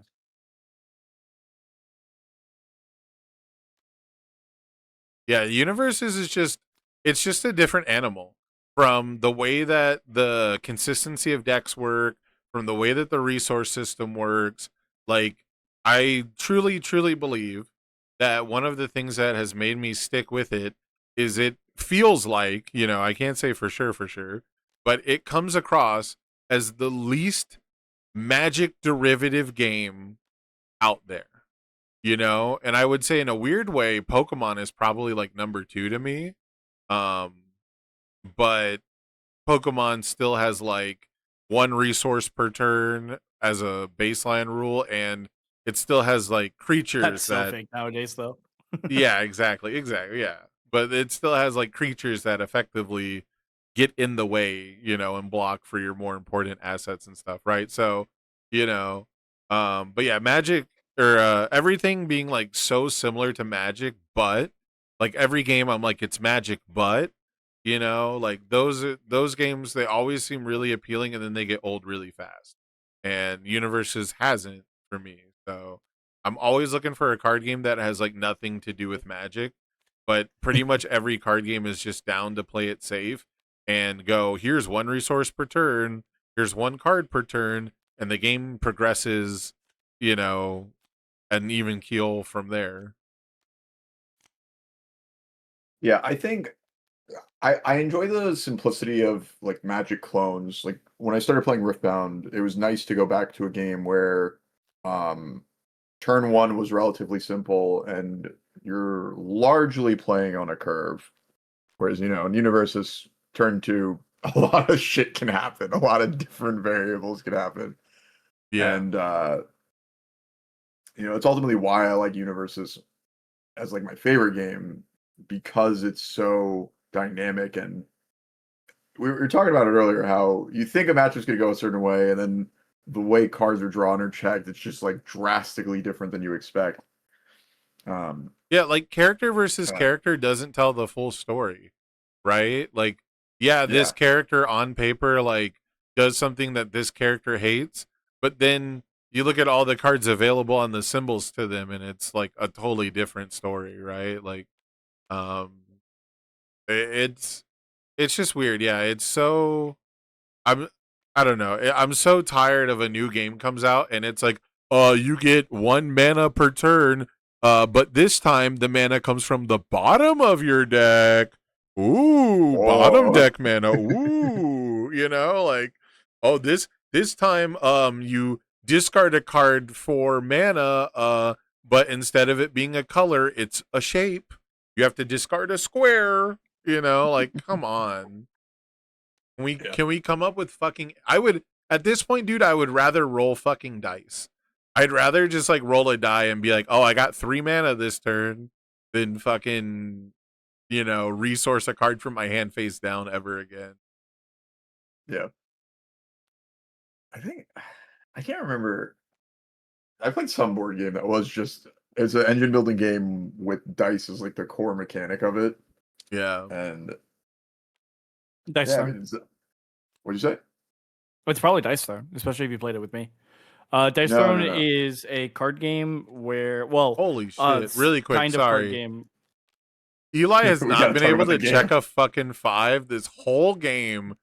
Went for the kill, and he wanted to greedy build extra cards, and then got fucking Genkai'd. That is the unfortunate possibility, I think. He was trying to go. That's doing that game plan. Yeah, that's another reason why Genkai's is probably so huge in this format, is you're going to try to build extra foundations and just sacrifice the ones that you commit to play these new ones, and then you get Genkai'd, and it's like you're completely in shambles. He's got 1 card in hand. We have to think. I think if it was Mitchell Tremino sitting here at this table, would he make that play? I think so. So I think that was the right play because it's in the spirit of Mitch. Hey man, you got to make him. Have you ever met Mitchell? Exactly. You gotta make him have it. Oh, the new Cyberpunk TCG has a bunch of dice. I saw the response on Play People had a alpha kit, which I thought was cool. I don't know how they got that. I watched like up until they started to open the cards, and then I got distracted by one of the millions of things in my life preventing me from enjoying anything, and so I didn't get to finish it. But I hate those. Yeah. Things. It was like they had like 4 card types, like they had like legends and units. So it sounds like, you've got like a unique character, right? Like was it champions and legends and Riftbound? So it sounds pretty cool though. I think you have champion units, and then it's you're like, I get access to this all the time as a legend. Yeah. So that might be cool. I don't know anything about Cyberpunk though, aside from like Rebecca memes from Edge Runners. So Alternatively, the name Cyberpunk also kind of tells you everything you need to know about Cyberpunk. That's, I wish I was joking. I didn't want to sell the IP short, but I did kind of. It is exactly what you think of when you think of Cyberpunk. Other than that, like, it's a post-apocalyptic world where like corporations, it's just a corpo state. But like that's it. Star Wars Destiny, but dice and cards package doesn't work well. Yeah, so I'm not a big fan of when you need special dice. I think once we get to the point of like get our specially branded dice that have, some very specific symbols and icons, and you can't just use like a D6 anymore, like very simply. I do think then we start to push it. And I haven't played too many games. I haven't played too many card games that involve, special dice at all, if any, actually. But I did really enjoy Warlord, which, if you guys don't know, Warlord is, pretty much like a Dungeons and Dragons card game, complete with the idea that you have a bonus 2 attack and you have a armor class, and you roll a 20-sided dice to attack and hit people. And you could actually just miss by rolling low. So I liked that game a lot, but you just used basically a D20, and I think a couple different cards or abilities would have you like roll a D6 to get a random effect maybe. But it wasn't like rolling dice for damage.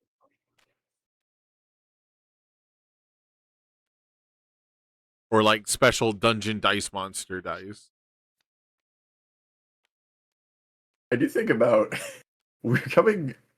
I don't think it's a successful strategy, but in universes right now, there is a lot of random counters you can put on your character, which I usually would use a dice to keep track of. But if I have a wall counter, a shroom counter, what are the other ones? A rage counter on the same guy, it's like the dice start to be a little ineffective for that. If there's like actual gameplay implications for each of those counters. I was hoping that Mushroom Girl was going to be like better than she ended up being when she was first released. So I never ended up getting them made, but I had the idea of like getting actual like 3D printed mushrooms for my shroom counters. Oh, so that like weird. You just put them like I would just hand it to my opponent, like put this on there. Which gets a little bit complicated when you have multiple, but like, oh well. Yeah. That'd be cute though. That'd be a little extra, but it'd be cute. Also, hey, what's up, Co-Buddy? The tournament is going pretty good. We've had, the occasional technical hiccup here and there, and I've had to be doing the judging, so every now and then you'll get to listen to a judge call instead of Justin and Dean, but it's been a pretty good time. We've been debating the tournament ethics of milling people, because that seems to be incredibly popular in this tournament. But hopefully a real, quote unquote, real deck will defeat the mill decks in top 4. Exactly. Well said. That's what should happen. If it goes like it did in round 1, round 3 of Swiss, hopefully we get to see Elijah move on here to finals. Yeah, I don't think Elijah has like a super big deck though. Yeah, we were both. Everyone's looking at how many cards he has. He has 15 removed and about 23 in access to the deck, and he's already cycled once. So, and we have not taken down Elder Toguro. See, that's the big thing to me is Elder Toguro is one of the better characters at just staying alive.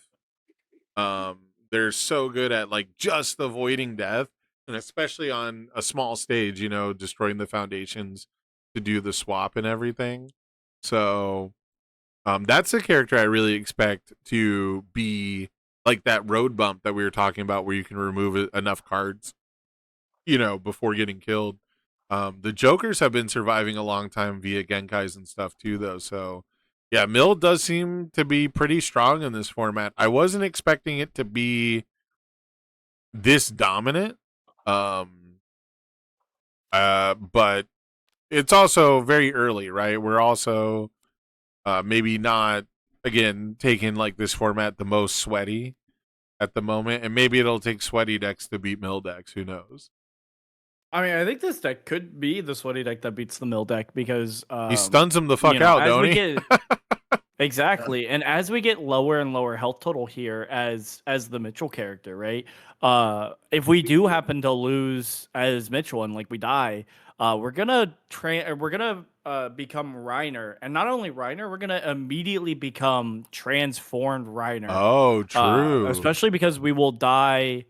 Because you swap the characters and then start of end phase happens is how we're ruling it. So if we die on our opponent's turn, we go into our turn as Flipped Reiner, and that is pretty good actually. Flipped Reiner, for anyone who might not know, says your attacks get +1 damage for each card type among cards in your stage. So we'll give +4 damage no matter what. And then rival attacks get -1 damage. And commit 1 card in your stage after an attack is played. Commit or flip 1 rival foundation. so we will just stun them out still. Yeah, but we Yeah, just watched Elijah miss a kill on Elder Taguro. He just didn't powerful enough or respond Theo, it looked like. Oh no. I get what he was thinking, where it's like, this is lethal through as a 9-speed move or a 6 low for Yeah. 9. They can't block it. But the devious true 100 on a 6 diff, not a 4 diff, ends that dream. Yeah, so technically you do cycle, but you don't remove 10 cards. You just cycle all the cards back, and then you lose 2 health for each time that you've cycled. And the loss of life happens at the end of the turn. So it looks like they're correcting that right now.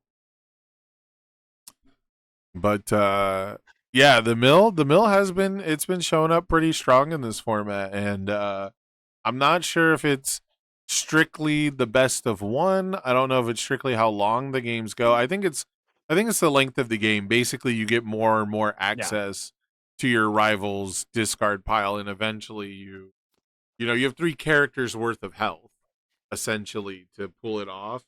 And I think maybe if you had a 60 health Elder Taguro, maybe you would be winning some standard games via mill out too.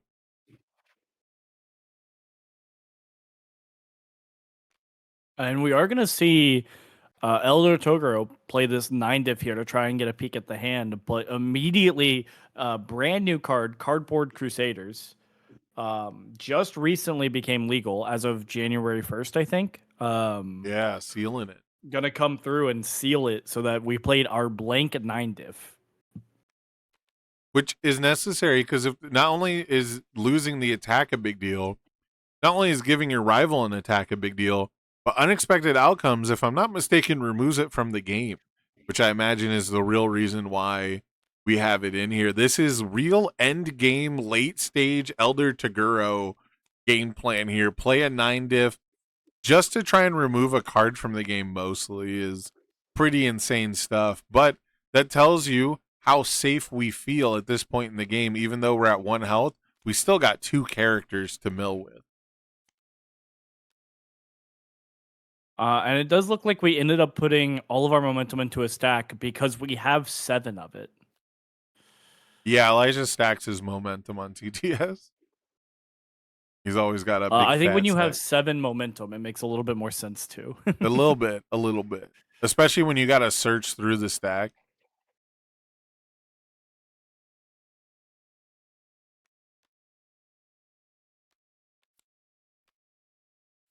All right, we did it. One of our mill opponents is defeated. Yeah. Only 2 more heads. Now we're going to get a bunch of cards back into our discard pile from sacrificing our stage. So that's going to be a little nice. But what to keep? Got a couple of 4 diffs. Got to imagine we're going to keep the 4 diffs. You don't want to have to play those again. The kill on the Elder Taguro was so powerful, it actually knocked No, that not the player out of the negotiator. tabletop table.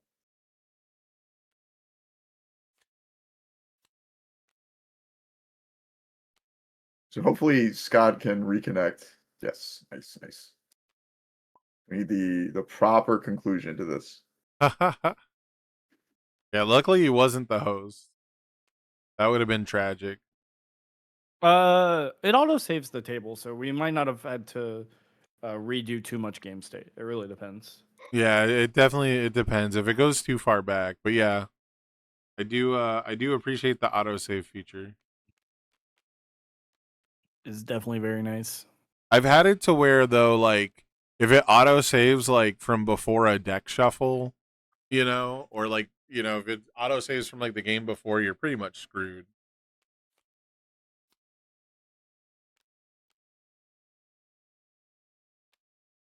Maybe that's just the cost of playing the mill deck.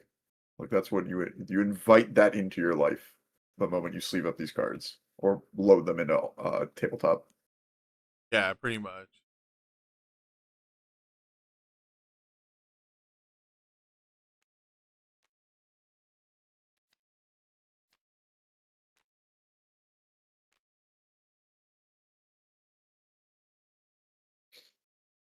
Something I really like about this particular game, outside of Mill being a little not really what we're expecting in standard, I think this Mitch deck shows just how powerful stage interaction is. And currently that's what I think about the standard format, where whether it's stuff like Imprisoned or stuff like Smiling Death, just permanently answering your opponent's, like, any Yeah. card in your opponent's stage is very, very impactful. We don't have to deal with the fighting for control or the moment of normalcy. Oh boy. At least one of the. I do gotta say, I like the cut of this Mitchell Chimino deck's jib. I just wish I could do it in standard. It's playing some like really, really greedy shit. Like, was that triple Yeah. imprisoned? You say pass the that check. Imprisoned is so good. Like, I think it's actually worth playing in a standard version of Mitchell. Yeah, I probably. don't, But you know, boy, I'm is gonna it dox fucking myself here, but greedy. I'm working on it. That's It's greedy broken as though. shit. Hey, It's a that one you 4 don't get check. anymore It's a is 4 diff. so good. When has a 4 check ever mattered? When has it ever cost somebody a game? The I can't 4 think of diff a single time. The 4 diff matter. The 4 check. I think the things I'm I'm not actually that big. missing from the deck that I'm gonna steal from Elijah here is actually stuff like Dragon's Fortitude. I think that one's better than I gave it credit for. Oh yeah, for it's having a playable while defensive committed.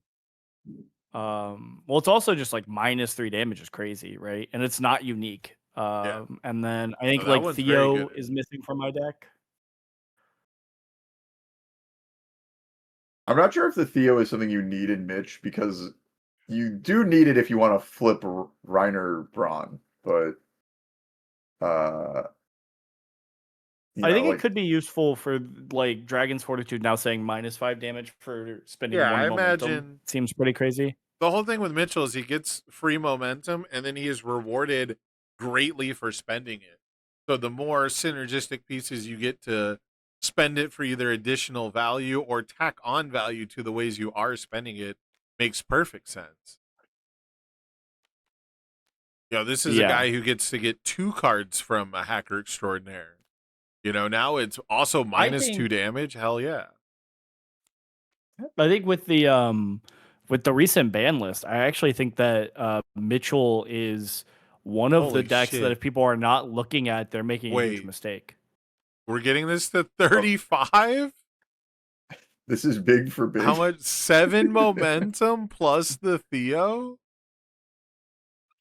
I think, for the record, I think I am figuring out how we won last round. I think We're gonna I go have get True solved 100? the answer. Oh no, we can't use True 100 yet.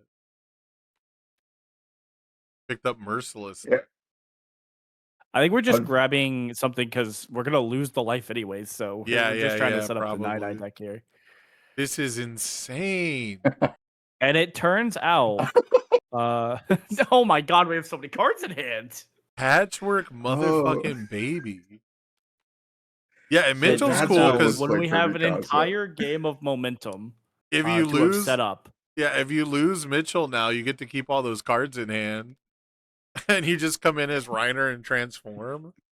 Holy moly! We do have to get rid of our foundations here, and it looks like we're gonna opt for moment and reflecting on choices. Oh yeah, Dragon's Fortitude and Grog is also really sick. Someone in chat pointed that out. That's like the only way you could have convinced me not to play Death Grog before was Dragon's Fortitude. You know, another strength about this Mitch deck, we talked about it at the beginning of the day about momentum. You keeping momentum matters for your powerful moves, but against these mill decks, it locks you out of those attacks typically. But Mitch obviously does not care about that. If something's in our momentum, it's basically in our hand, so we can take as much momentum as we want, and we don't have to worry about losing access to those cards in the same way that a normal deck of universes would. And yeah, now we just have 11 cards in hand, and they're all those attacks. Yeah. Insane. And the patchwork hit, so we can just get it back later. You don't have to hope to draw it, or hope they don't mill it, or remove it at some point. Oh, we're trying to figure out how Night Eye works with the new.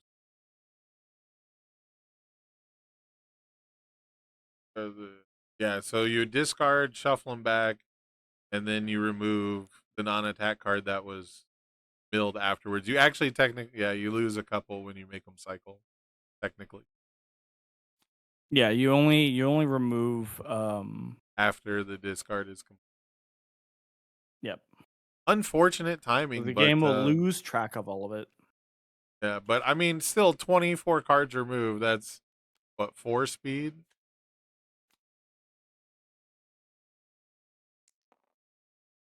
Oh, and that might have even 5, been but Merciless Lead. That might not have even been Night Eye in hand. I don't think we've given it stats yet. Oh, okay, we did. oh, no, I'm just bad at math. 24 cards left in deck, 8 in stage, 12 in hand, 11 in it. 1, 2, 3, 4, 5. 12 in hand. All right, you. This is the best hand you're gonna get, bud. You got to make it count. Review The 1 review. into momentum. Still 11 in hand. No draw step necessary.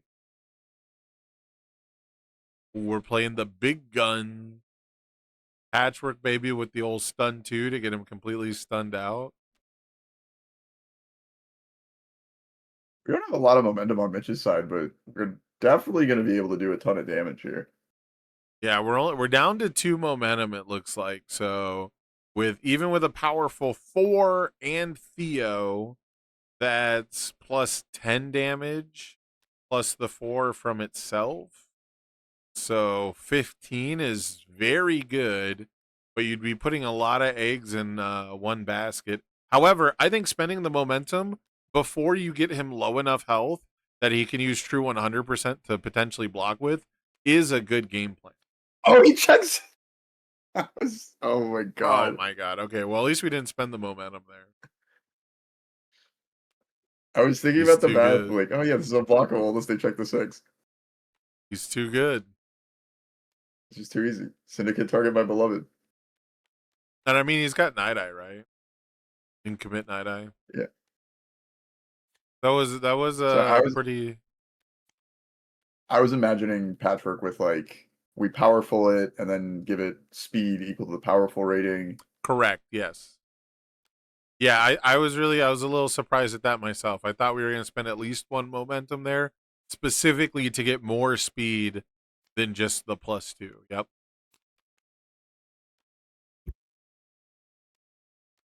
I do like how we are just like firing off these imprisons so fast and immediately just touching our opponent's stage and being like, I don't want to deal with these. Thoughts? Yeah, just get him out of here. Get them out of here. All right, speaking of getting him out of here, here's Deception Dagger. Gonna get one of them out of here from the discard pile.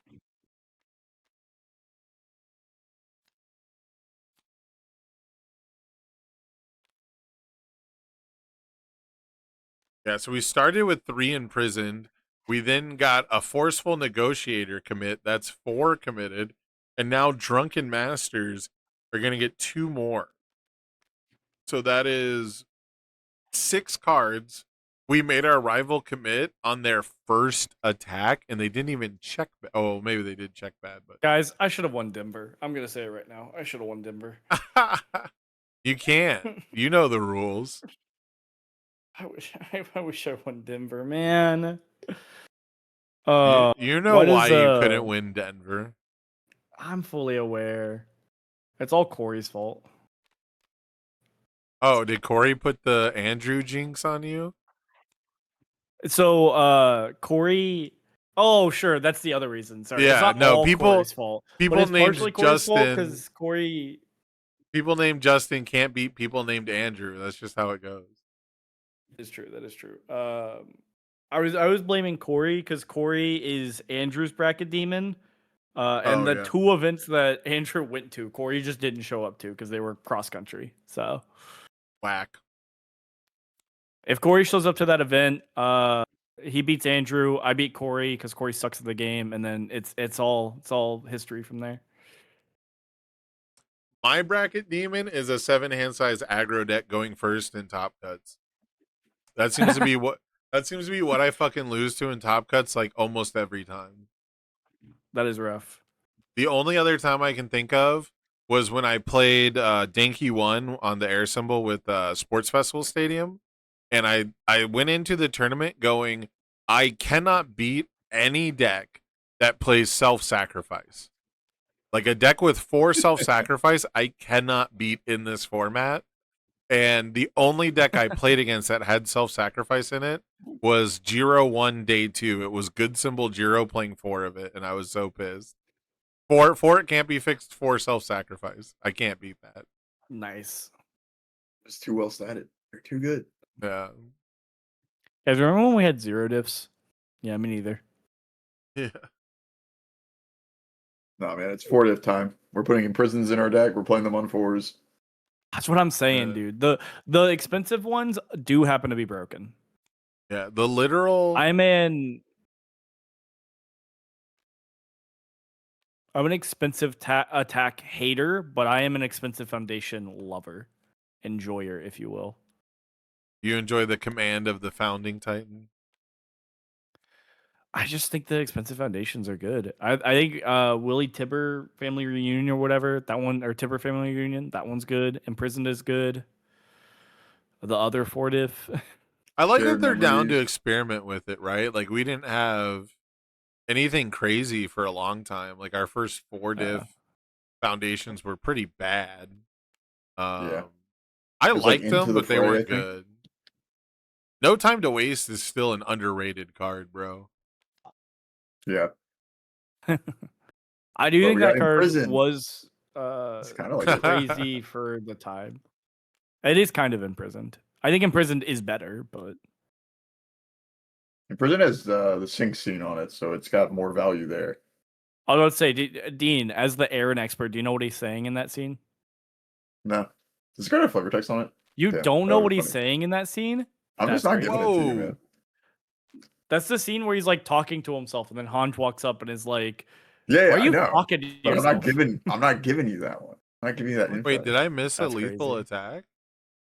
Yeah, it was as we were talking about the sync, a walk the dog was played Oh, it was with Walk enough the Dog, speed okay. and like Yeah, 5 and we had. momentum. I see thought the it was Walk the only Dogs in hand. Yeah, okay. 6, I think he 9, showed him the hand. 12. Because I was looking at the He might support have from the female 15, Titan. I was like, that's 16, not what 17. did it. We might have had 5 momentum, I think. Yeah. We had a lot. Yeah, I see the double. Oh no, Walk we the just make Dog it now. powerful 4 actually, and then That even if we had too. 3 momentum, it gets there because 12, 14 plus 6 Theo, is don't forget Theo. 20. I was counting Theo. Yeah. We had 4 momentum, I'm sure. Okay, yeah. No, I mean I see the hand now. I just wanted to make sure. So congratulations. So Eli's moving on. Mill deck defeated. Yes, Theo's upside I go down. stronger with every mill loss. What seals a backup? Night Eye, duh. He blocked the support. Night Eye from seals a Seaside. card in the stage. That's cool. Okay, Night Eye sealing a backup is actually secret text. That is like a good Yeah. example of hidden text. That's kind of sick, actually. Yeah, I'm Night Eye's a- response is awesome. I'm a Night Eye believer, man, to the end of days. It's best Like, of and one. he stops echo attacks too. Like, he's nice. We're still doing best of one because unfortunately I didn't want to be here all fucking day, guys. I love hanging out with I you would've and playing some loved- universes. Best But- of 3 mill decks. I can't get enough of it. I am enthralled by enhanced remove card from your deck or graveyard. That's what I live for. You know what? I look forward to the MGLA uploads of best of 3. If you're showing webcam and not the table right now, I'm about to mess it up. I will be right back. I want to go see if the other table is where I think they are. So I'll be right back. Yeah. I'm imagining like a stupid video of sped up 3v3 that's like 3 hours of mill versus mill gameplay, and they're like 200 card decks. It's just like clown car music playing as it's sped up at like 10 times speed. That's the gameplay we need. I don't hate that idea. I've started Okay. I've instead of doing like jump cuts throughout big parts of the gameplay for like longer games, I've started to just fast forward them and like just show the I think that's gameplay pretty like good. sped up. So our update for the table 2 here is that they are both playing the exact same. I don't know about the exact same deck, but they are both playing the exact same character spread, and they are both on character 1 still. Get me in there. nice. Let's start talking about something it that is isn't related to Mill. Joker, Knot, and Midnight, and they are both still on character 1. They're both on Joker. Yes, they're both still on Joker. Okay, well, at least it the looks like health one of them totals- has 22 removed, and another one has 29 removed. I love that they're gonna cycle so much. They're not even using dice. They have the full counter for how many times they've cycled. Yeah. I kind of love this.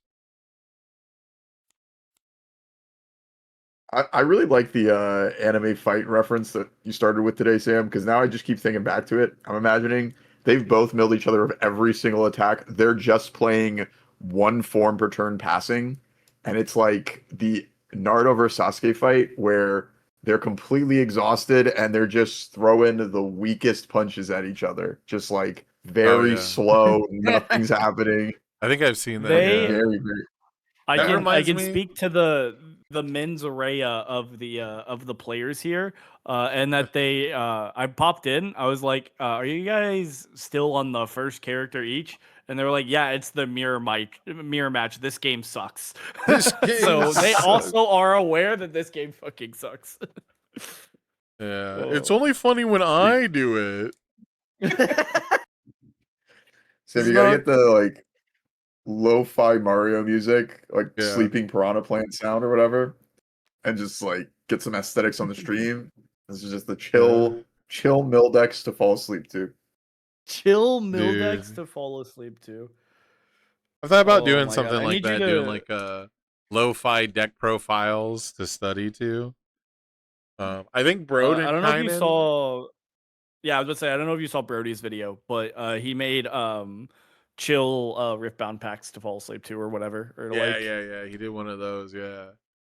So I don't know. I have to watch it to see exactly like how he did it. If it was like high concept, or if he just put on lo-fi music while pack opening. You know.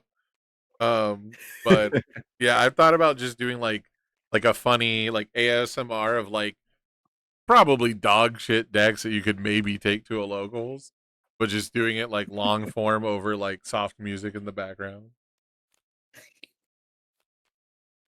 Pretty chill. Do you guys know if the Bill players and here Chill? are friends Oh, that like dude. I think they Well, mentioned that I wasn't positive about this because like I just popped in real quick, but I think they said something to the effect about testing into each other, but I didn't like get a clarification or anything like that. So they might be running the exact same deck and they might have like tested into each other. Oh. They deserve it. I mean they are running the same 3 characters. They do They deserve it. I feel no sympathy for the jonklers of the world. You think joining the fight is like pivotal? Like that's the card you want in your stage, and like the more joining the fights you have, the better for the mirror. The more what? The more joining the fights, the not 2 diff. Oh yeah. If you hit, you seal one Yeah. away forever. We got 2 on players on Dan's side, and then only 1 on Dude Guy's side. Yeah, it's gonna come down to whoever gets the thief bonus speed. It also does thief +1 speed if you dealt, right? Oh yes, yeah. Yeah, so whoever I wonder. the trick is actually to sack into Knot so you can get the thief enhance, so you can get the more reliable removal off the once per turn. There you go. That's the move. So obvious. Speaking So of, obvious. we now have a Knot the Brave who can activate these abilities. I I guess I think Joker might have been before they put Did Joker come out before they put traits on character cards, or they just put 0 traits on the Joker? No, They he came put- out after. Really. Yeah, they put 0 traits on him. Everyone was like, "Why is he not a villain?" He should just be a thief as well. He should be a villain thief. He steals from the banks and shit. You would think, huh? Yeah, it is. Yeah. You would think. 1, 2, 3, 4, 5.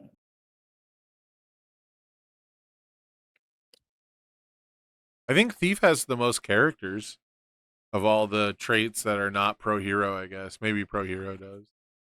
Were we on midnight for exactly the symbol spread? Did we need more than think just so. void? I think it had to be exactly these 3. Yeah, because you get sins I from wonder the what past for chaos death. attuned card we get. Devour your power. It's sweeping dagger, dude. And they banned that card. What the heck? It's right there. Look, That's it's on crazy. top of his graveyard.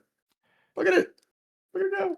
I can think of no other reason to play Midnight in a mill deck than you needed the exact 3 symbols. I just That didn't know the what Joker chaos has. card we were playing, but Maybe is the they chaos really card. like- It was Devour the Power. The Midnight Girl Power Altar. Maybe that's why. Maybe they're a big fan of that card. Both of You ever them? think of that? I could think they're both people of culture. I could believe that.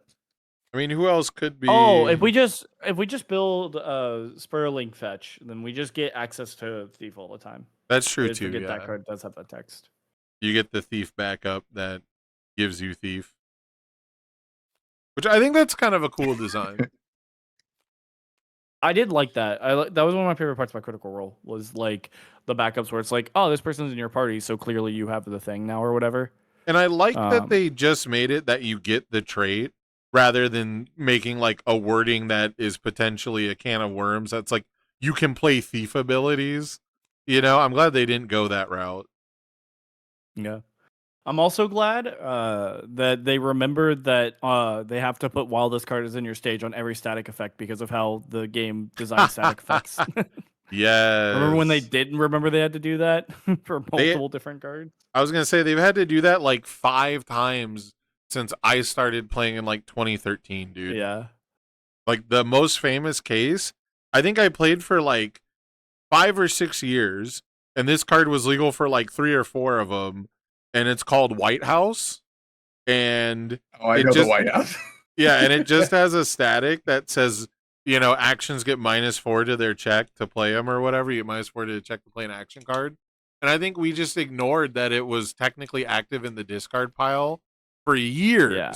until someone pointed it out, and then people started memeing about putting 4 White House in their deck just so they can get, you know, 4 in the discard pile, and now you can't play Revoke. You sure would not be able to play a Revoke at that point. Yeah. Yeah, you check the -7 on a 0.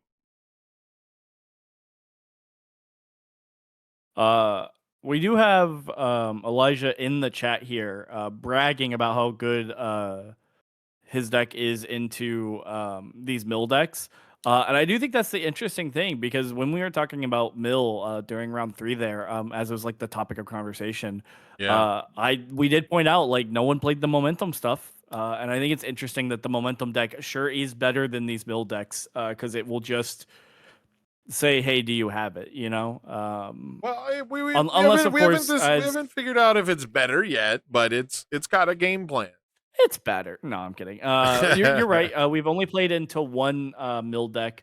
Yeah. I did personally think the other mill deck was the better of the mill decks, but we'll see if maybe it falls apart to these Joker decks instead. Yeah, I do. You know, just conceptually, I do want to believe that the Elder Toguro, you know, tutor and have some defensive style is the better mill deck, but we could be proven wrong because there could just be like that much more active mill. I've been waiting for like a crazy combo where we see the Joker get to like do multiple remove responses throughout like a single attack or something, and it just hasn't come up yet. So it'll be interesting I don't to know see if if we there's like can a anymore. more I don't know if there is like a proactive like mill strat yet or whatever, but Because you used to do that with play out your entire hand, fail combined fire powers. Yes. Yeah. But I don't know if we actually have any actions that are repeatably failable. Right. Yeah. No, I don't think so. I don't think we have access to that, but it'd be cool to see. And they, of course, they got rid of what, Immortal Shapeshifter, which had you make control checks off of other triggers. So lost Yeah. access to a potentially We- powerful mill We effect. would have had to hit 3s consistently for that one, but that is That's one true. we did lose. But sometimes you want to gain the life so you can live longer to mill more. that is fair. It was actually a good point. But you're right. I was, as soon as I said that, I was like, how many 3s does this deck play though? Which I think it plays more than the Elder Taguro list, right? It would have to have like invite hell. Like it's probably We're kind of playing okay with 4. just playing foundations. Like we don't have to play our attacks.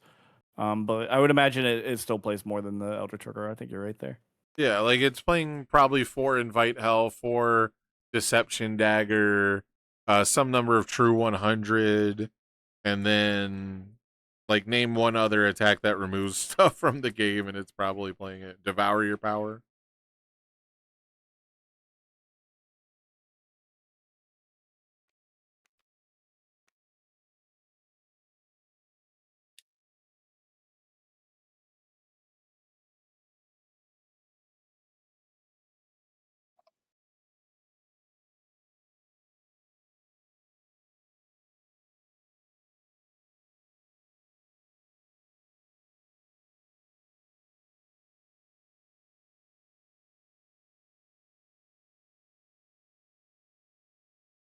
At the old Sins of the Past into Rejuve Smash combo.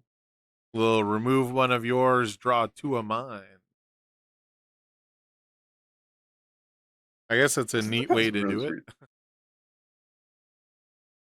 We're also banking on getting some of those nimble thief removals. Might see that happen. You're talking about how that's probably going to be the deciding factor, who can land more of those enhances.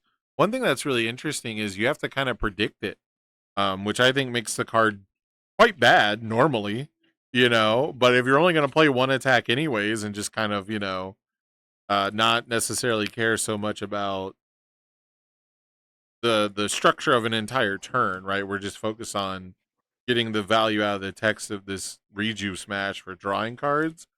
It's a pretty good punishment if your opponent wants to just take the damage.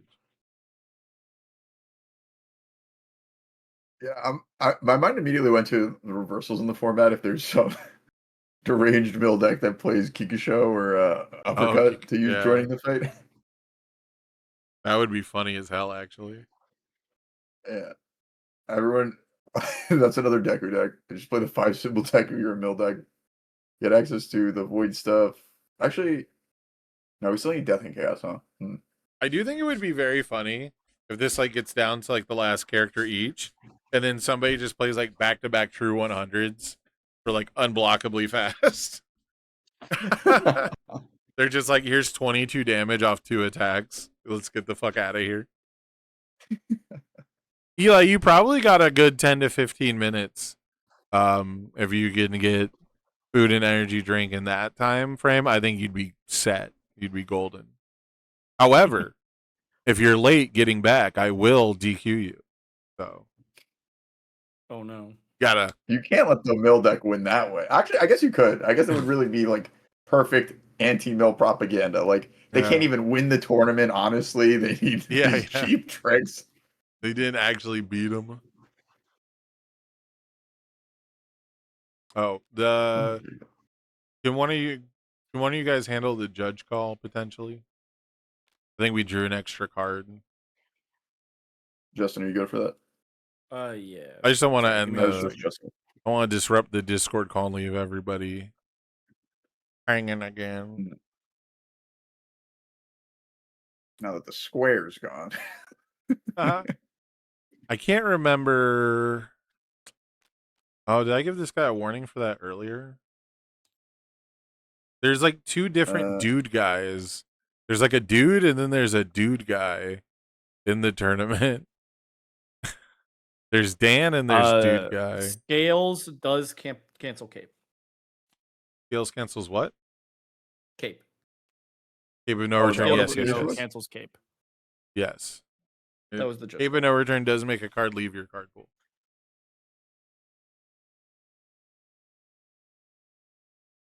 That is a thing it can do.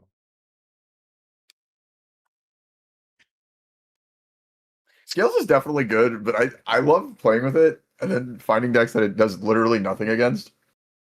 Yeah. That's my favorite type of powerful cancel. Like, I'm pretty sure I was playing against Tyner with this in my stage, and I guess he could Genkai's and I could Scales or like Airship, but for the most part, it felt like Scales wasn't doing anything. I think the only time I Wait. ever activated Scales was against someone playing Ryukyu trying to activate Vast Hybrid. And I felt really shitty. Oh, you mean Vast Strength? Or Vast So, like, Strength, yeah, 2-4? not Vast Hybrid, Vast Strength. I was just like, damn, dude, your deck doesn't like do shit anymore. Sorry, it's not gonna do anything.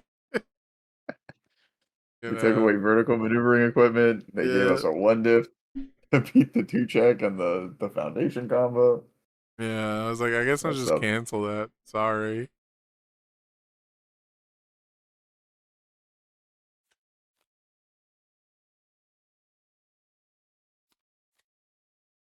I saw Nate message me on Discord. Do you think if I mention his name, he'll come back to the stream? I don't know. Is he Joe Look here in the Hendry? chat. Maybe. Are you Joe Hendry?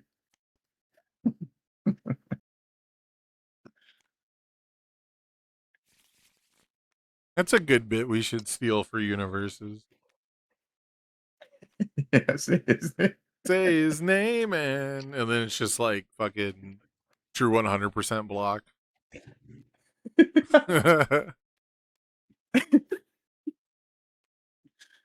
I'll start saying that when the 4-diff comes out too. Say his name. His mini Joe Hendry. Yeah. You probably could have done it for Equipment Heist. And then it's just like every character that plays Equipment Heist shows up. Oh, you're playing Jacob Johnson? Say his name.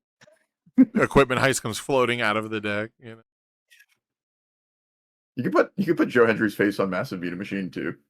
And just like each time it enters the stage. Play the Well, song. yeah, I have a different. I have something special for Massive Mutant Machine. Because it's not. Let me tell you something. It's not one Massive Mutant Machine.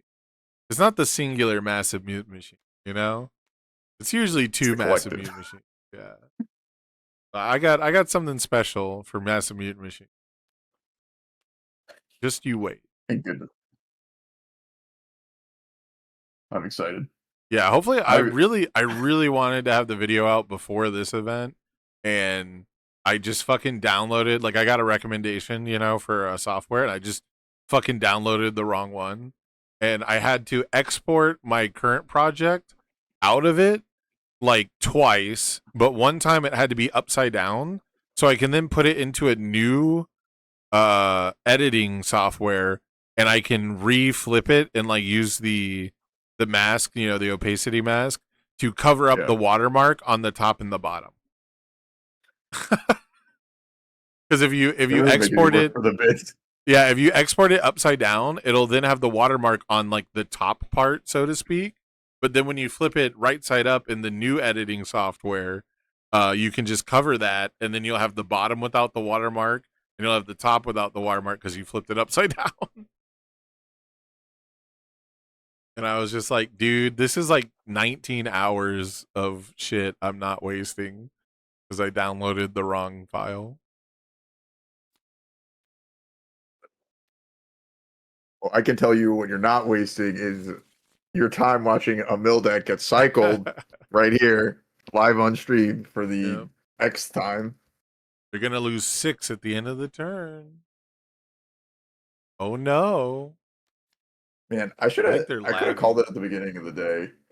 You could do a little drinking game about take a drink. It doesn't have to be alcohol. Take a drink every time someone cycles. Oh, yeah. It'd have to be water, or else it'd be wildly unhealthy no matter what. Yeah, because these mill decks are trying to kill you spiritually, emotionally, Mentally, yes, yeah. Not physically. harmoniously, They can't do that. chronologically. Just a bunch of sickos. Bunch of freaks. The freaks come out at night. They both cycled 3 times. They're both gonna lose 6 health at the end of this turn. Yeah, I'm Oh telling you, my it's the God. fight. It's the Valley of the End fight. They're out of their chakra. They're weak as hell, and they're just exchanging blows. Still standing. So theoretically, though, hear me out. Let's say I did make it like an untimed best of 3, right?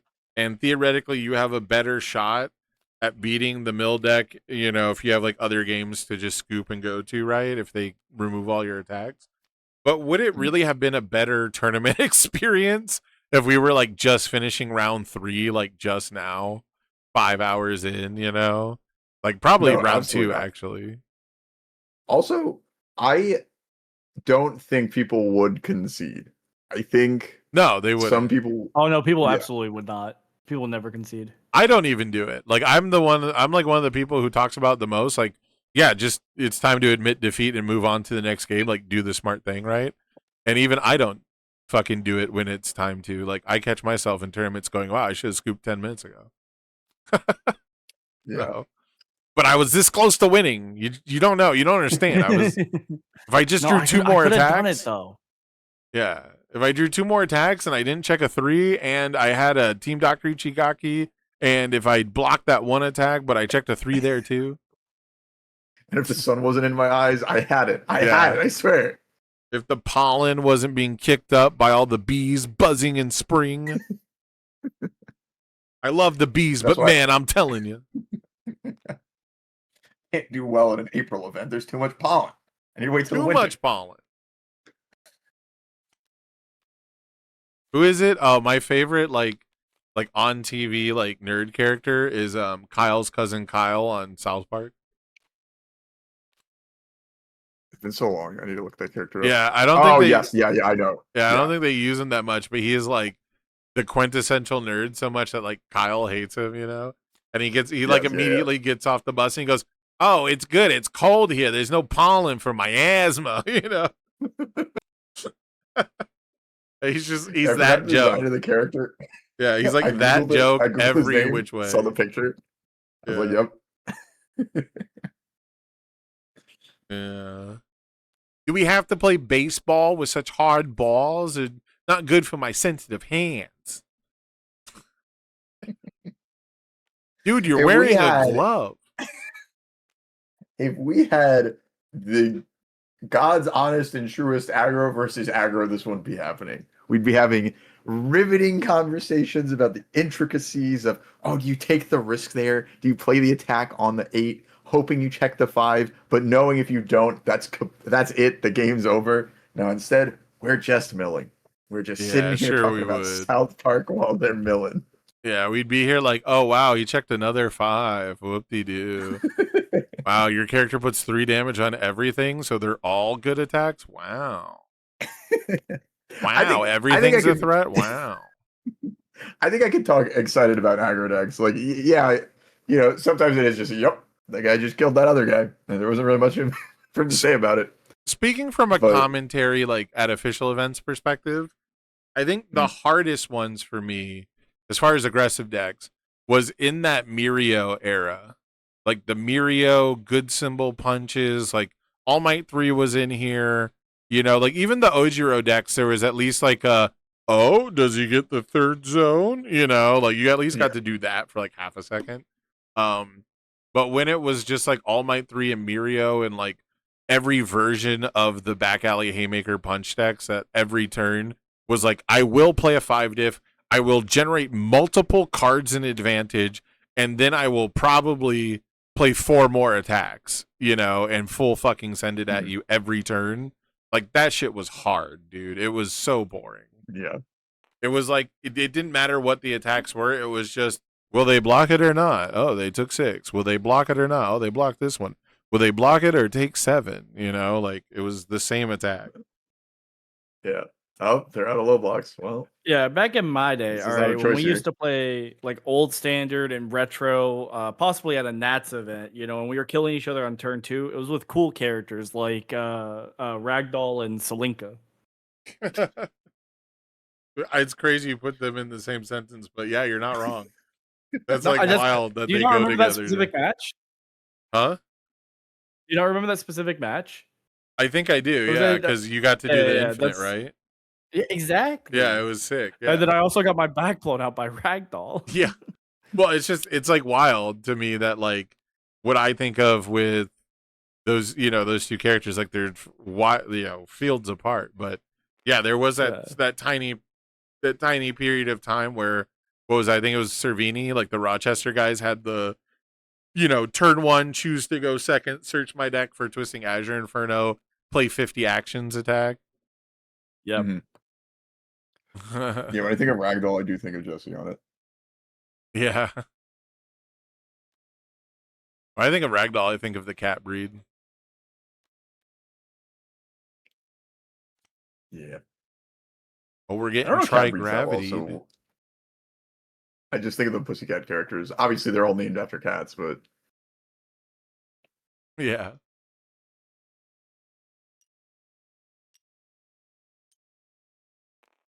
because the mill deck might just be counting to their opponent's life total. It might be happening. For real, for real. Hey, yo. I think both mill decks might be counting to their opponent's life total.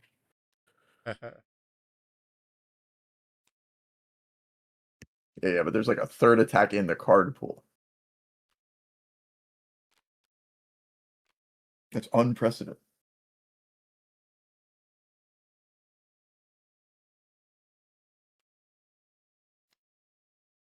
What do you guys think about a gentleman's agreement in the mill mirror to never remove a card from your opponent's deck? You just don't use those What do effects. you think about a gentleman's agreement to never play mill in this game again? Like, what do you guys think about a in the gentleman's world? agreement to not play attacks against each other? What If you do you wanna guys think troll- about gentleman's agreement to not deal damage to each other and only win via mill? I think you suck. Why not play it that way, huh? Why Okay, I not see what you're yuck saying, I see what your you're saying. why not yuck your yum instead of mine? Okay, I okay, think gentlemen's- I'm not yucking anyone's yum when I pop into the table after the other match already finished.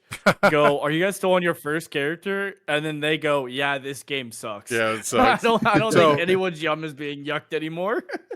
So I will say, I don't know what the name of it is, but there is like a game design theory, right?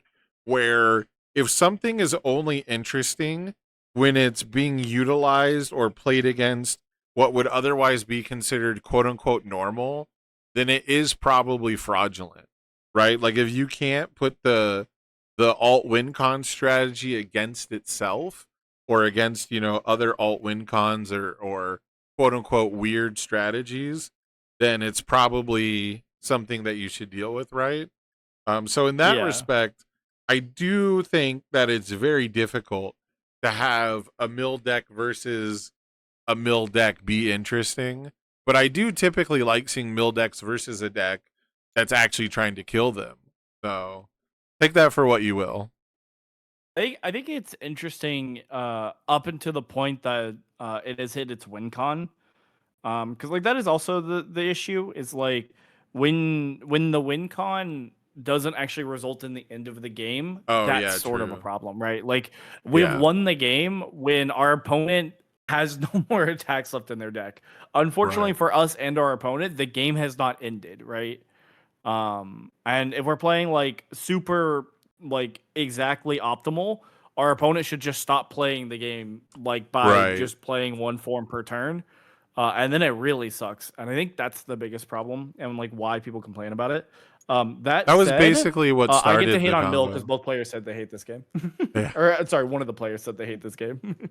Yeah, that basically is how we started the whole convo, right? Was someone was like, well, once you get to a point where you have no attacks and you're just passing, that sucks. And it's like, yeah, technically the mill deck did its job by that point, right? So Yeah, it's one of those things where I definitely prefer an actual combo win. I think a big part of it is like in our game in universes, you end up like milling faster just by playing the game.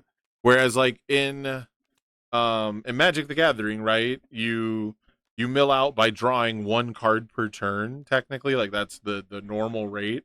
And if you play all the cards in your hand on your way to that point, you do not mill faster unless you're playing card draw, of course.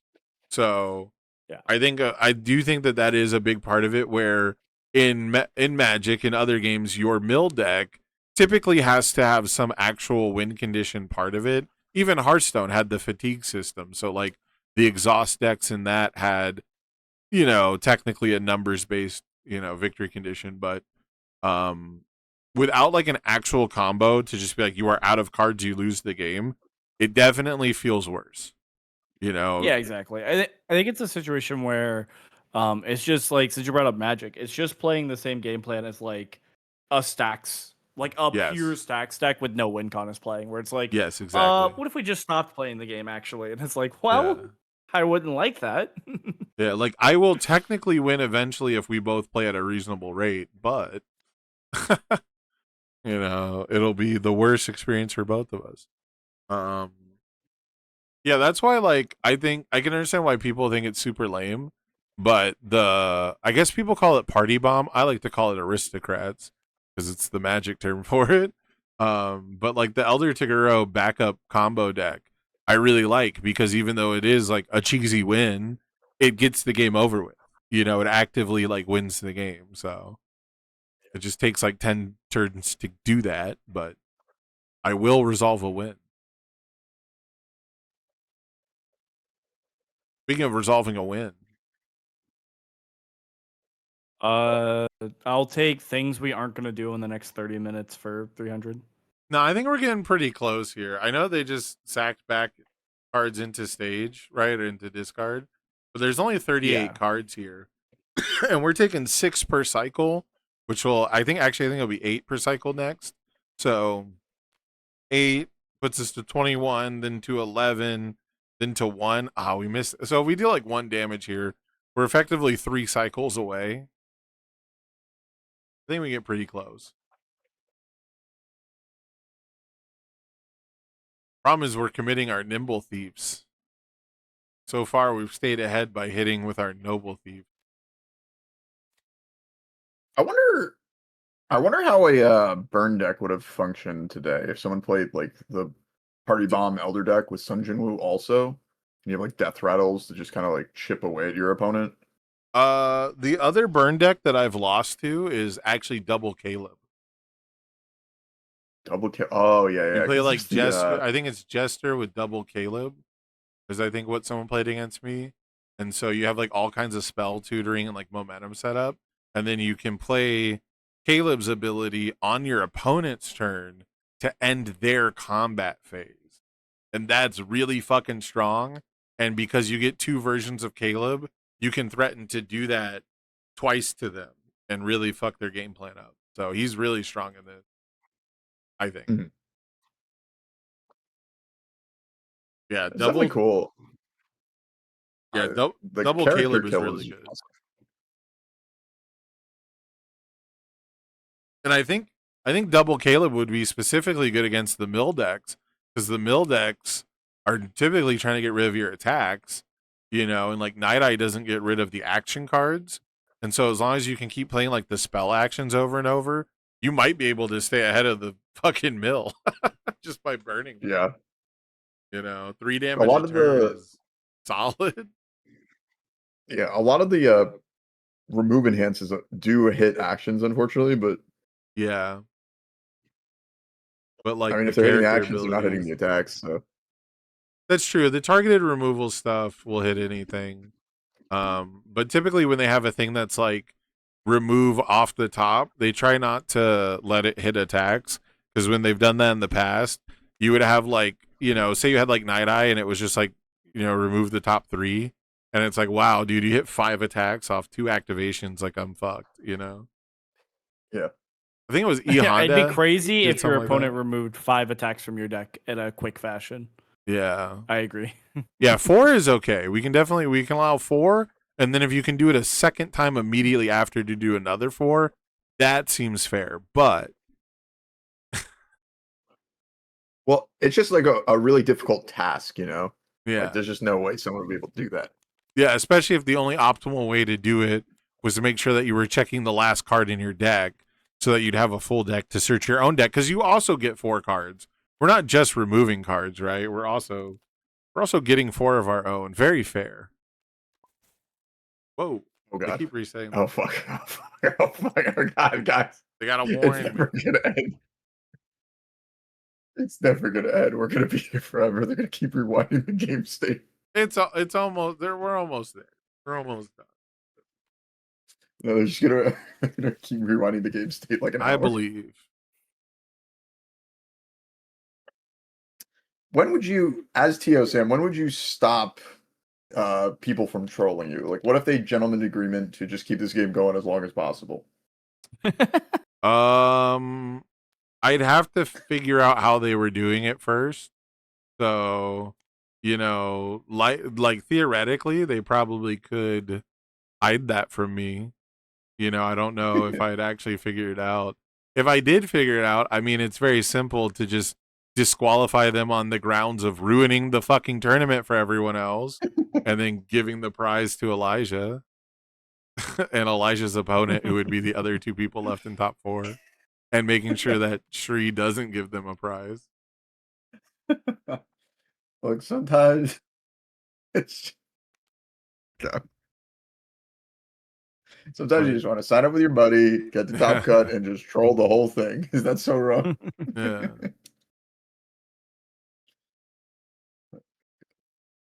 Yeah, I don't know how you'd have to like set up ways to put cards back in your deck. Yeah, Which could I be think the only way done. they could do it is like brazenly just like one Yeah. form, like over and over and over. Yeah, you'd have to be playing like Mystic Recovery loops or something. That'd be fun. That would be very funny. Which, you know, that was a card I was excited to play in this format, but now looking at how good Mill is, I'm like, maybe we shouldn't go for like the super pacifist.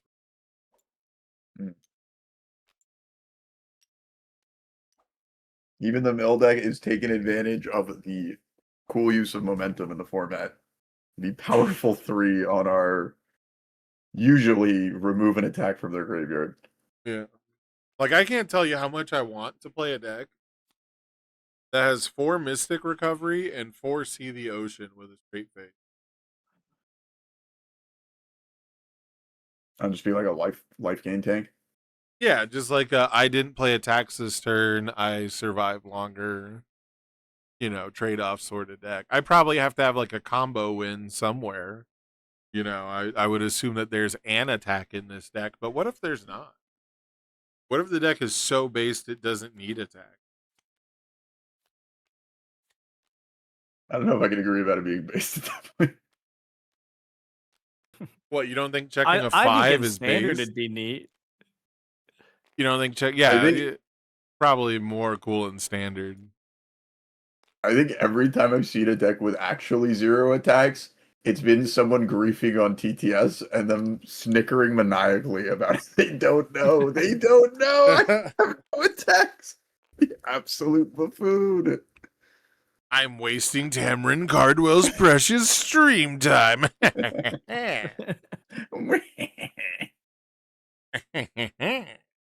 You'll never get a subscriber or a donation during my awful 0 attack Koji Koda deck. And it'll be none the wiser.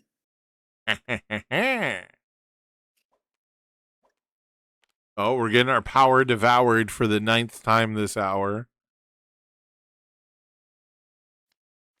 It is funny that it removes itself, so you have 2 instances of powerful 3 if you wanted to play around like moment of normalcy. Oh yeah, because we're that's not what in we're that game state. because that's what we're doing. We're doing damage today. Like that part of the card. Big fan of Devouring Power doing that. It's like cool What's- gameplay implications. I think the most frustrating part about this is how even it is. They're like 22 to 23 cards. You know, they're like one card off. But I guess Midnight's way lower on the health total than not, actually. Health total wise, it's not that close. But actual mill potential wise, it's like a dead heat. Yeah, the truest of mirror matches.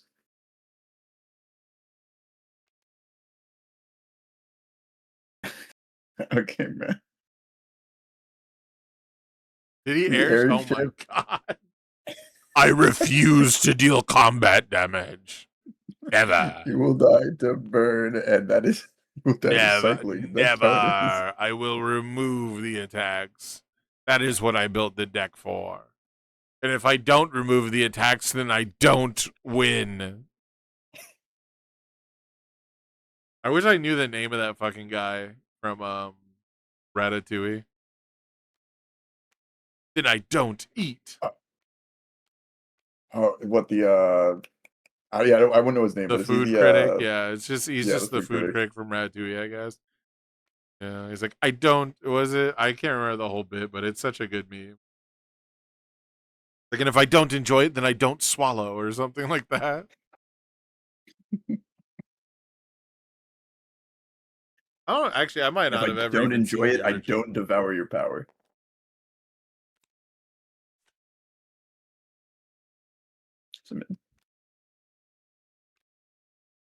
Oh, play every Devour Your Power right now. I will say, I'm kind of expecting to see more of this Devour Your Power as rotation happens, just because it's a 4 difficulty attack with powerful 3, so it's easy to win games with after we've traded a bit. Got some momentum in like a normal game of universes. And I'm assuming there'll be like relevant stun moves and also more tension moves in decks. It's like Patchwork Babies, Yeah. Walk the Dog, just like any tension move. The end of your string, it's like tapped out to block stuff. You play a 4 mid for 8 if you want, because it's still like a tension move. Nothing's too bad.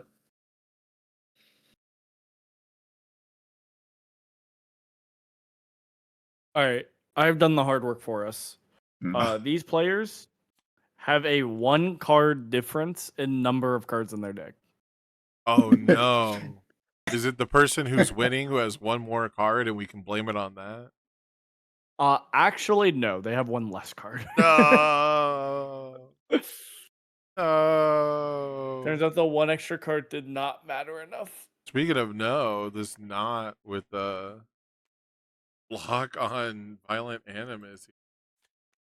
Keeping that 1 health alive. Which they might lose it here at the end of the turn. I don't know when they cycled last. I assume it wasn't that turn. Yeah, it doesn't look like it. But man, if we could have knocked off not before this next cycle damage happens, that could have been huge to trying to even things up, right? Their Midnight comes in and For immediately sure. loses 8 health. Now, see, this would be a great time to be Caleb. If you were Caleb Wiedegast and you just played 1 action during their turn and went, suck it, nerd. Combat phase ends, idiot. My turn. Time walked. Yeah, my turn, idiot. You know? Like, that would be a huge play. The Gargantuan play. Does have 3 counters. Fuck.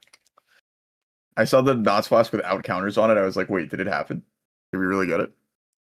Is his name not Wiedegast? Is it Widowgast?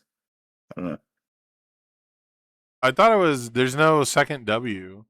I assumed it was like German or whatever. They're the same characters, Eli. It's a Midnight. They have the exact same character spread, the exact same deck, except 1 card. Yeah, so it's Joker. I don't know if they have not the exact same Midnight. deck. I just know that they have one player has 1 more card than the other. Yeah, well, you We're gonna know, lose 6 here, unfortunately. it's high school again. They both get put in the dumpster. They're both going in the trash can. Both nerds. They get lumped together because they wear the same shoes. I don't know.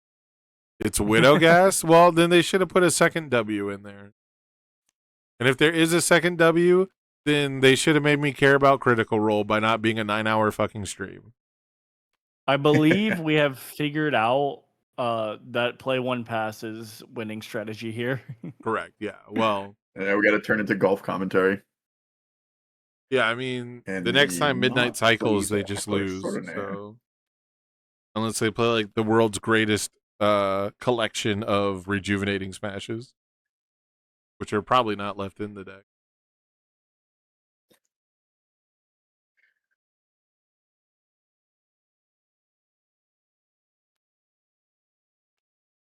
We do have to knock off into midnight here if we can.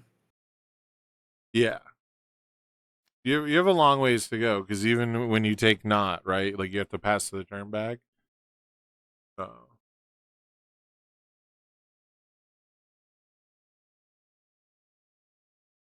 Ooh. Uh-oh. And the deadlock coming down. Plus 3 speed and a seal effect.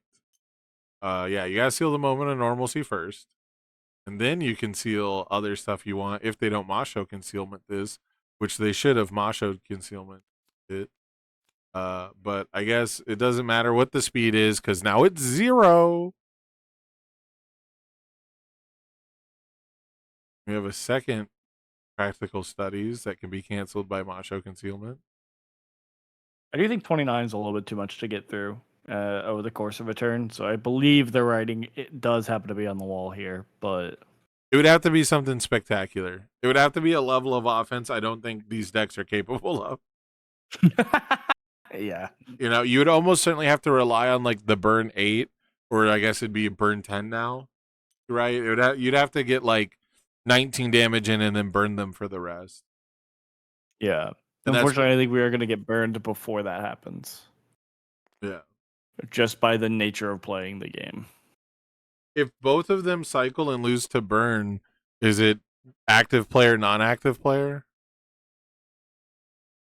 I think I called out the order that things happen in the 3v3 rules. Yeah. Can I just say they both lose? Can I say it's a just- double knockout?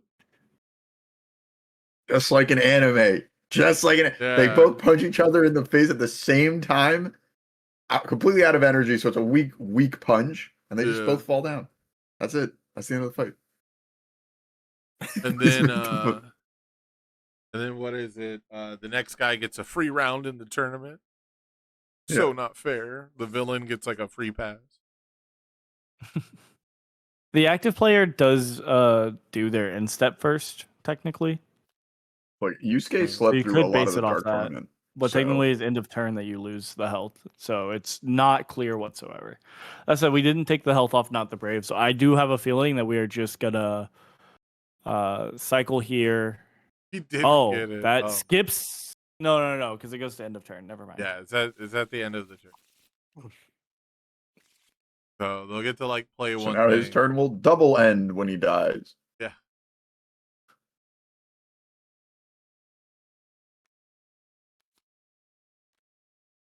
Gonna play Oh, one. dang it. Die. Everything. Yeah, you might want to play more than like So a couple. Might I'm want to play gonna a couple. pop in and let them know that it builds and then they die, because I don't think they realize that. Because Yeah, it 'cause- happens at end of turn. Yeah. So I will be right back. That is a good call out because that is one of the weirder parts of the rules. Yeah. Is that technically the character is defeated at the end of the turn. And that's after you build.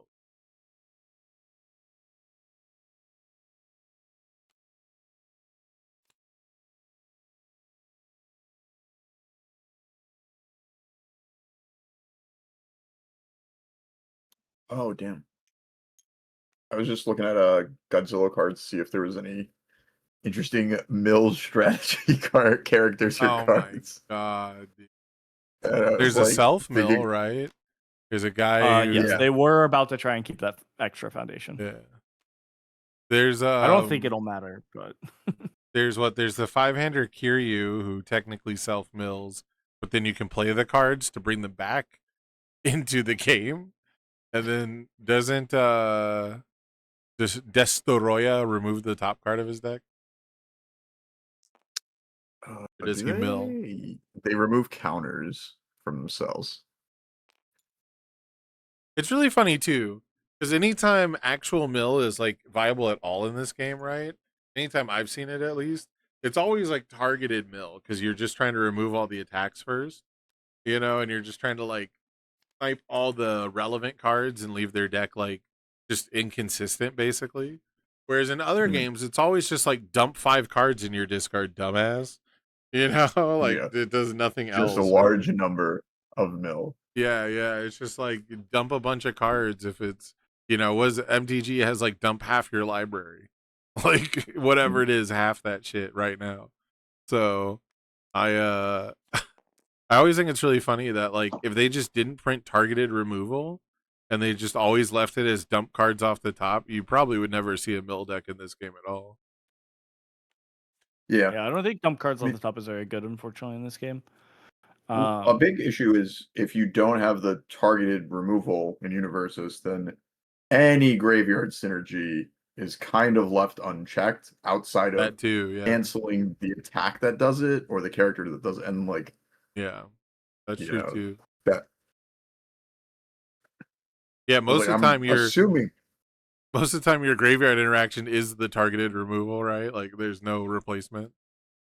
yeah, like How I'm dare you assuming try to touch my graveyard? I assuming put cards those like- cards there. I want to use them later. God, the 1/4. 14 cards to 23. Technically, this midnight will cycle before this midnight, but they've got enough health. And Make it Midnight work. goes with pawn to E3, very standard move. Yes, impressive. I don't know why we didn't play Sense of the Past there. They're unique, I guess. I don't Yeah, know but either. sure, we get rid of it. It's an action. Yeah, you don't now. want to draw the 2 cards anyways. Exactly. Actually, putting the card directly in your discard pile might be strictly better than building one. The Now that you intricacies of mention it. playing a mill optimally. Okay, so if we they both just deserve keep this is the best part. build wanting, Yeah. if we Where's just both Corey? keep build wanting, Hey, Corey, make This- sure he's watching this. the midnight at 29 is just gonna win. Like this is not a winning strategy, guys. No, but he doesn't have like an attack, and if he plays his whole hand, he'll cycle first and lose. This midnight will literally lose as soon as these 6 cards are gone. Yeah, at the end I'm of that aware turn. of that. Yeah, But that's okay. happening no matter what. Build one passing is. He might Fire draw Fury. into the super special secret awesome true 100% that mills you a bunch of cards also, and then I resolve your And then burn puts all of our first. remove from game pile back into our Yeah, deck. yeah. They might draw the fucking fortified walls or whatever the attack is that shuffles 3 back. So yeah, this is a perfect example of like, yeah, it sucks for the player who's gonna lose here, but they could theoretically just recognize that and, you know, have conceded by now. Yeah, but we've come so far that I want to Right. see it. I want to see them die. You want you want to see this. You want Like if they genuinely have no attacks left in their deck. Sorry, 2 more turns. If they genuinely have no attacks left in their deck, I'll be so pissed. I want a glass of wine as I watch this riveting, high intellectual gameplay. I hate For- it here. Yeah. High intellectual? I hate it here. They don't have any attacks left in their deck. You can't spoil it, man. Come on. I know. I just looked on. And we had stream. to rewind. Oh, Why yeah. do we have to Most of these rewind? players, I Just- could not do oh, 'cause he this, has it but as also I actual think we could have picked this up like 5 turns ago. I will devour your power to change the tide. Not even. Thank you for just hitting him and at the very least making him mill a block or something. Like holy shit. Would I be overstepping my bounds if I just went, okay, you can't win? Because he might have something, right? He might have something. He's got nothing. He's got nothing. We're so close to someone dying. Like They might be in his hand. He might already have. So the this attack. isn't even gonna. If we block this, I swear to God, why have we been build one passing if we block this? If you block, not only do you check one, but that's one less card you have. That's one more you have to draw. So this Devour Your Power is progressing the game state rapidly compared to build one pass. But As long as we don't, we should just not splash this though. I'm pretty sure. Yeah, we should just be passing enhances.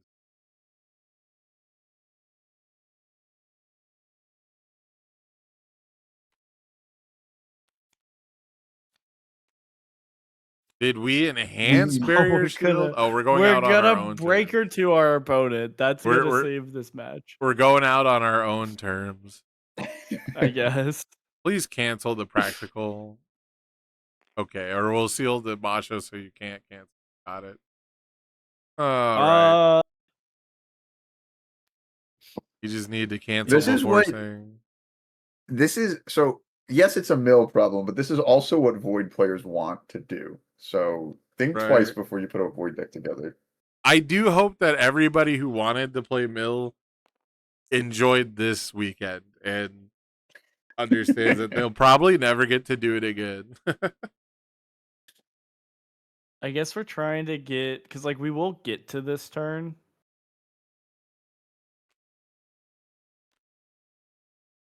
Hard Rock Witch, okay. I was really Yes, hoping that we cancel the powerful, and then we make don't- it 5 damage again. Oh my goodness. Partial block. Now draw 3 and lose to cycling. Well, we do lose at the end of our turn. Okay, never mind. oh my god, 2 attacks. Whoa. Pinch me, I'm dreaming. Right, GG's. Your mom lets you have That was 2 hard fought. attacks? Your mom lets you have 2 attacks.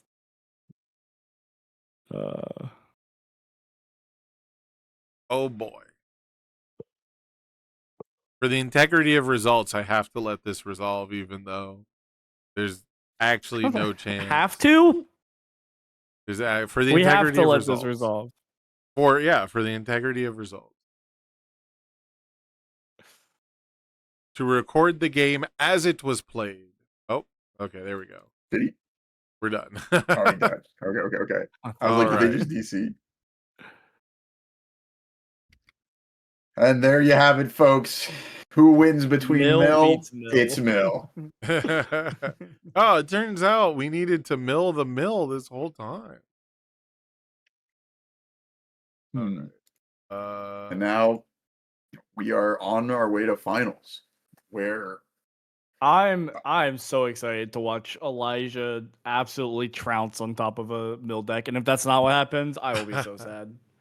uh-oh. I'm not even hiding my bias. I want Mill to lose so bad, man. That might be what happens.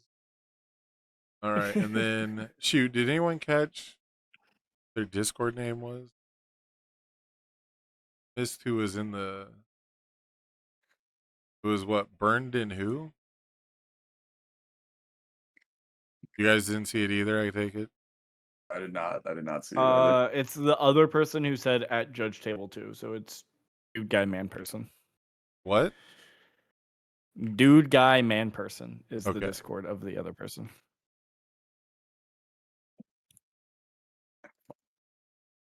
Oh, it looks like burned is the one going in there. Yeah. All right. Let me hop in here. Hey, go ahead, get the table set up. Congratulations on being finalists. As of right now, each of you are gonna win 1 Guilty Gear Blitz box each, and the winner of this final game, this final match, will get a Zeke Beast Titan Chrome. Yay. Hell yeah. I like that. So go ahead, I get got set it. up. Table up. But please do You got not table start. up? Please do not start the game. Do not like draw opening hands until I tell you to, because the table might be like glitched out, and I want to make sure that the table is set up properly for the final round. Okay. Alright. Thank you. Okie dokie. So I'm gonna have them get all set up. I want to make sure that the table is nice and proper and not glitchy, not a mess. Before we jump into it here. Nice and warm. Got our campfire nearby, or our what's the word? While they're setting up, I will be right back. Yeah, I guess this is a good time to get snacks, get drinks, pop some popcorn. I imagine we'll be here for a schminute in the finals, even if the mill deck doesn't win.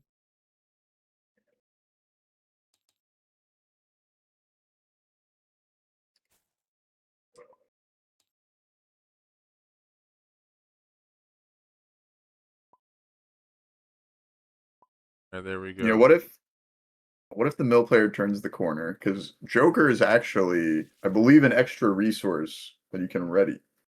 I think you can do that. I don't know, man. Maybe. Let me go grab a drink. Let me pop a bag of popcorn. I'll be right back. All right, chat. It's just us.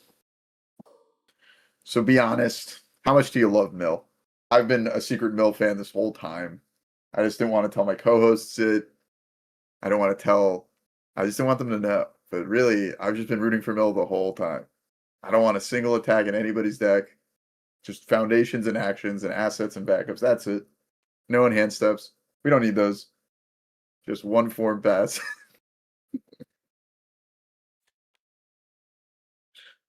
And now that we're finally in finals, we're going to see some more Mill in. How can it get better than this?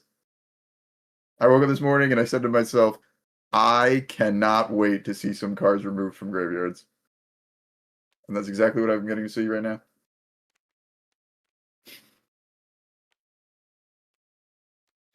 No, Brody, you're misunderstanding. I don't want my character to mill me.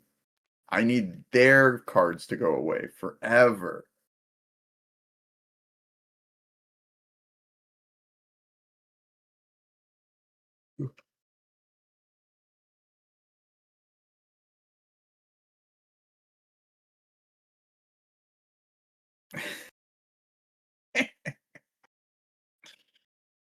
When you remove a card from the graveyard, you're sending a message that you do not want that card to ever appear on planet Earth ever again.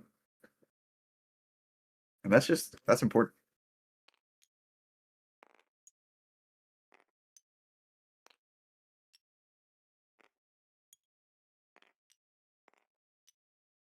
And if instead of Reiner 2, what if we played Reiner 3? He's on the table because he's in finals right over there. Oh, I guess you guys can't see him. All right, well, Reiner is a part of DeQuavius Bingleton's lineup.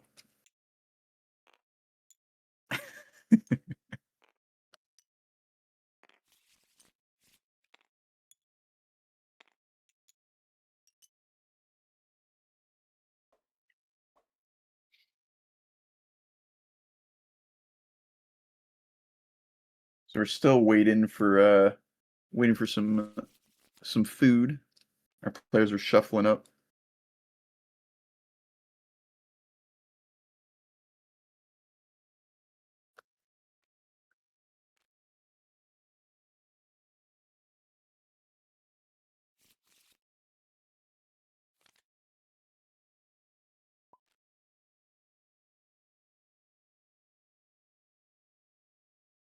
Yeah, I'm not sure exactly like I'm sure the players can do mulligans and get things set up, but gotta wait a little bit before our gang's all here. How do I move my chat?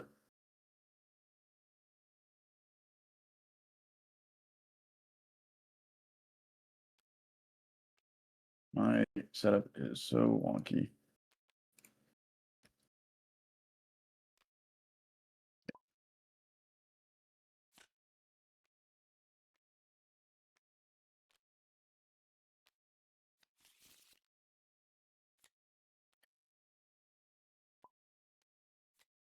But yeah, as we're waiting We're getting our food, getting set up, getting comfy, nice and cozy.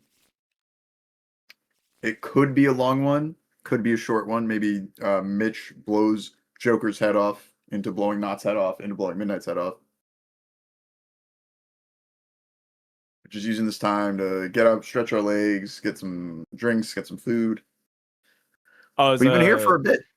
Sorry, is Sam not back either? No, he got up after you to get something to drink. But right now, So you've we're just been chilling. babysitting stream all on your own? Yeah, Oh, and we're- I didn't say anything particularly interesting while you were gone. But I'm really excited to see this Mitch deck do well because I hate the mill decks. Did you actually say nothing interesting, or Would I are lie to you you? doing a bit? Are you doing a bit? I don't know what you're talking about. I'm telling you what happened and you're just not believing me. Chat, what did Dean say? About me specifically. So first of all, you don't trust me, which is crazy. I've known Correct. this guy for years at this point. I'd call him a friend, and he just doesn't trust a word I'm saying. And two, he thinks that I would badmouth him while he's gone. There's so much Dean, wrong. I think you Worse- would badmouth me. That's the end of the sentence. That Worse is the than end the of the mill fucking decks. sentence. Worse than the mill decks, Justin. I can't believe you. Unbelievable. Unbelievable what you're doing to me.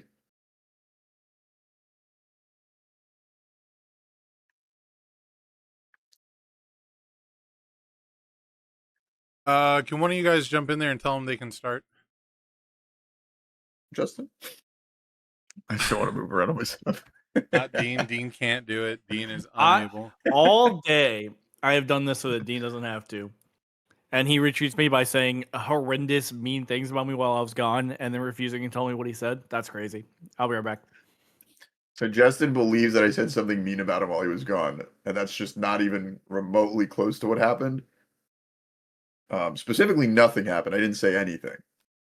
So any messages in chat about me saying something are just AI generated and lies. AI generated? Oh. More true than you think. You saved the VOD, right, Sam? I upload it to YouTube is what I do. Oh, Interesting. nice. I got a YouTube video to watch, today or tomorrow. Where are we at in the stream right now? How long have we been streaming? Does anyone got that timestamp for 6 me? hours Anyone in exactly. chat? 6 hours? Yeah. Mm. 6 hours and like 18 seconds when you asked, technically. Look, all I know is Mitch is off to the races. He's got a good build. He's got Oh, here 2 we momentum. go. I don't like that part. Checking the 3 there. Not a fan of that. Do you It's have fine. 2 We're gonna get momentum or 1? plus He has 1 1. or plus right? 2 plus 2. I just think there's 2. I'm No, hovering he has 2. 2. He has 2. He has Yeah, 2. I'm tripping. I can't interact because I chose gray, which is stupid. Just pick a color. change your but- color. Oh my god. Okay, all right. I like it. Set the tone. Dean, sometimes these are the plays you have to make. We just Genkai's all 3 of our foundations away. Expertly. There's That is- no way. We That removed is 1 the mo- attack from the game. Goal number 1 accomplished. Oh, here comes number 2. Oh my god. Those just tuning in. First attack of the game on turn 2. Check the 3. We tapped all our foundations. What is it meant by? A Genkai's guidance to clear our entire stage. This is Joker's second turn building because we got rid of all the other ones.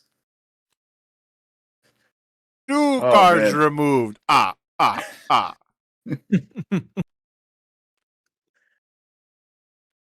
Dude, this is. Yep. I mean, you said Mitch was off to the races. It looks like the Joker is coming out at Mach 5, okay? Well, Mach 4 because they failed their 5th card, but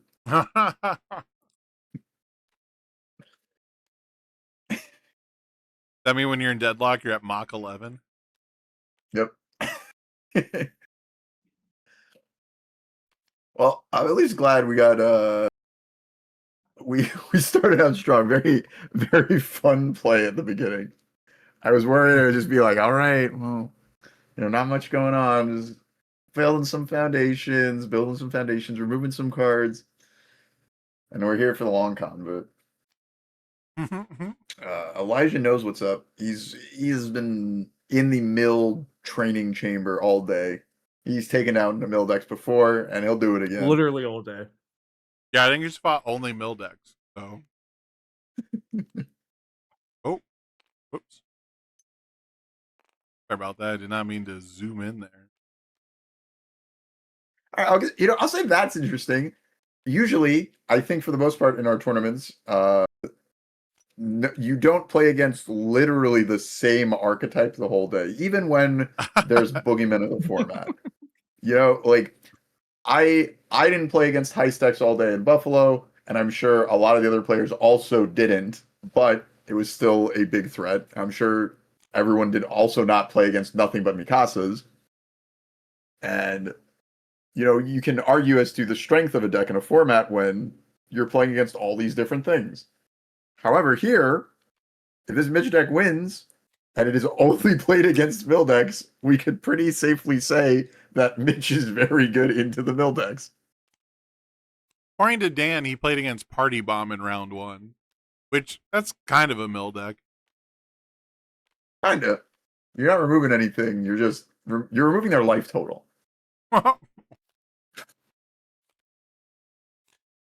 Oh, also 3 attacks removed.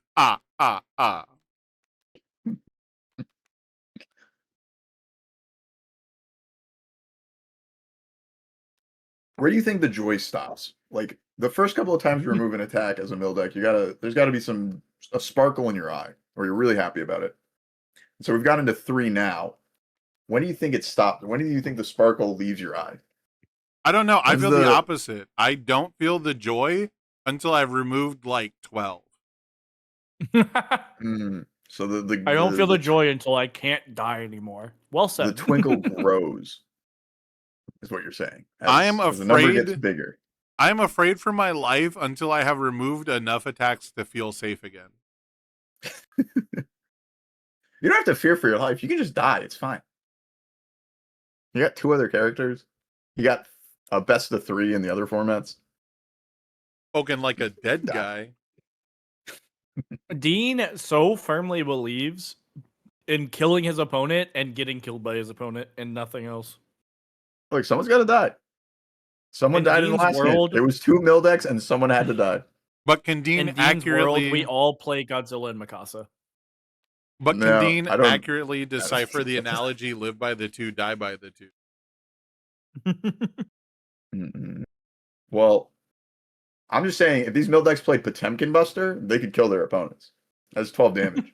They got a Roman Cancel token to stay alive. They get momentum from the Potemkin Buster being a throw.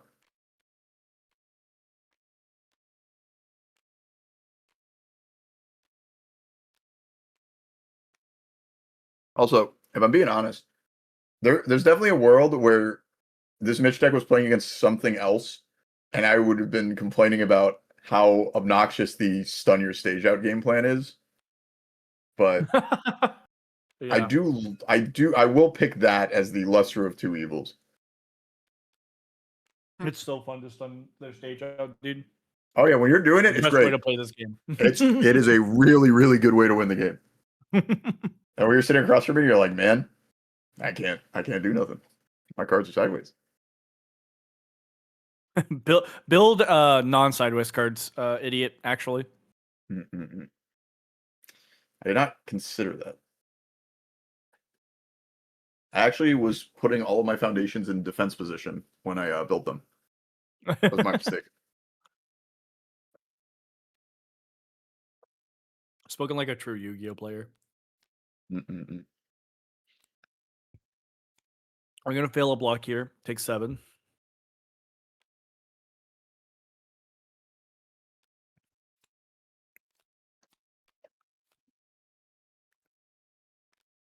Here we got Theo and Airship.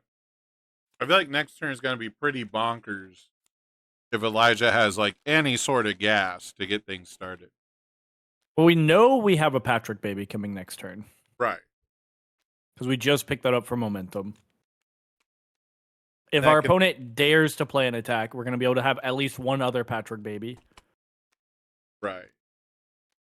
If we get the opportunity to get some of these attacks back, that could be a huge mistake.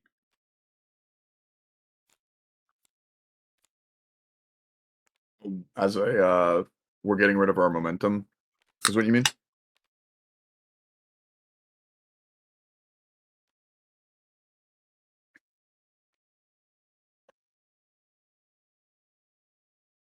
Sam, did you mean that getting the attacks back means we lose momentum to use to our powerful abilities and stuff, or Sorry, say that again?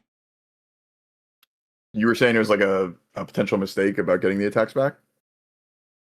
Oh, it would be no? a mistake to allow Mitchell by attacking. So we're attacking here, but this attack will probably get flashed and remove one of these backups.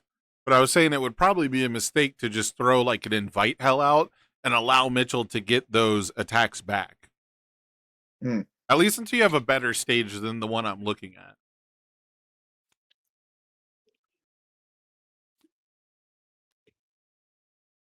Yeah, definitely avoiding Mitch, trying your best to avoid Mitch's gameplay loop of getting back his good cards, usually on his attacking turns, is probably the most meaningful in this matchup.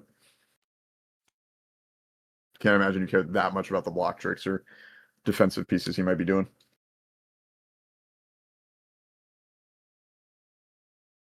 Yeah, I'm a little sad that Mitchell was like one of the few decks where I felt like I could play the 4-check Genkais from My Hero, where you have to, I think it's called Battle for the Future, where you have to discard 2 momentum. Oh yeah, that's the one. Yeah. He was like one of the only characters I felt like could reasonably play that card. And I realized that that's going to be like, I hate when other people do this, so I'm going to try really hard not to. But I hate when something rotates and people are like, oh man, we should have done this more, you know?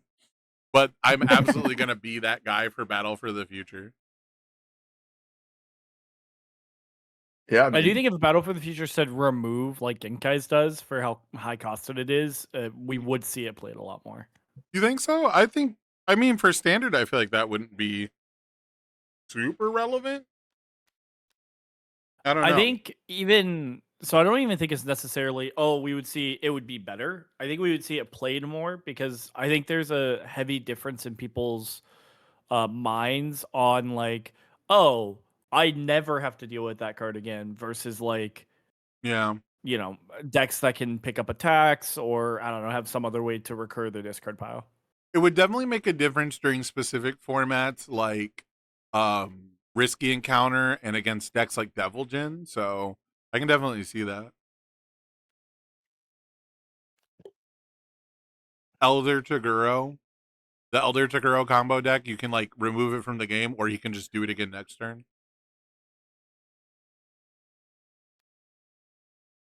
Yeah, exactly.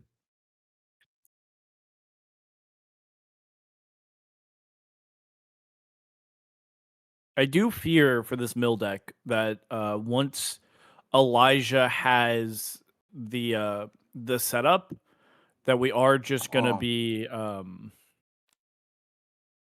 sending it every single turn, and we'll be in and out of here in the span of 3 turns. That said, as I say that, we have 3 Patchwork Babies removed, which is not looking good for us. 4 attacks. It's a few more than 4 now, actually. It is 7 attacks. 7? Holy shit, I'm terrible at counting. It does look like we're gonna put the Patchwork Babies. I didn't count half of those. I think we're stashing the Patchwork Babies because we're just actually terrified that it like gets ripped out of our hand. Yeah, and it we're trying to find waxes. some other way to kill this turn. So there was an interesting decision from Joker where they chose to play Armorclad Faith at the end of their string, at the end of their forms, and it is most certainly going to get stunned. However, because it is a response, in this situation, we could have been able to use it on the Walk the Dog And if, for whatever reason, Mitch did not have more powerful moves, stuff like that could matter. Where our response cancel or response negate powerful on a move could mean the difference of buying a turn against an attack.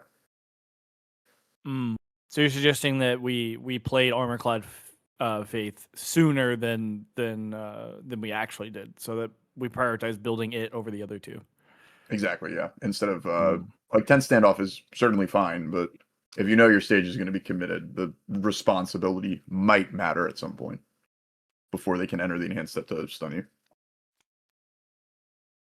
I think that's really like a journeyman player problem. I feel like I was really bad about that. Like after playing the game for like 3 or 4 years, and it took me like 3 or 4 years to get better about it. Where it's like, oh well, I really need to prioritize even my 1s and 0s after turn 1. You know, after turn 1, I usually just turn my brain off and you just play higher to lower difficulty. But it took me years to like course correct. Yeah, there's definitely situations where you want to you do want to go ahead and play some impactful 1 or 0. I think the other similar one that is tough for players to realize is a decision point that matters is like sitting there and playing less optimal foundations so that you have better block mods. Yeah, or even block zones. I fall for that all the time. I'm Yeah, always like, that well, one my too. stage sucks if I don't play these. But sometimes I need to hold a +3 high block. Sometimes release, no matter how good it is as a 0 diff that can always be built into your Yes. stage and say you infin a block. Sometimes it is better not to do that. Right. And we have put a Joker into my hand. That's why I was so confused. Guys, I now have Joker and Roman Cancel. Hell yeah, 1 character down, baby. And 1 bag of Ladies and popcorn gentlemen, down. I have stolen the Joker from Justin's hand. Ladies and gentlemen, he has stolen it back from me. Keyword my ass. Wait, can we on stream see it zip across the table? We can. Yeah. All right, that wasn't too bad. We were only here for like what? 10 minutes? 15 minutes? Get Yeah. 1 character. One Yeah, character I do down think 15. Pretty I good do rate. think we opted to And Eli hasn't cycled yet. He's looking pretty good. Oh. We are 14 removed. I'm a little bit concerned about the specific attacks we have removed. Oh. Those are what I'm specifically fearful You have of. 14 being attacks? down Oh, to it's Patchwork 14 is total. rough. I thought you were talking about 14 attacks removed. I was like, holy shit, man. No, 14 total removed. And 7 are attacks? Yeah. Okay. But my concern here for Elijah's play is that we have Patchworks removed.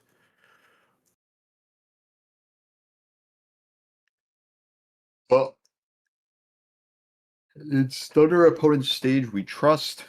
And walk the dog with 7 speed. Pretty good. I do think that's our win con. I think despite our clear bias, or at least my clear bias as a commentator for this match, we are possibly rooting, or at least I am possibly rooting for the better matchup, because like I do think Mitchell is particularly good into these remove your attack decks because of the fact that anything that does hit, he recurs, and then he gets to keep his momentum as well. So I think we're just seeing the fruits of that at this point. Well, as obvious as it's abundantly clear from how I've been speaking all day, I'm rooting for the mill deck because I think it's so icky and yucky that these Universes players want to play attack cards at me. How dare they? How dare they sleeve them up across from me? All right, I know you're playing me right now, but you're right. Absolutely. All right, and just like that, I am the lone champion of chat, the only one who wants chat to win and see the mill deck defeated. You know, for just the remember sake, this, chat. I will never betray you like these two fools. For the sake of my time, and so I can go cook some buffalo wings sooner, I do want the Mitchell deck to win. But because removing everyone's attacks is based, I kind of want the mill deck to win, but I do understand that like optics wise, if people want to play this format again in an organized fashion, the mill deck winning is not good. Yeah. Well, think about it this way. The mill deck, Anything could be Sorry, a mill go deck. ahead. See, the mill deck Devour Your not winning Power. and not. Sorry, go ahead. Sorry. No, it's just Devour Your Power is a Chaos Attune card with Powerful that Mitch can play. Make it Powerful 4. Start removing powerful cards from their graveyard. Use the enhances on it. I take it back. I'm not sorry I interrupted you. You just tried to ruin Mitchell Chimino. Fuck you, Dean. No, I was gonna say I think the mill deck not winning and thus being played in the next 3v3 event is also possibly not great for the timeline, though. None of the players that played the build deck today are like, yeah, man, I want to do that again. Right?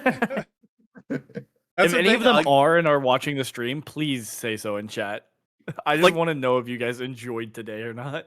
Yeah, like unironically, there might be a gentleman's agreement to actually not play mill decks again, in the truest sense that like they don't want to pair into each other. They might actually just be like, it's not worth it in case we play against each other. There's been a couple They are decks now like that. doubly a thief. There's been a couple decks like that in many card games, but even in universes, where there's like a really good deck, but I think it's like so miserable people don't want to play it. I think like, the what do you Tarian think? deck we were talking about earlier is an example of that, where I do think play unyielding every single turn was not a losing strategy. But like it sure as hell never wins the game and is a little bit boring. Yeah. I'm thinking of decks that like can win the game, right? Like they were good decks, but it was similar to like a Racerhead from set 1, where I don't know if this is even true, but the rhetoric was like, he's really good, but you have to play perfect. You know, I'm thinking of like that, where like when I played a Racerhead, I don't know if it was so much that he's like rewarding you for perfect play, but he was just really strong and had a high risk, high reward decision making, you know? Like he was definitely difficult, but I think people kind of overblew how perfect you had to be when you have repeatable -2 speed and summon a fucking breaker block, but we won't get into that. Yeah, there's definitely games where Eraserhead that was like piss free to win. You really don't have to work that hard to win it. But yeah, I mean, I definitely agree with that mindset of people not playing the harder decks in the room. Like, I currently think that even if Bertolt 2 is a good deck, I think he's actually kind of hard to do everything correctly because you have so much choice with the cards you're drawing and discarding and when you're doing that. Yeah. And like trying to optimally like give yourself the best odds to draw what you want. Yeah. Especially now that you don't even get DR for discarding 2 foundations. Yeah, I think going back to what we were talking about earlier, where dude, what exactly were we talking about? I just had it and I lost it. It was definitely a race. Oh, we were talking about on paper, right? Like on paper matchups versus in reality. And a lot of people like their Eraserhead versus Ojiro matchup in that format. But either the Eraserhead decks weren't beating other decks, which is weird because Eraser was pretty much always considered top tier, right? Despite the difficulty, that was always the caveat. And yet when Ojiro was like the biggest threat in the world, people played one shot All Might instead of Eraserhead. So, you know, it's one of those things like on paper, I get why Eraserhead like quote unquote beats Ojiro and why people would have really easy times playing those matchups. But my experience playing Ojiro into those decks was stun 3ing them and just rolling them over. Yeah. As the Earth Ojiro or as the all Ojiro? I played Earth and Water. I think the Earth one you had. I think the Earth one was easier for the Eraserhead deck to play into, in my experience specifically. But in that era, I also specifically played like all Eraserhead, in a list that was like not too dissimilar from Right. Andrew's, of all people. Yeah. Which is so funny that in Ojiro meta he had an Eraserhead deck that he played instead for his LC. That was the funniest shit. I liked all symbol Eraserhead at a lot of different times. I liked the fact that the all symbol had like a couple of decent stun moves that I didn't hate. Like I really valued having was it create capture net in Eraserhead? That was something I really liked. But I don't remember ever playing Eraserhead versus Ojiro, like as the Eraserhead. But I definitely remember being the Ojiro and just being like, man, if I pull Karate Chop out, like my win percentage goes way up. You know? Mm-hmm. I played a lot of Eraserhead into Ojiro. Ended up playing like as Eraserhead into Ojiro at an LC or whatever it was back then. You definitely, I'm feared for my life when I sit across that guy. Even with Eraserhead, I'm like, well, Yeah. on the early turns, they still could just do it. I know I got Breaker, but Well, it was definitely just like the Ojiro Eraserhead matchup was just the fact that you got to turn off their character when they go to pick up means that their early Right. turns you could just gotcha them and be like, your early turn didn't kill me actually. And then late turns, I don't know, hopefully you found the pieces that care about or that mattered into Ojiro.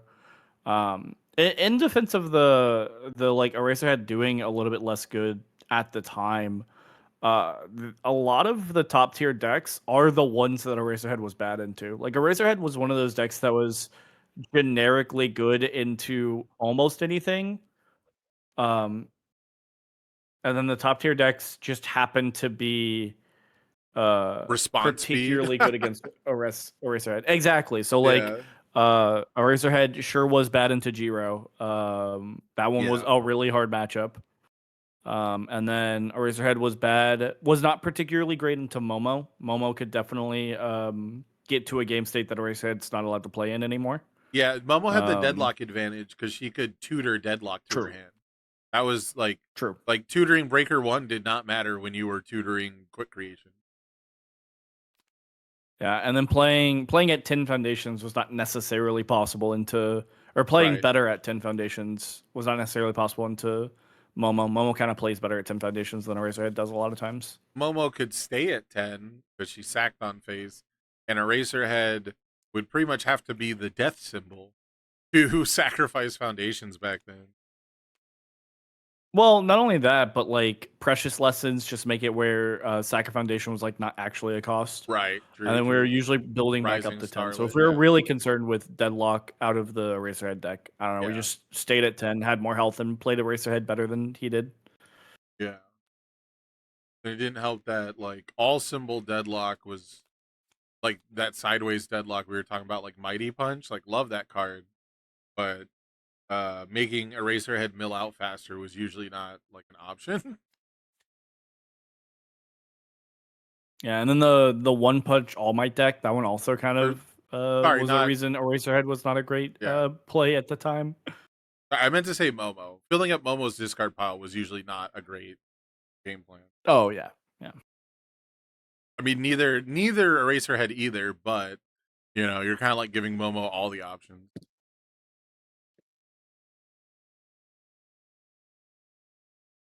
It felt like I was trying to fight without a quirk. Well, good news. Good news, yeah. I do think the discard cost and the way card draw worked back then for Eraserhead, basically up until Rejuve Smash came out, and even really after that too, for all of his lifetime, I thought they did a really good job with the way Erase worked. The fact that you had to keep playing Erase and you had to keep picking it up and you had to keep paying that cost basically to keep your eyes open.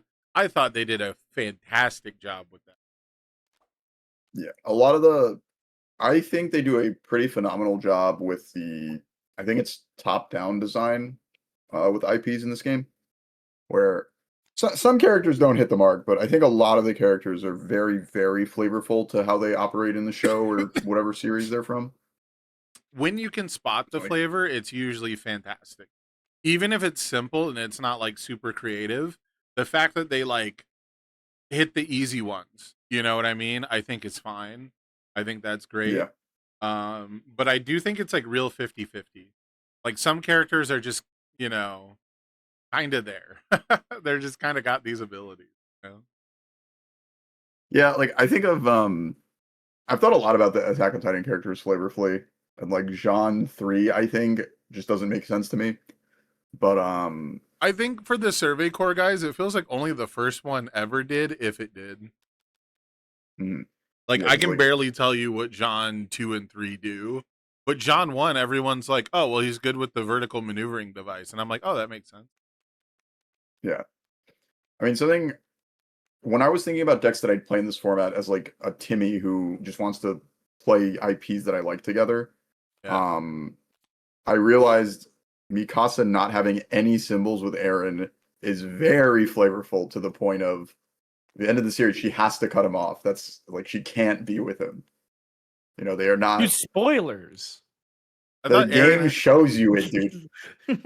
doesn't Aaron have death in like the first one? They both have fire, Yeah, so they share symbols over time, but and in then the they grow end, apart.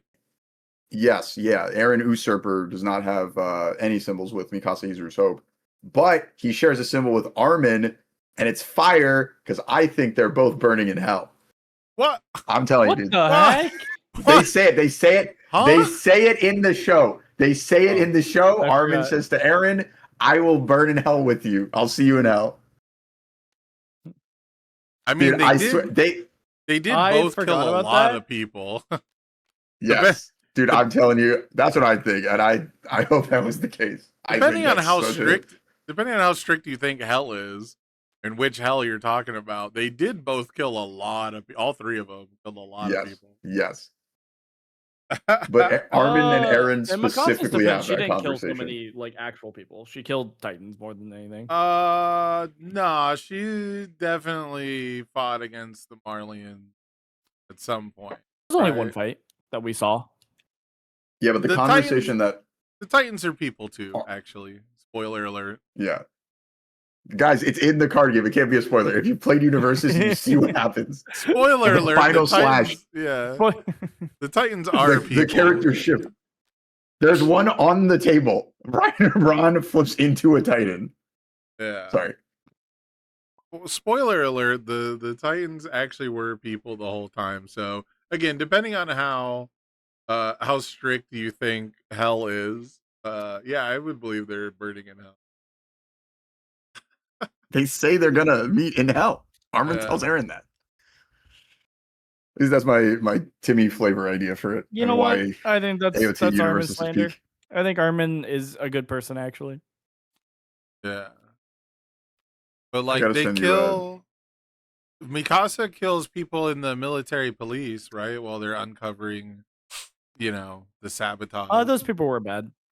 Right. Well, depending on how strict your version of hell is, that's also not allowed. Haven't you heard turn You're the gonna other have cheek? sent me. Oh, sorry.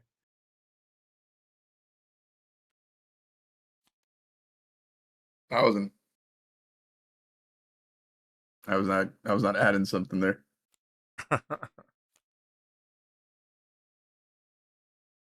Man, we sure have spent a lot of time building foundations in this game. I just don't think we have found the kill line that we are looking for on Elijah's side here. Yeah, I think Elijah's trying to conserve cards in deck, and he knows that as soon as he kills a character, he's gonna lose most of his stage. And because this deck is good at cooking up like big bombs, it's really good at spending. We've seen him kill multiple characters with like a single attack in the card pool, basically. I think he's just trying not to dump more cards in the discard pile than are absolutely necessary, and trying to basically kind of slowly tutor the attacks from momentum back in. But I am a little surprised we've been on not this long. I thought with 7 momentum and counting, we would have been able to at least launch a big threat. Yeah, it might be that we're pretty heavily trying to play around like a Genkai's or or a Cape of No Return getting built here. Yeah, and I think you don't want to overextend into the Nimble Thieves, right? Like the Nimble Thief is a once per turn, so your rival has to feel pretty confident in utilizing it if they want to play, if they think they have to play more than one attack this turn to try and hit you. So we're seeing them all used now, right? They all have the marker on them. But if you leave yourself open for that quadruples the rate at which we're removing cards from the rival's deck.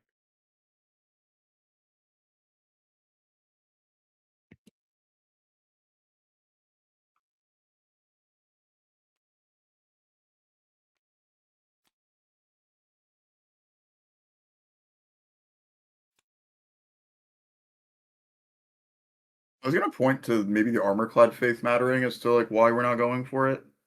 But Yeah, shutting out the keyword. yeah, but we definitely have a lot of stage interaction with our imprisons. The deadlock on undercover infiltration is very powerful. Just target commit 2. Yeah. That's one of the nasty ones. It's one of the gnarly ones. Looks like we're seeing a string from Knot here. Maybe trying to get us off this Mitchell Chimino. Don't have a backup for Reiner, right? Is this the Reiner that needs all 4 card types or no? Yes, yeah. Yeah, it is. Yeah. You do. I like this one. I like playing this one. Yeah, so now This one is so sweet. Now would be a great time to force him into Reiner and make him kind of hard build a backup if he wants to get what is really the good side of Reiner. Can I just say really quick? I always forget to do the first form on this stupid character. It's like such a good ability, and I always forget. That's when he was previewed, that was the part that I really liked to latch onto. Yeah. The idea that my 4 diffs, like imprisons is 3 diff. The idea that my 0 diffs are -1s, my 1s are 0s, like I love that. That's so cool. It was probably a lot better when we had 9 Titans throughout the ages on a 3. That probably mattered a bit more. I don't know. We get to play Imprisoned on a 3. I think that one's good enough, to be honest. It's certainly good. I don't like Imprisoned to me doesn't scream deal 26 damage instead of 13 though.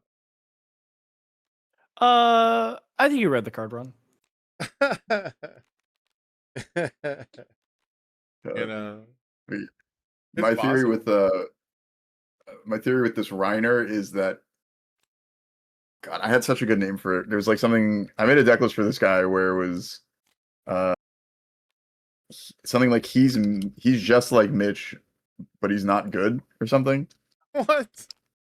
How are 'Cause they he literally- anything alike? I found it. The only difference between him and Mitch is Reiner's not good, and it's that on the Literally backside. Because of the Yes, symbols, literally right? true. Yes, Haha. but it's the fact that the backside of Reiner largely plays a like tap your opponent out game plan. You can flip their foundations as well, but Oh, they both use Forceful Negotiator like a motherfucker. Okay, yes, yeah. I'll So, give you that. They're both negotiators. Honestly, I was looking Smell my at finger. I was looking at Chaos and Order stuff with Ryder just now, and you do get to place a lot of broken 3 diffs and 4 diffs. You get to play Imprisoned. We get to play Young Warriors Candidate, which I think that one's pretty good. You get to play Yelena's Machinations. That one's really good. Yeah, I think it's a shame because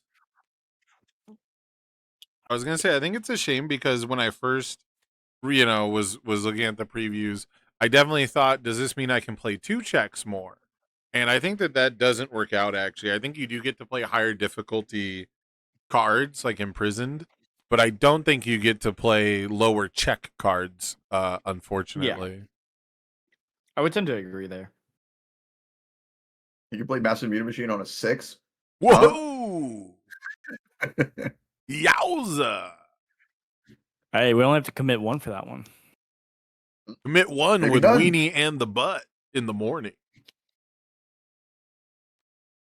You gotta have the sound clip ready to go, dude. Yeah, Like the dog whistling. get the soundboard. Yeah. It does look like we ended up baiting it, or not baiting, but getting out the Roman cancel with this huge falling debris that got 10-10.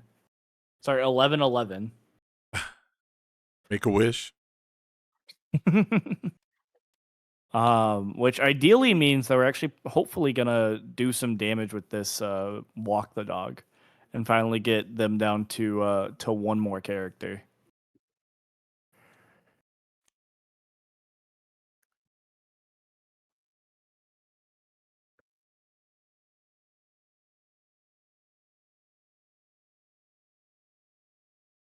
We survived one big punch, one big funny punch. But can we survive one silly doggo? Oh, what are we doing now? Where are we pulling these cards from? From Momentum. I see. Yeah, the momentum, he has to search the momentum, so that makes it show up on the right because it's in a stack. That's what it is. Okay. Not removing to go back to hand, huh? Yeah, I Oh, think shit. we've figured out that we only really want to do that when we have attacks that we would like to reuse, which has not been most of the momentum because we have been reviewing a lot of foundations, Nice. and then getting random momentum off reflecting on choices. Yeah, okay.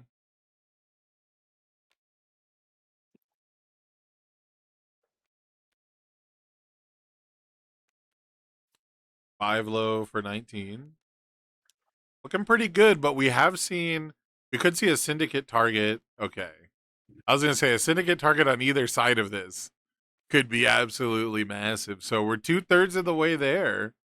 But like we talked about earlier in the broadcast, if with this third midnight character, we do still manage to remove all the attacks that are remaining, hypothetically at least, you would expect the midnight deck to win. However, they both will take cycle damage eventually, so it might actually come down to how many cards are left in the midnight deck too, right? Wouldn't that be something? You actually remove all the attacks from the rival's deck, but you still lose to Mill because they had two characters ahead of you. And you Deserved. So deserved. yeah, and you just couldn't do anything about it proactively. That would be the as much as I would hate to sit here for that, that would be like the ultimate karmic destiny. I think luckily our moves get fast enough that they are just going to keep hitting, so I don't think we have to live in that world. However, you have spoken into existence, so it is going to happen now. Yeah, the Terrible commentary news. curse. Commentary clairvoyance, I guess you could call it. That might be the term.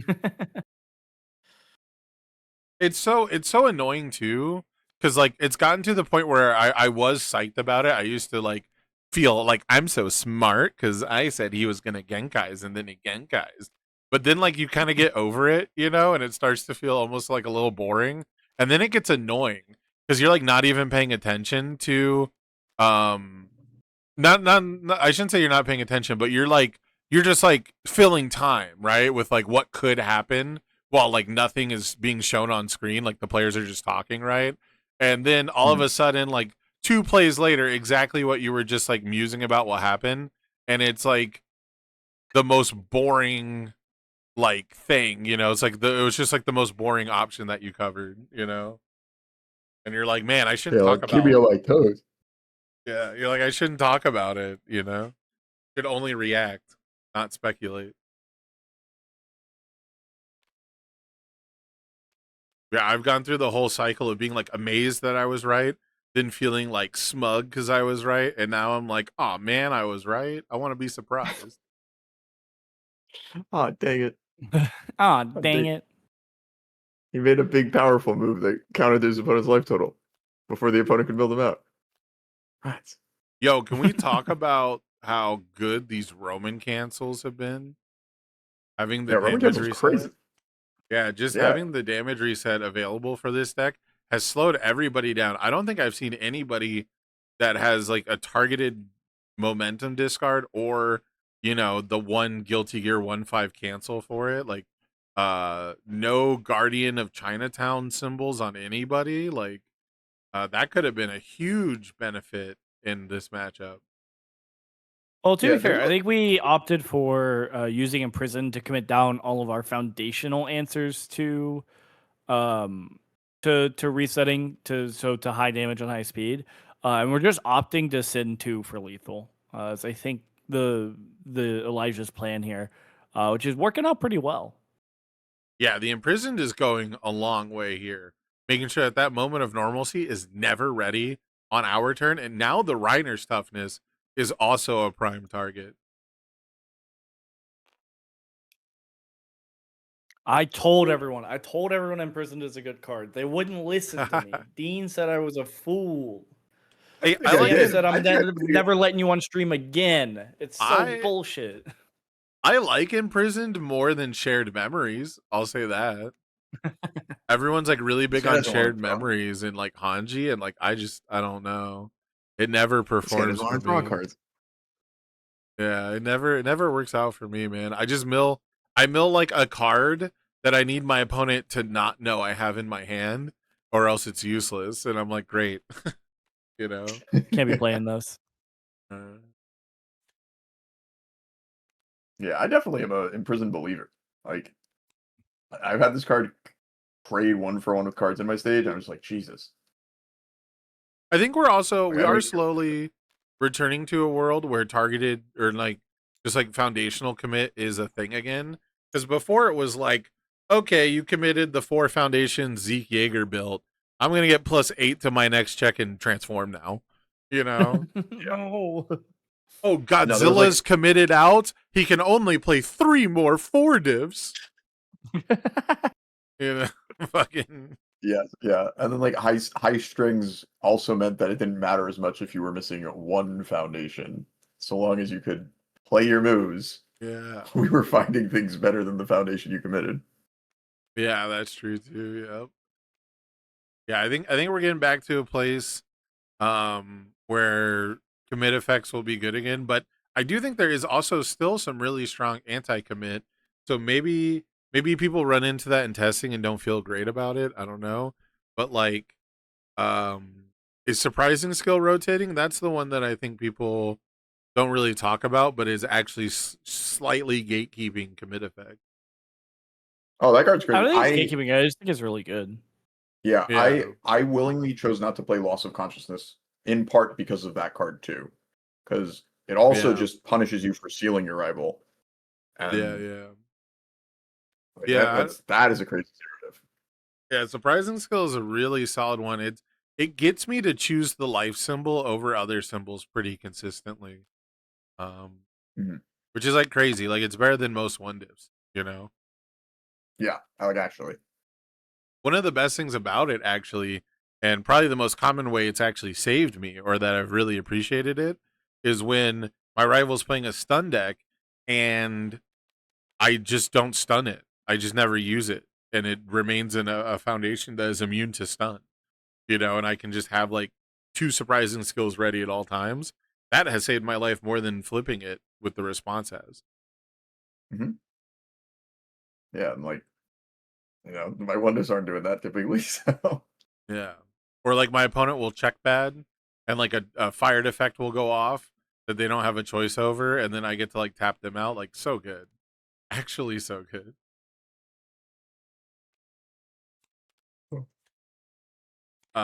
If you play surprising skill against fast hybrid Chimera Kraken, you feel like the biggest genius.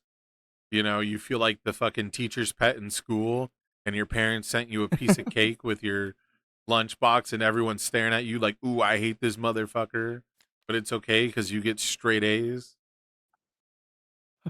Wait, the other kids in elementary school didn't like my straight A's and my cake from my mom? What the what? Kids who didn't have moms didn't. Kids who What didn't get the heck? kids who didn't get cake didn't. I guess that's fair. It's actually so funny what I lost, man.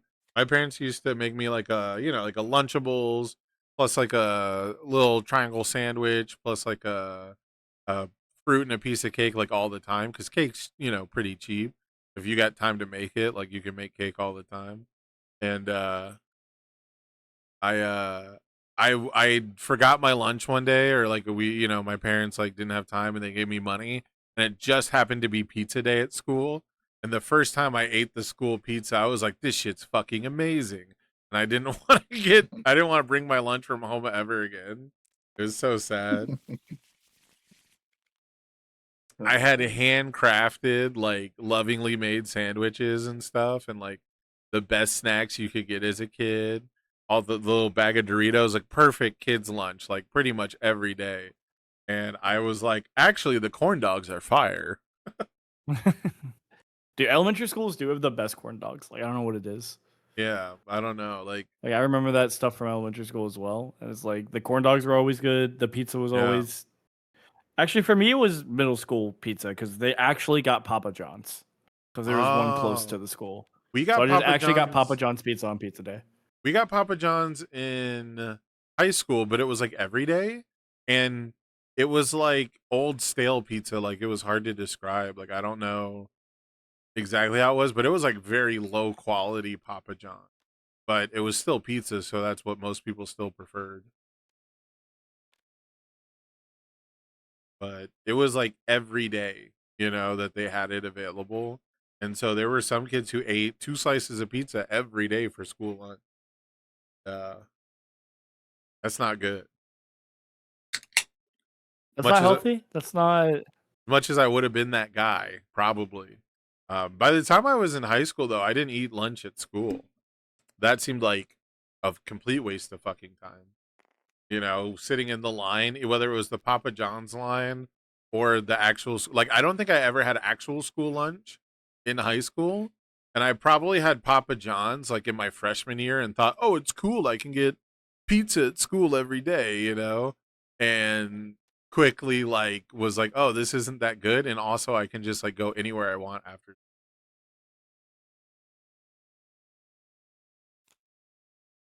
But I do remember being like stoked at the idea of getting Papa John's at school. Think we give Papa John's to the winner? Order them a slice.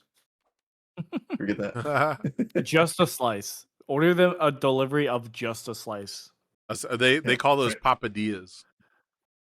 Well, they're already getting a Chrome, so like we don't need the whole pizza. Yeah. Oh, I think we're about to experience what I was talking about earlier. We're down to 15 cards. Can anyone count for me how many attacks are removed and do it like the count from Sesame Street, please?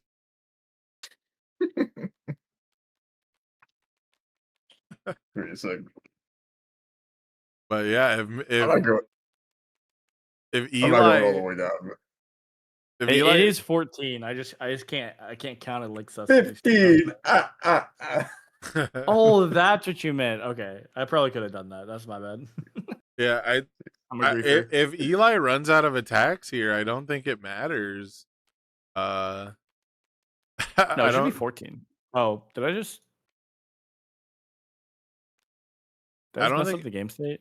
Sure. I don't think it'll matter if we No. turbo cycle, because there's still like 54 cards for Midnight, so there's like no way that Midnight will cycle to like more times than Mitchell will. But Midnight only has 1 character left, so I don't know, maybe. This is actually kind of a weird board state. Is there like a world where Eli like plays one and passes and just burns 28 health from cycling before cycling himself? Uh-oh. Got a judge call. Justin, can you take that for us? Oh, sure. Thanks. If you need me, come Look. get me. Justin knows his ruling stuff. I know some ruling stuff, and then usually when I don't, I'll go ask Justin. Hey, he's been on it today. I haven't heard anything I would disagree with. My God, are we flipping? Is it flip time? Oh yeah, I think he's asking like, will I transform during their end phase? And the answer should be yes. Let's type Depending on make when this he perfect. loses, I guess. Because if he loses at the end of the turn from some shit, then like no. Because it's after the start of the end phase. So Yeah. curious At now. the start of the invasion. think the mill deck is pretty close to winning this, though. I think we're like really close. I don't know. He doesn't have access to the resets, and I believe isn't that Roman cancel supposed to be gone by now or no? Am I tripping? I think it should probably be gone. They might have moved the tension attack, but it looks like we played Foundation Reju. So the Roman cancel shouldn't be. I don't know though. I have to review the tape.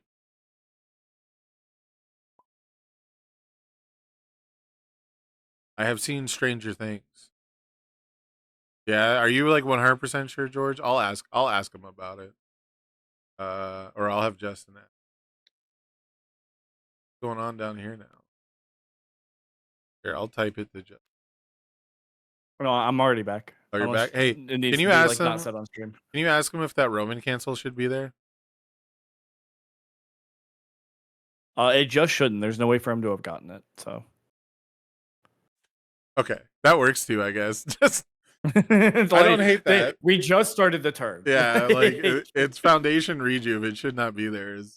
I'm like 90%, but you never know, man. Like weird shit happens where like cards get moved, you know? I think he would have immediately like popped it back if it was supposed to be there. Correct, yeah. No, The he judge seemed to question, agree. if anyone wanted to know, was do we immediately transform Reiner? To wit, the answer was yes. Yeah, basically. So if we die here, we immediately transform. Yeah, because you would transform, you would become Reiner before the start of the end phase. Because it would be during the combat phase, which would then end. Yeah. Which is a weird timing thing, but it's very cool. Very fancy. And probably matters. It's probably going to be incredibly fucking important that he comes in transformed with the target commit ability if he wants to have a chance at winning this game. Yeah. Also, It Mitch's probably will be. response to pick up cards, it's a floating effect, so they will come back even though he's no longer Mitch, Yeah. right? Yeah. Nice. Angry And at Jellyfish start of the base. Games, we are just now on our second character for the bottom player here, the Reiner Braun. And this is the final character for the Midnight. And the Midnight player is playing a mill deck, and the Reiner deck is almost out of attacks. We have very few cards. So we might be here for a while the Reiner loses health due to cycling. And George, there is no rulebook for 3v3. There is simply like 2 articles, I think, about it. And maybe only one of them has rules information. Yeah, to update everyone on all of the game state that is public. Although I did confirm neither player is like watching the stream or in chat, so that's good. But I'll still try and like keep most of the private information private.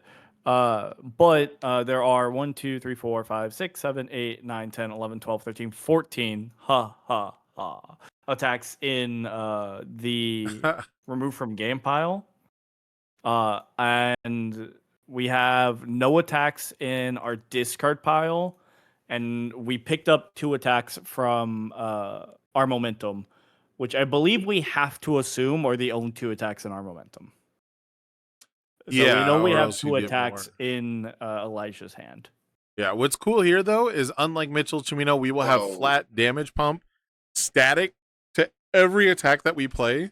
Whereas before Mitchell had to unload everything into one gigantic mega cannon blast. Now, if we do draw multiple attacks, we have a better chance of fighting through Genkais by being able to play multiple threats throughout the turn. Yeah, and I'm not currently seeing why we didn't blitz this, unless I just missed something. Okay, we did blitz it. Cool. Yeah, Oh, he just because said the blitz. static is 4 damage. That wasn't an enhance. Never Yeah, mind. and it's a response on play to do the target commit. Yeah. Oh, that is?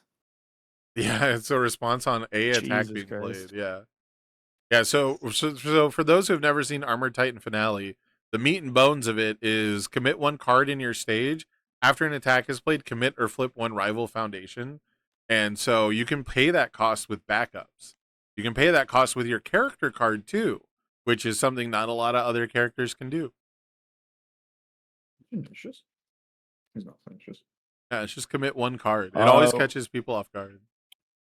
So it looks like we got barrier shielded, and then we immediately airshipped because I don't think we want to. Now we're getting let Genkai. they get blocked. So the Genkai got the I don't think the Breaker 2, Genkais though. is the worst thing for us here. No, but it is very funny. The fact It is that we rough. And we the did tech. Genkais has Breaker 2. Yeah, Very Genkai's is important. Breaker 2. Yes. Technically, yeah, we wasted the Breaker 2, and then also, that was a 1 for 2 technically. Like if you don't count the airship as a full 1, we used 1 card twice to get rid of 2 cards from our rival's hand. So this is a pretty good rate if you're Reiner. However, you do still probably need to play like 3 or 4 attacks this turn to even win the game. I mean, I think we could win it off like 2. We have a lot of momentum. Oh, we still have 7 fucking momentum, don't we? We have Yeah, wait, 9 hold momentum. up. Hold up, wait. Maybe we Wait a Maybe minute. Targeted commit the wait a minute. Machos, We can EX this. and then this is gonna come in with stun too. It's gonna get Genkai. Oh, it didn't get Genkai'd. Yeah, and we are out of barrier shields. I did check that. We have 2 removed. We have 2 in our discard pile. Uh-oh. All 4 accounted for. Yeah, I do not know how many Genkai's guidances we have accounted, but it doesn't matter. It did not come down this turn. Oh, shit. It might be Or over. this attack, rather.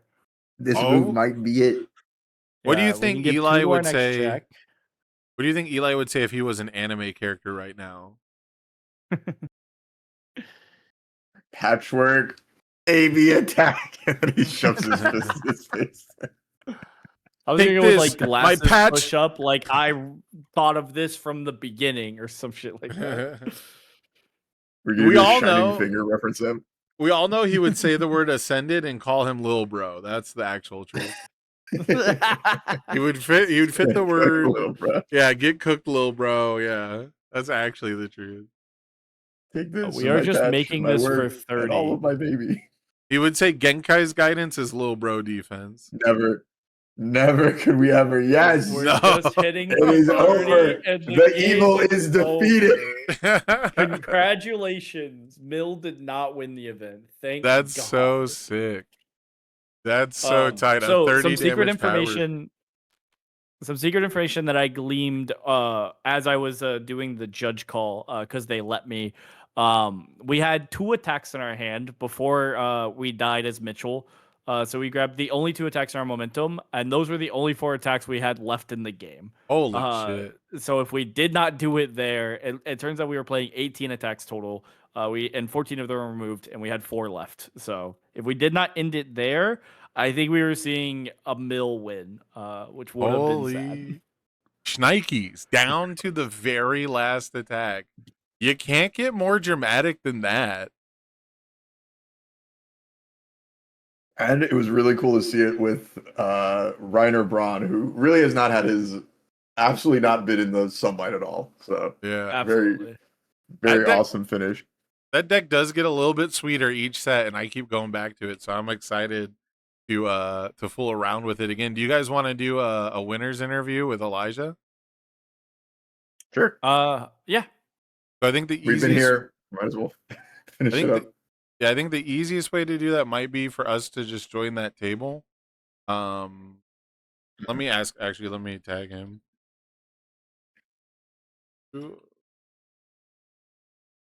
I'm going to go to the lobby.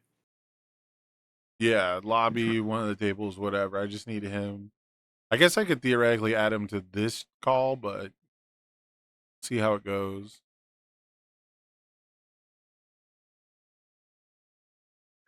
He said sure, okay.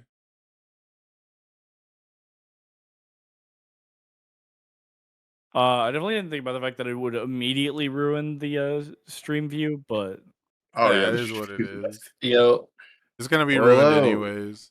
Congratulations. You Um, defeated the evil bro. that has plagued us for 7 hours. has it been 7 hours? Oh God, no. Dude, I was getting It's been so 7 tilted every single turn. Like,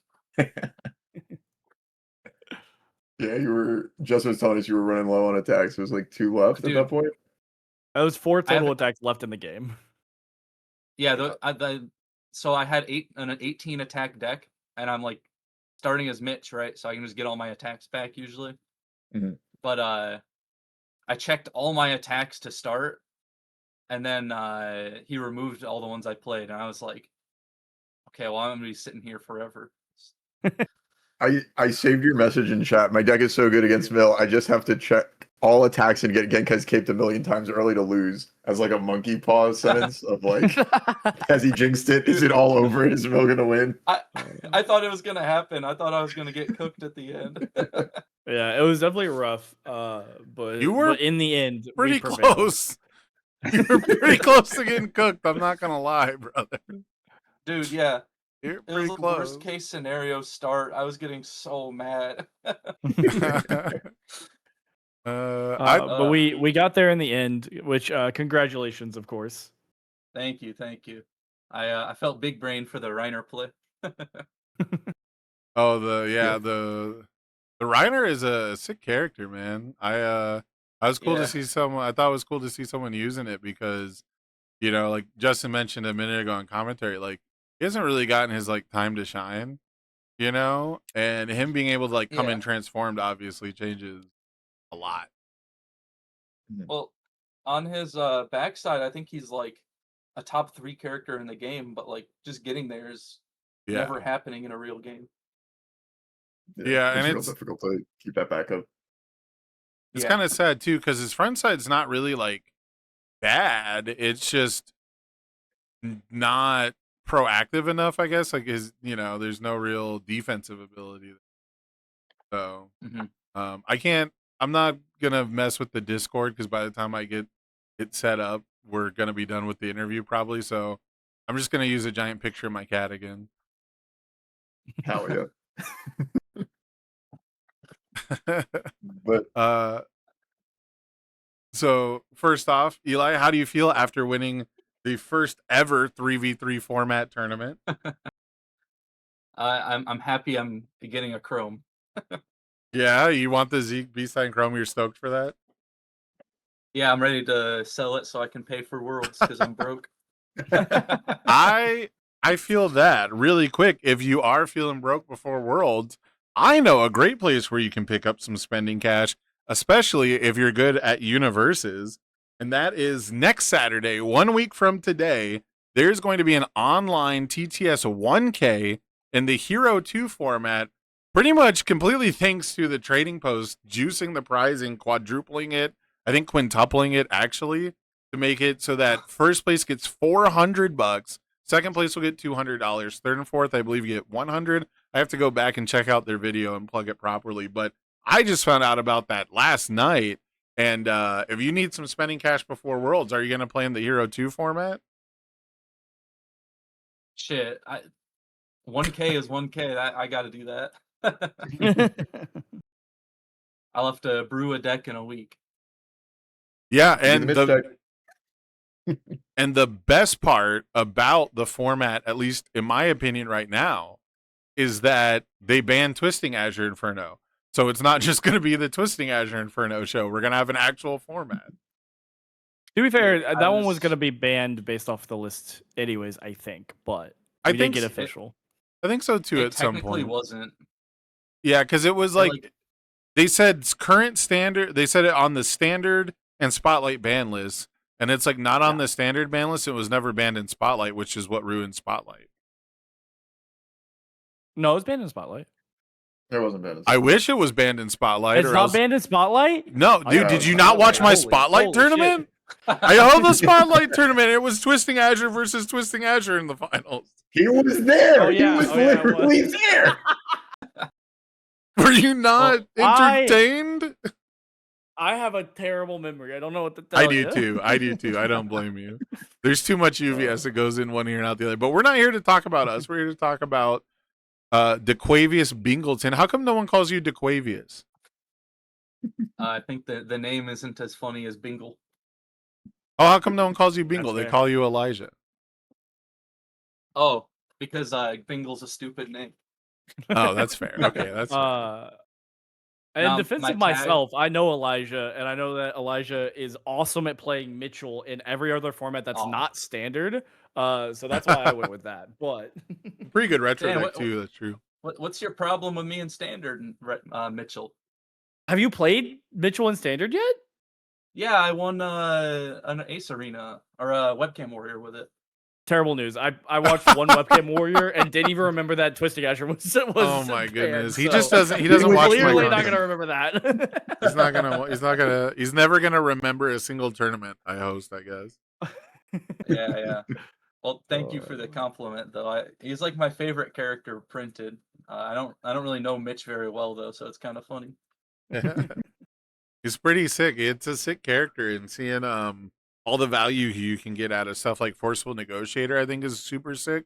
Tell us, because he's the character you start out with, but he's also the character we saw you pretty much do the most work with whenever we got to watch you on stream. But the card that I think performed really well and has gotten me kind of turned on to it is Imprisoned. Tell us about Imprisoned in this deck. Bro, Imprisoned is like the most slept on card right now because, like, dude, man, Justin's going crazy. I've been saying this. Oh, that's my guy then, because like, there's so many matchups where it's literally just decided by like, oh, did they get their stage piece? Like against like, for example, random deck. Like, I played against Asmadi's Sung Jin Woo, and that deck runs Death Rattle, which, if you don't know, it says Deadlock, just destroy a non-unique foundation. Yeah. And I just, like, the deck just loses instantly. Because I have, like, pretty much just the Mitch deck as, like, a standard deck. And,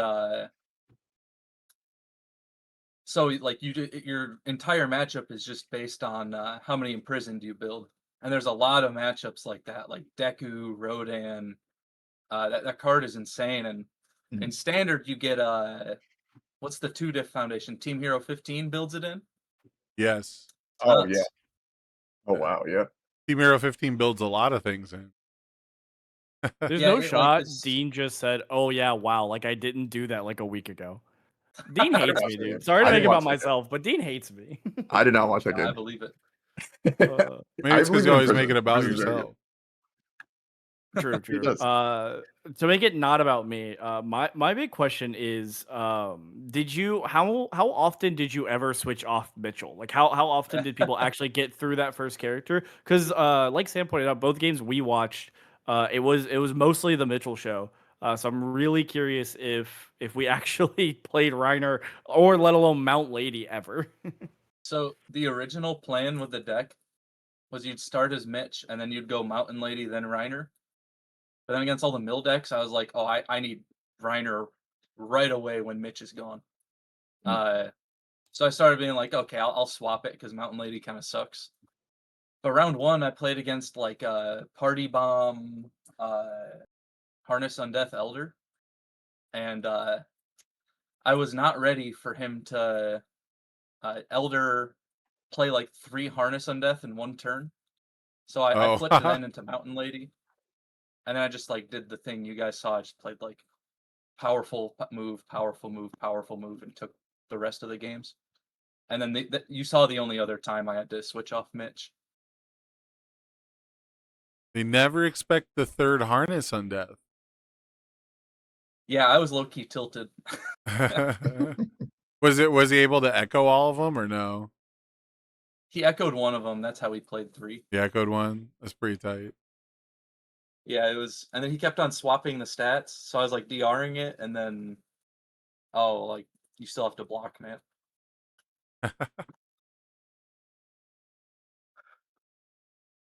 Well, do you have any questions for him, Dean? I just want to know if this was if you have other ideas for this format. So obviously this was a successful run with Mitch, and Reiner, and maybe not so much Mount Lady, but I don't know if there's other Chaos Order characters to do.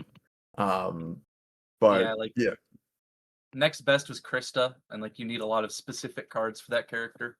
So I was like, I'll just Mountain Lady blanks and attack every turn. That's enough. But no, my other ideas were like, because I think like the strongest thing in this format is just momentum. because you keep it between. So I had the other idea of I was gonna go Amajiki, Jean, and Falco. That Just would've been sick. another momentum pile, BSing them type of deal. But Imprisoned is just like so broken in this format because like you just throw out your whole hand and then like commit half their board anyways, and just Yeah. like didn't matter ever. Then But Mill, what if you check bad? like another? You never check bad. You got True. That's what a winner says, baby. We never check bad. Well, let me check my attack ratio real quick. I got 25% attacks. We're chilling. We're chilling. Yep. That's Never. what I'm We never saying. lose the 1 and 4. Never happens. Never, We never. play them every time, or play them every turn, and then we never check threes. It's free. Until I'm testing against Godzilla. Oh yeah. Then you check them all. Yeah. I need to check 1-5. No. But no, it's like Mill. I think is like I wouldn't play it like they did. I'd play like actual defensive characters with Mill pieces. Like Rodan. And yeah, like kind of what Dan was doing, but like instead of trying to kill them fairly, because those decks can't kill once, let alone 3 times. Yeah. Just like mill them, and I really think that I was also thinking of like the Death Rattle Party Bomb idea, just because like you run like 100 card deck, Yeah. and A lot easier to stack it just up. like exactly, yeah. So you just have like a million backups, and Death Rattle is just crazy. So those are like my main ideas, but I figured this beat all of them. So And it did. That's exactly what happened today. Yeah, awesome, man. It was really cool seeing the Mitch deck do its thing, thank you. and at least from the messages that I've seen you, like the interactions we've had on the internet, like very funny guy. So I'm very happy you're able to win this.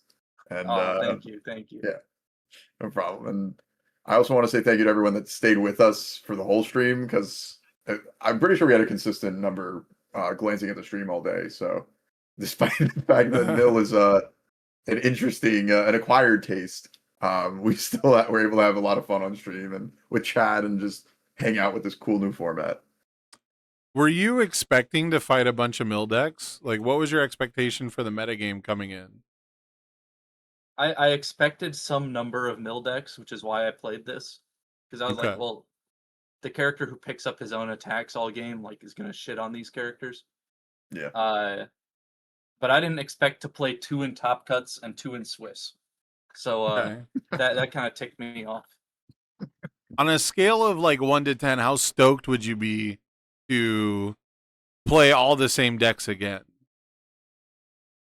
All the same decks again, like Yeah, same like all the bracket? like the same exact decks you played all day. Oh man.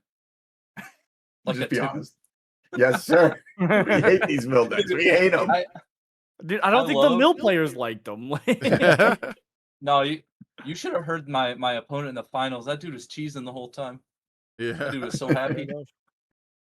Good for him. Like I'm happy he was having fun, but I That's normally good. like control mirrors, but like I want a control mirror where you actually have to kill each other, you know? Mhm. Yeah. Not this BS.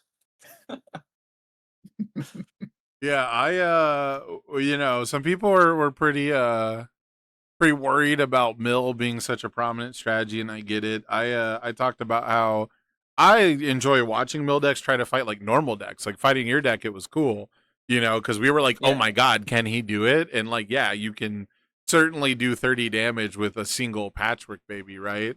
So Right. that was actually pretty exciting. But watching the two Mill decks versus each other is pretty miserable.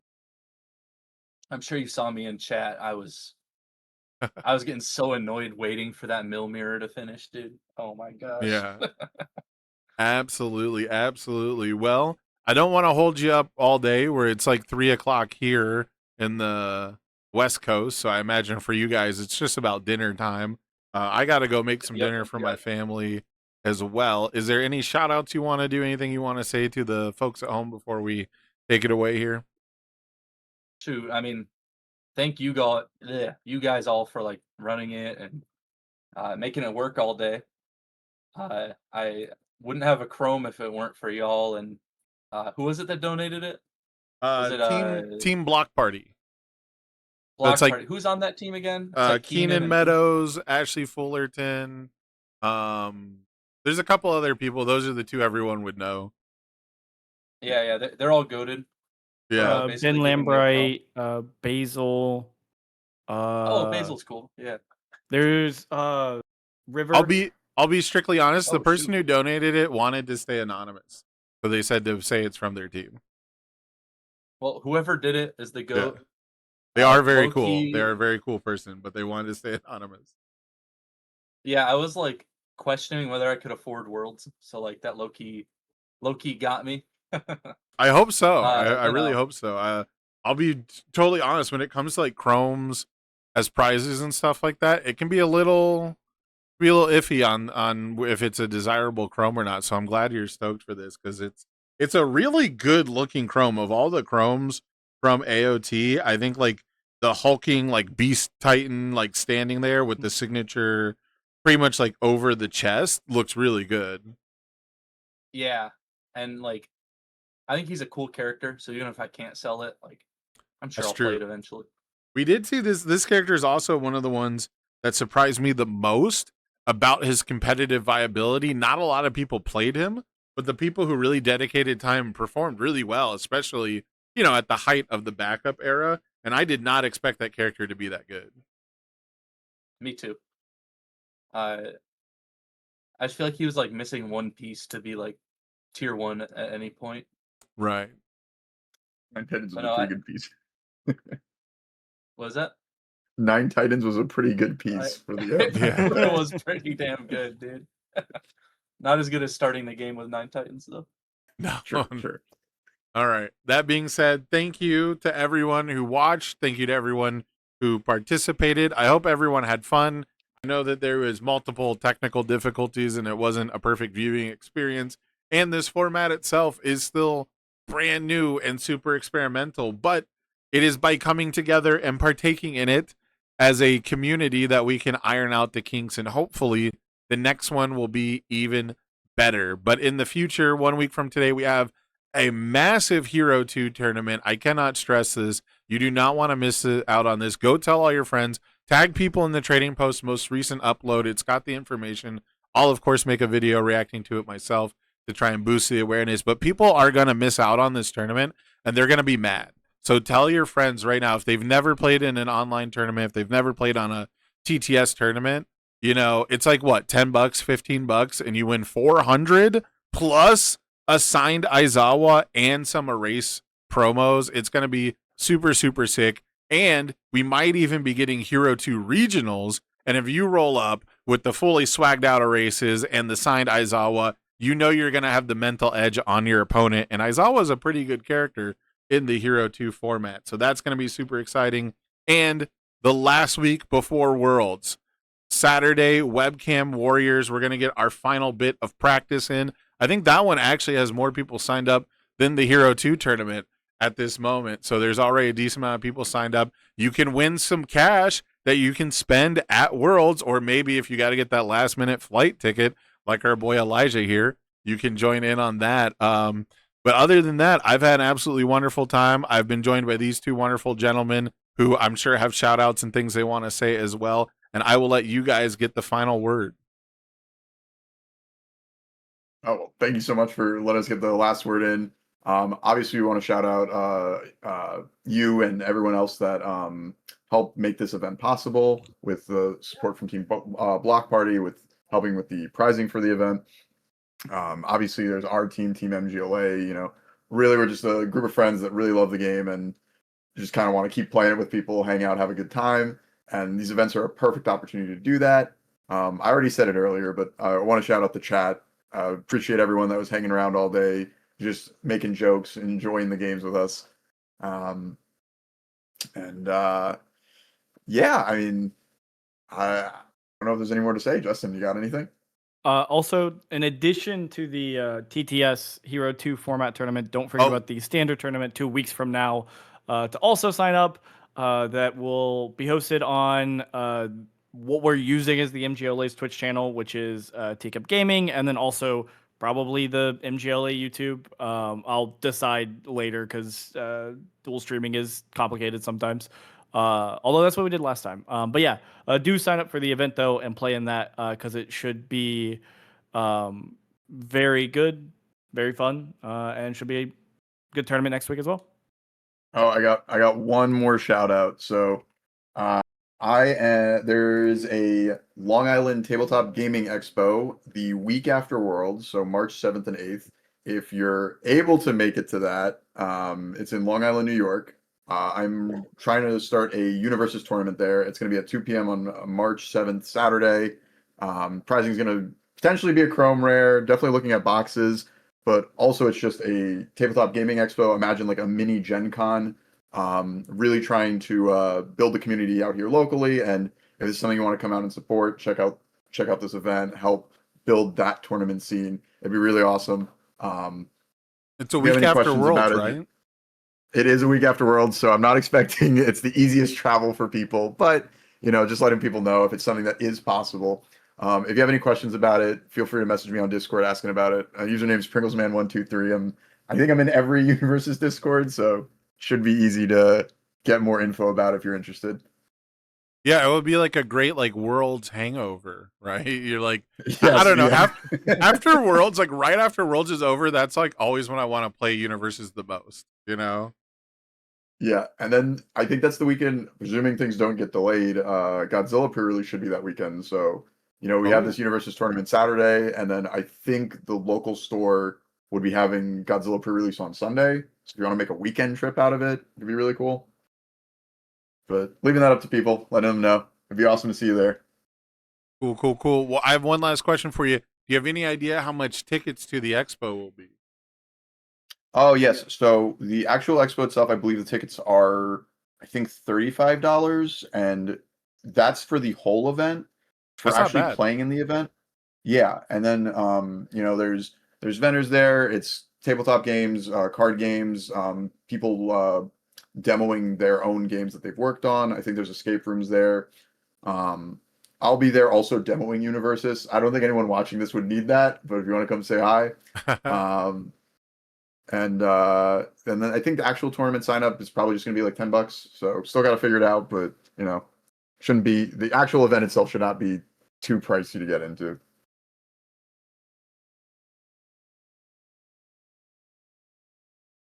That's all I got for it. Sorry, well, I said you guys would get the last word, so you guys got to do the sign off. Oh, of that's what we're course, missing. No, of I course. get the last word. Yeah, First off, Justin, after Mill went down today, so it is never a bad day when Mill loses. Thank you guys once again for watching. Don't forget all of the tournaments coming up. See all of you at Worlds. Next weekend is on the Ace Maneuvers channel. The weekend after that on the MGLA's channels, and we'll see you guys then. everybody.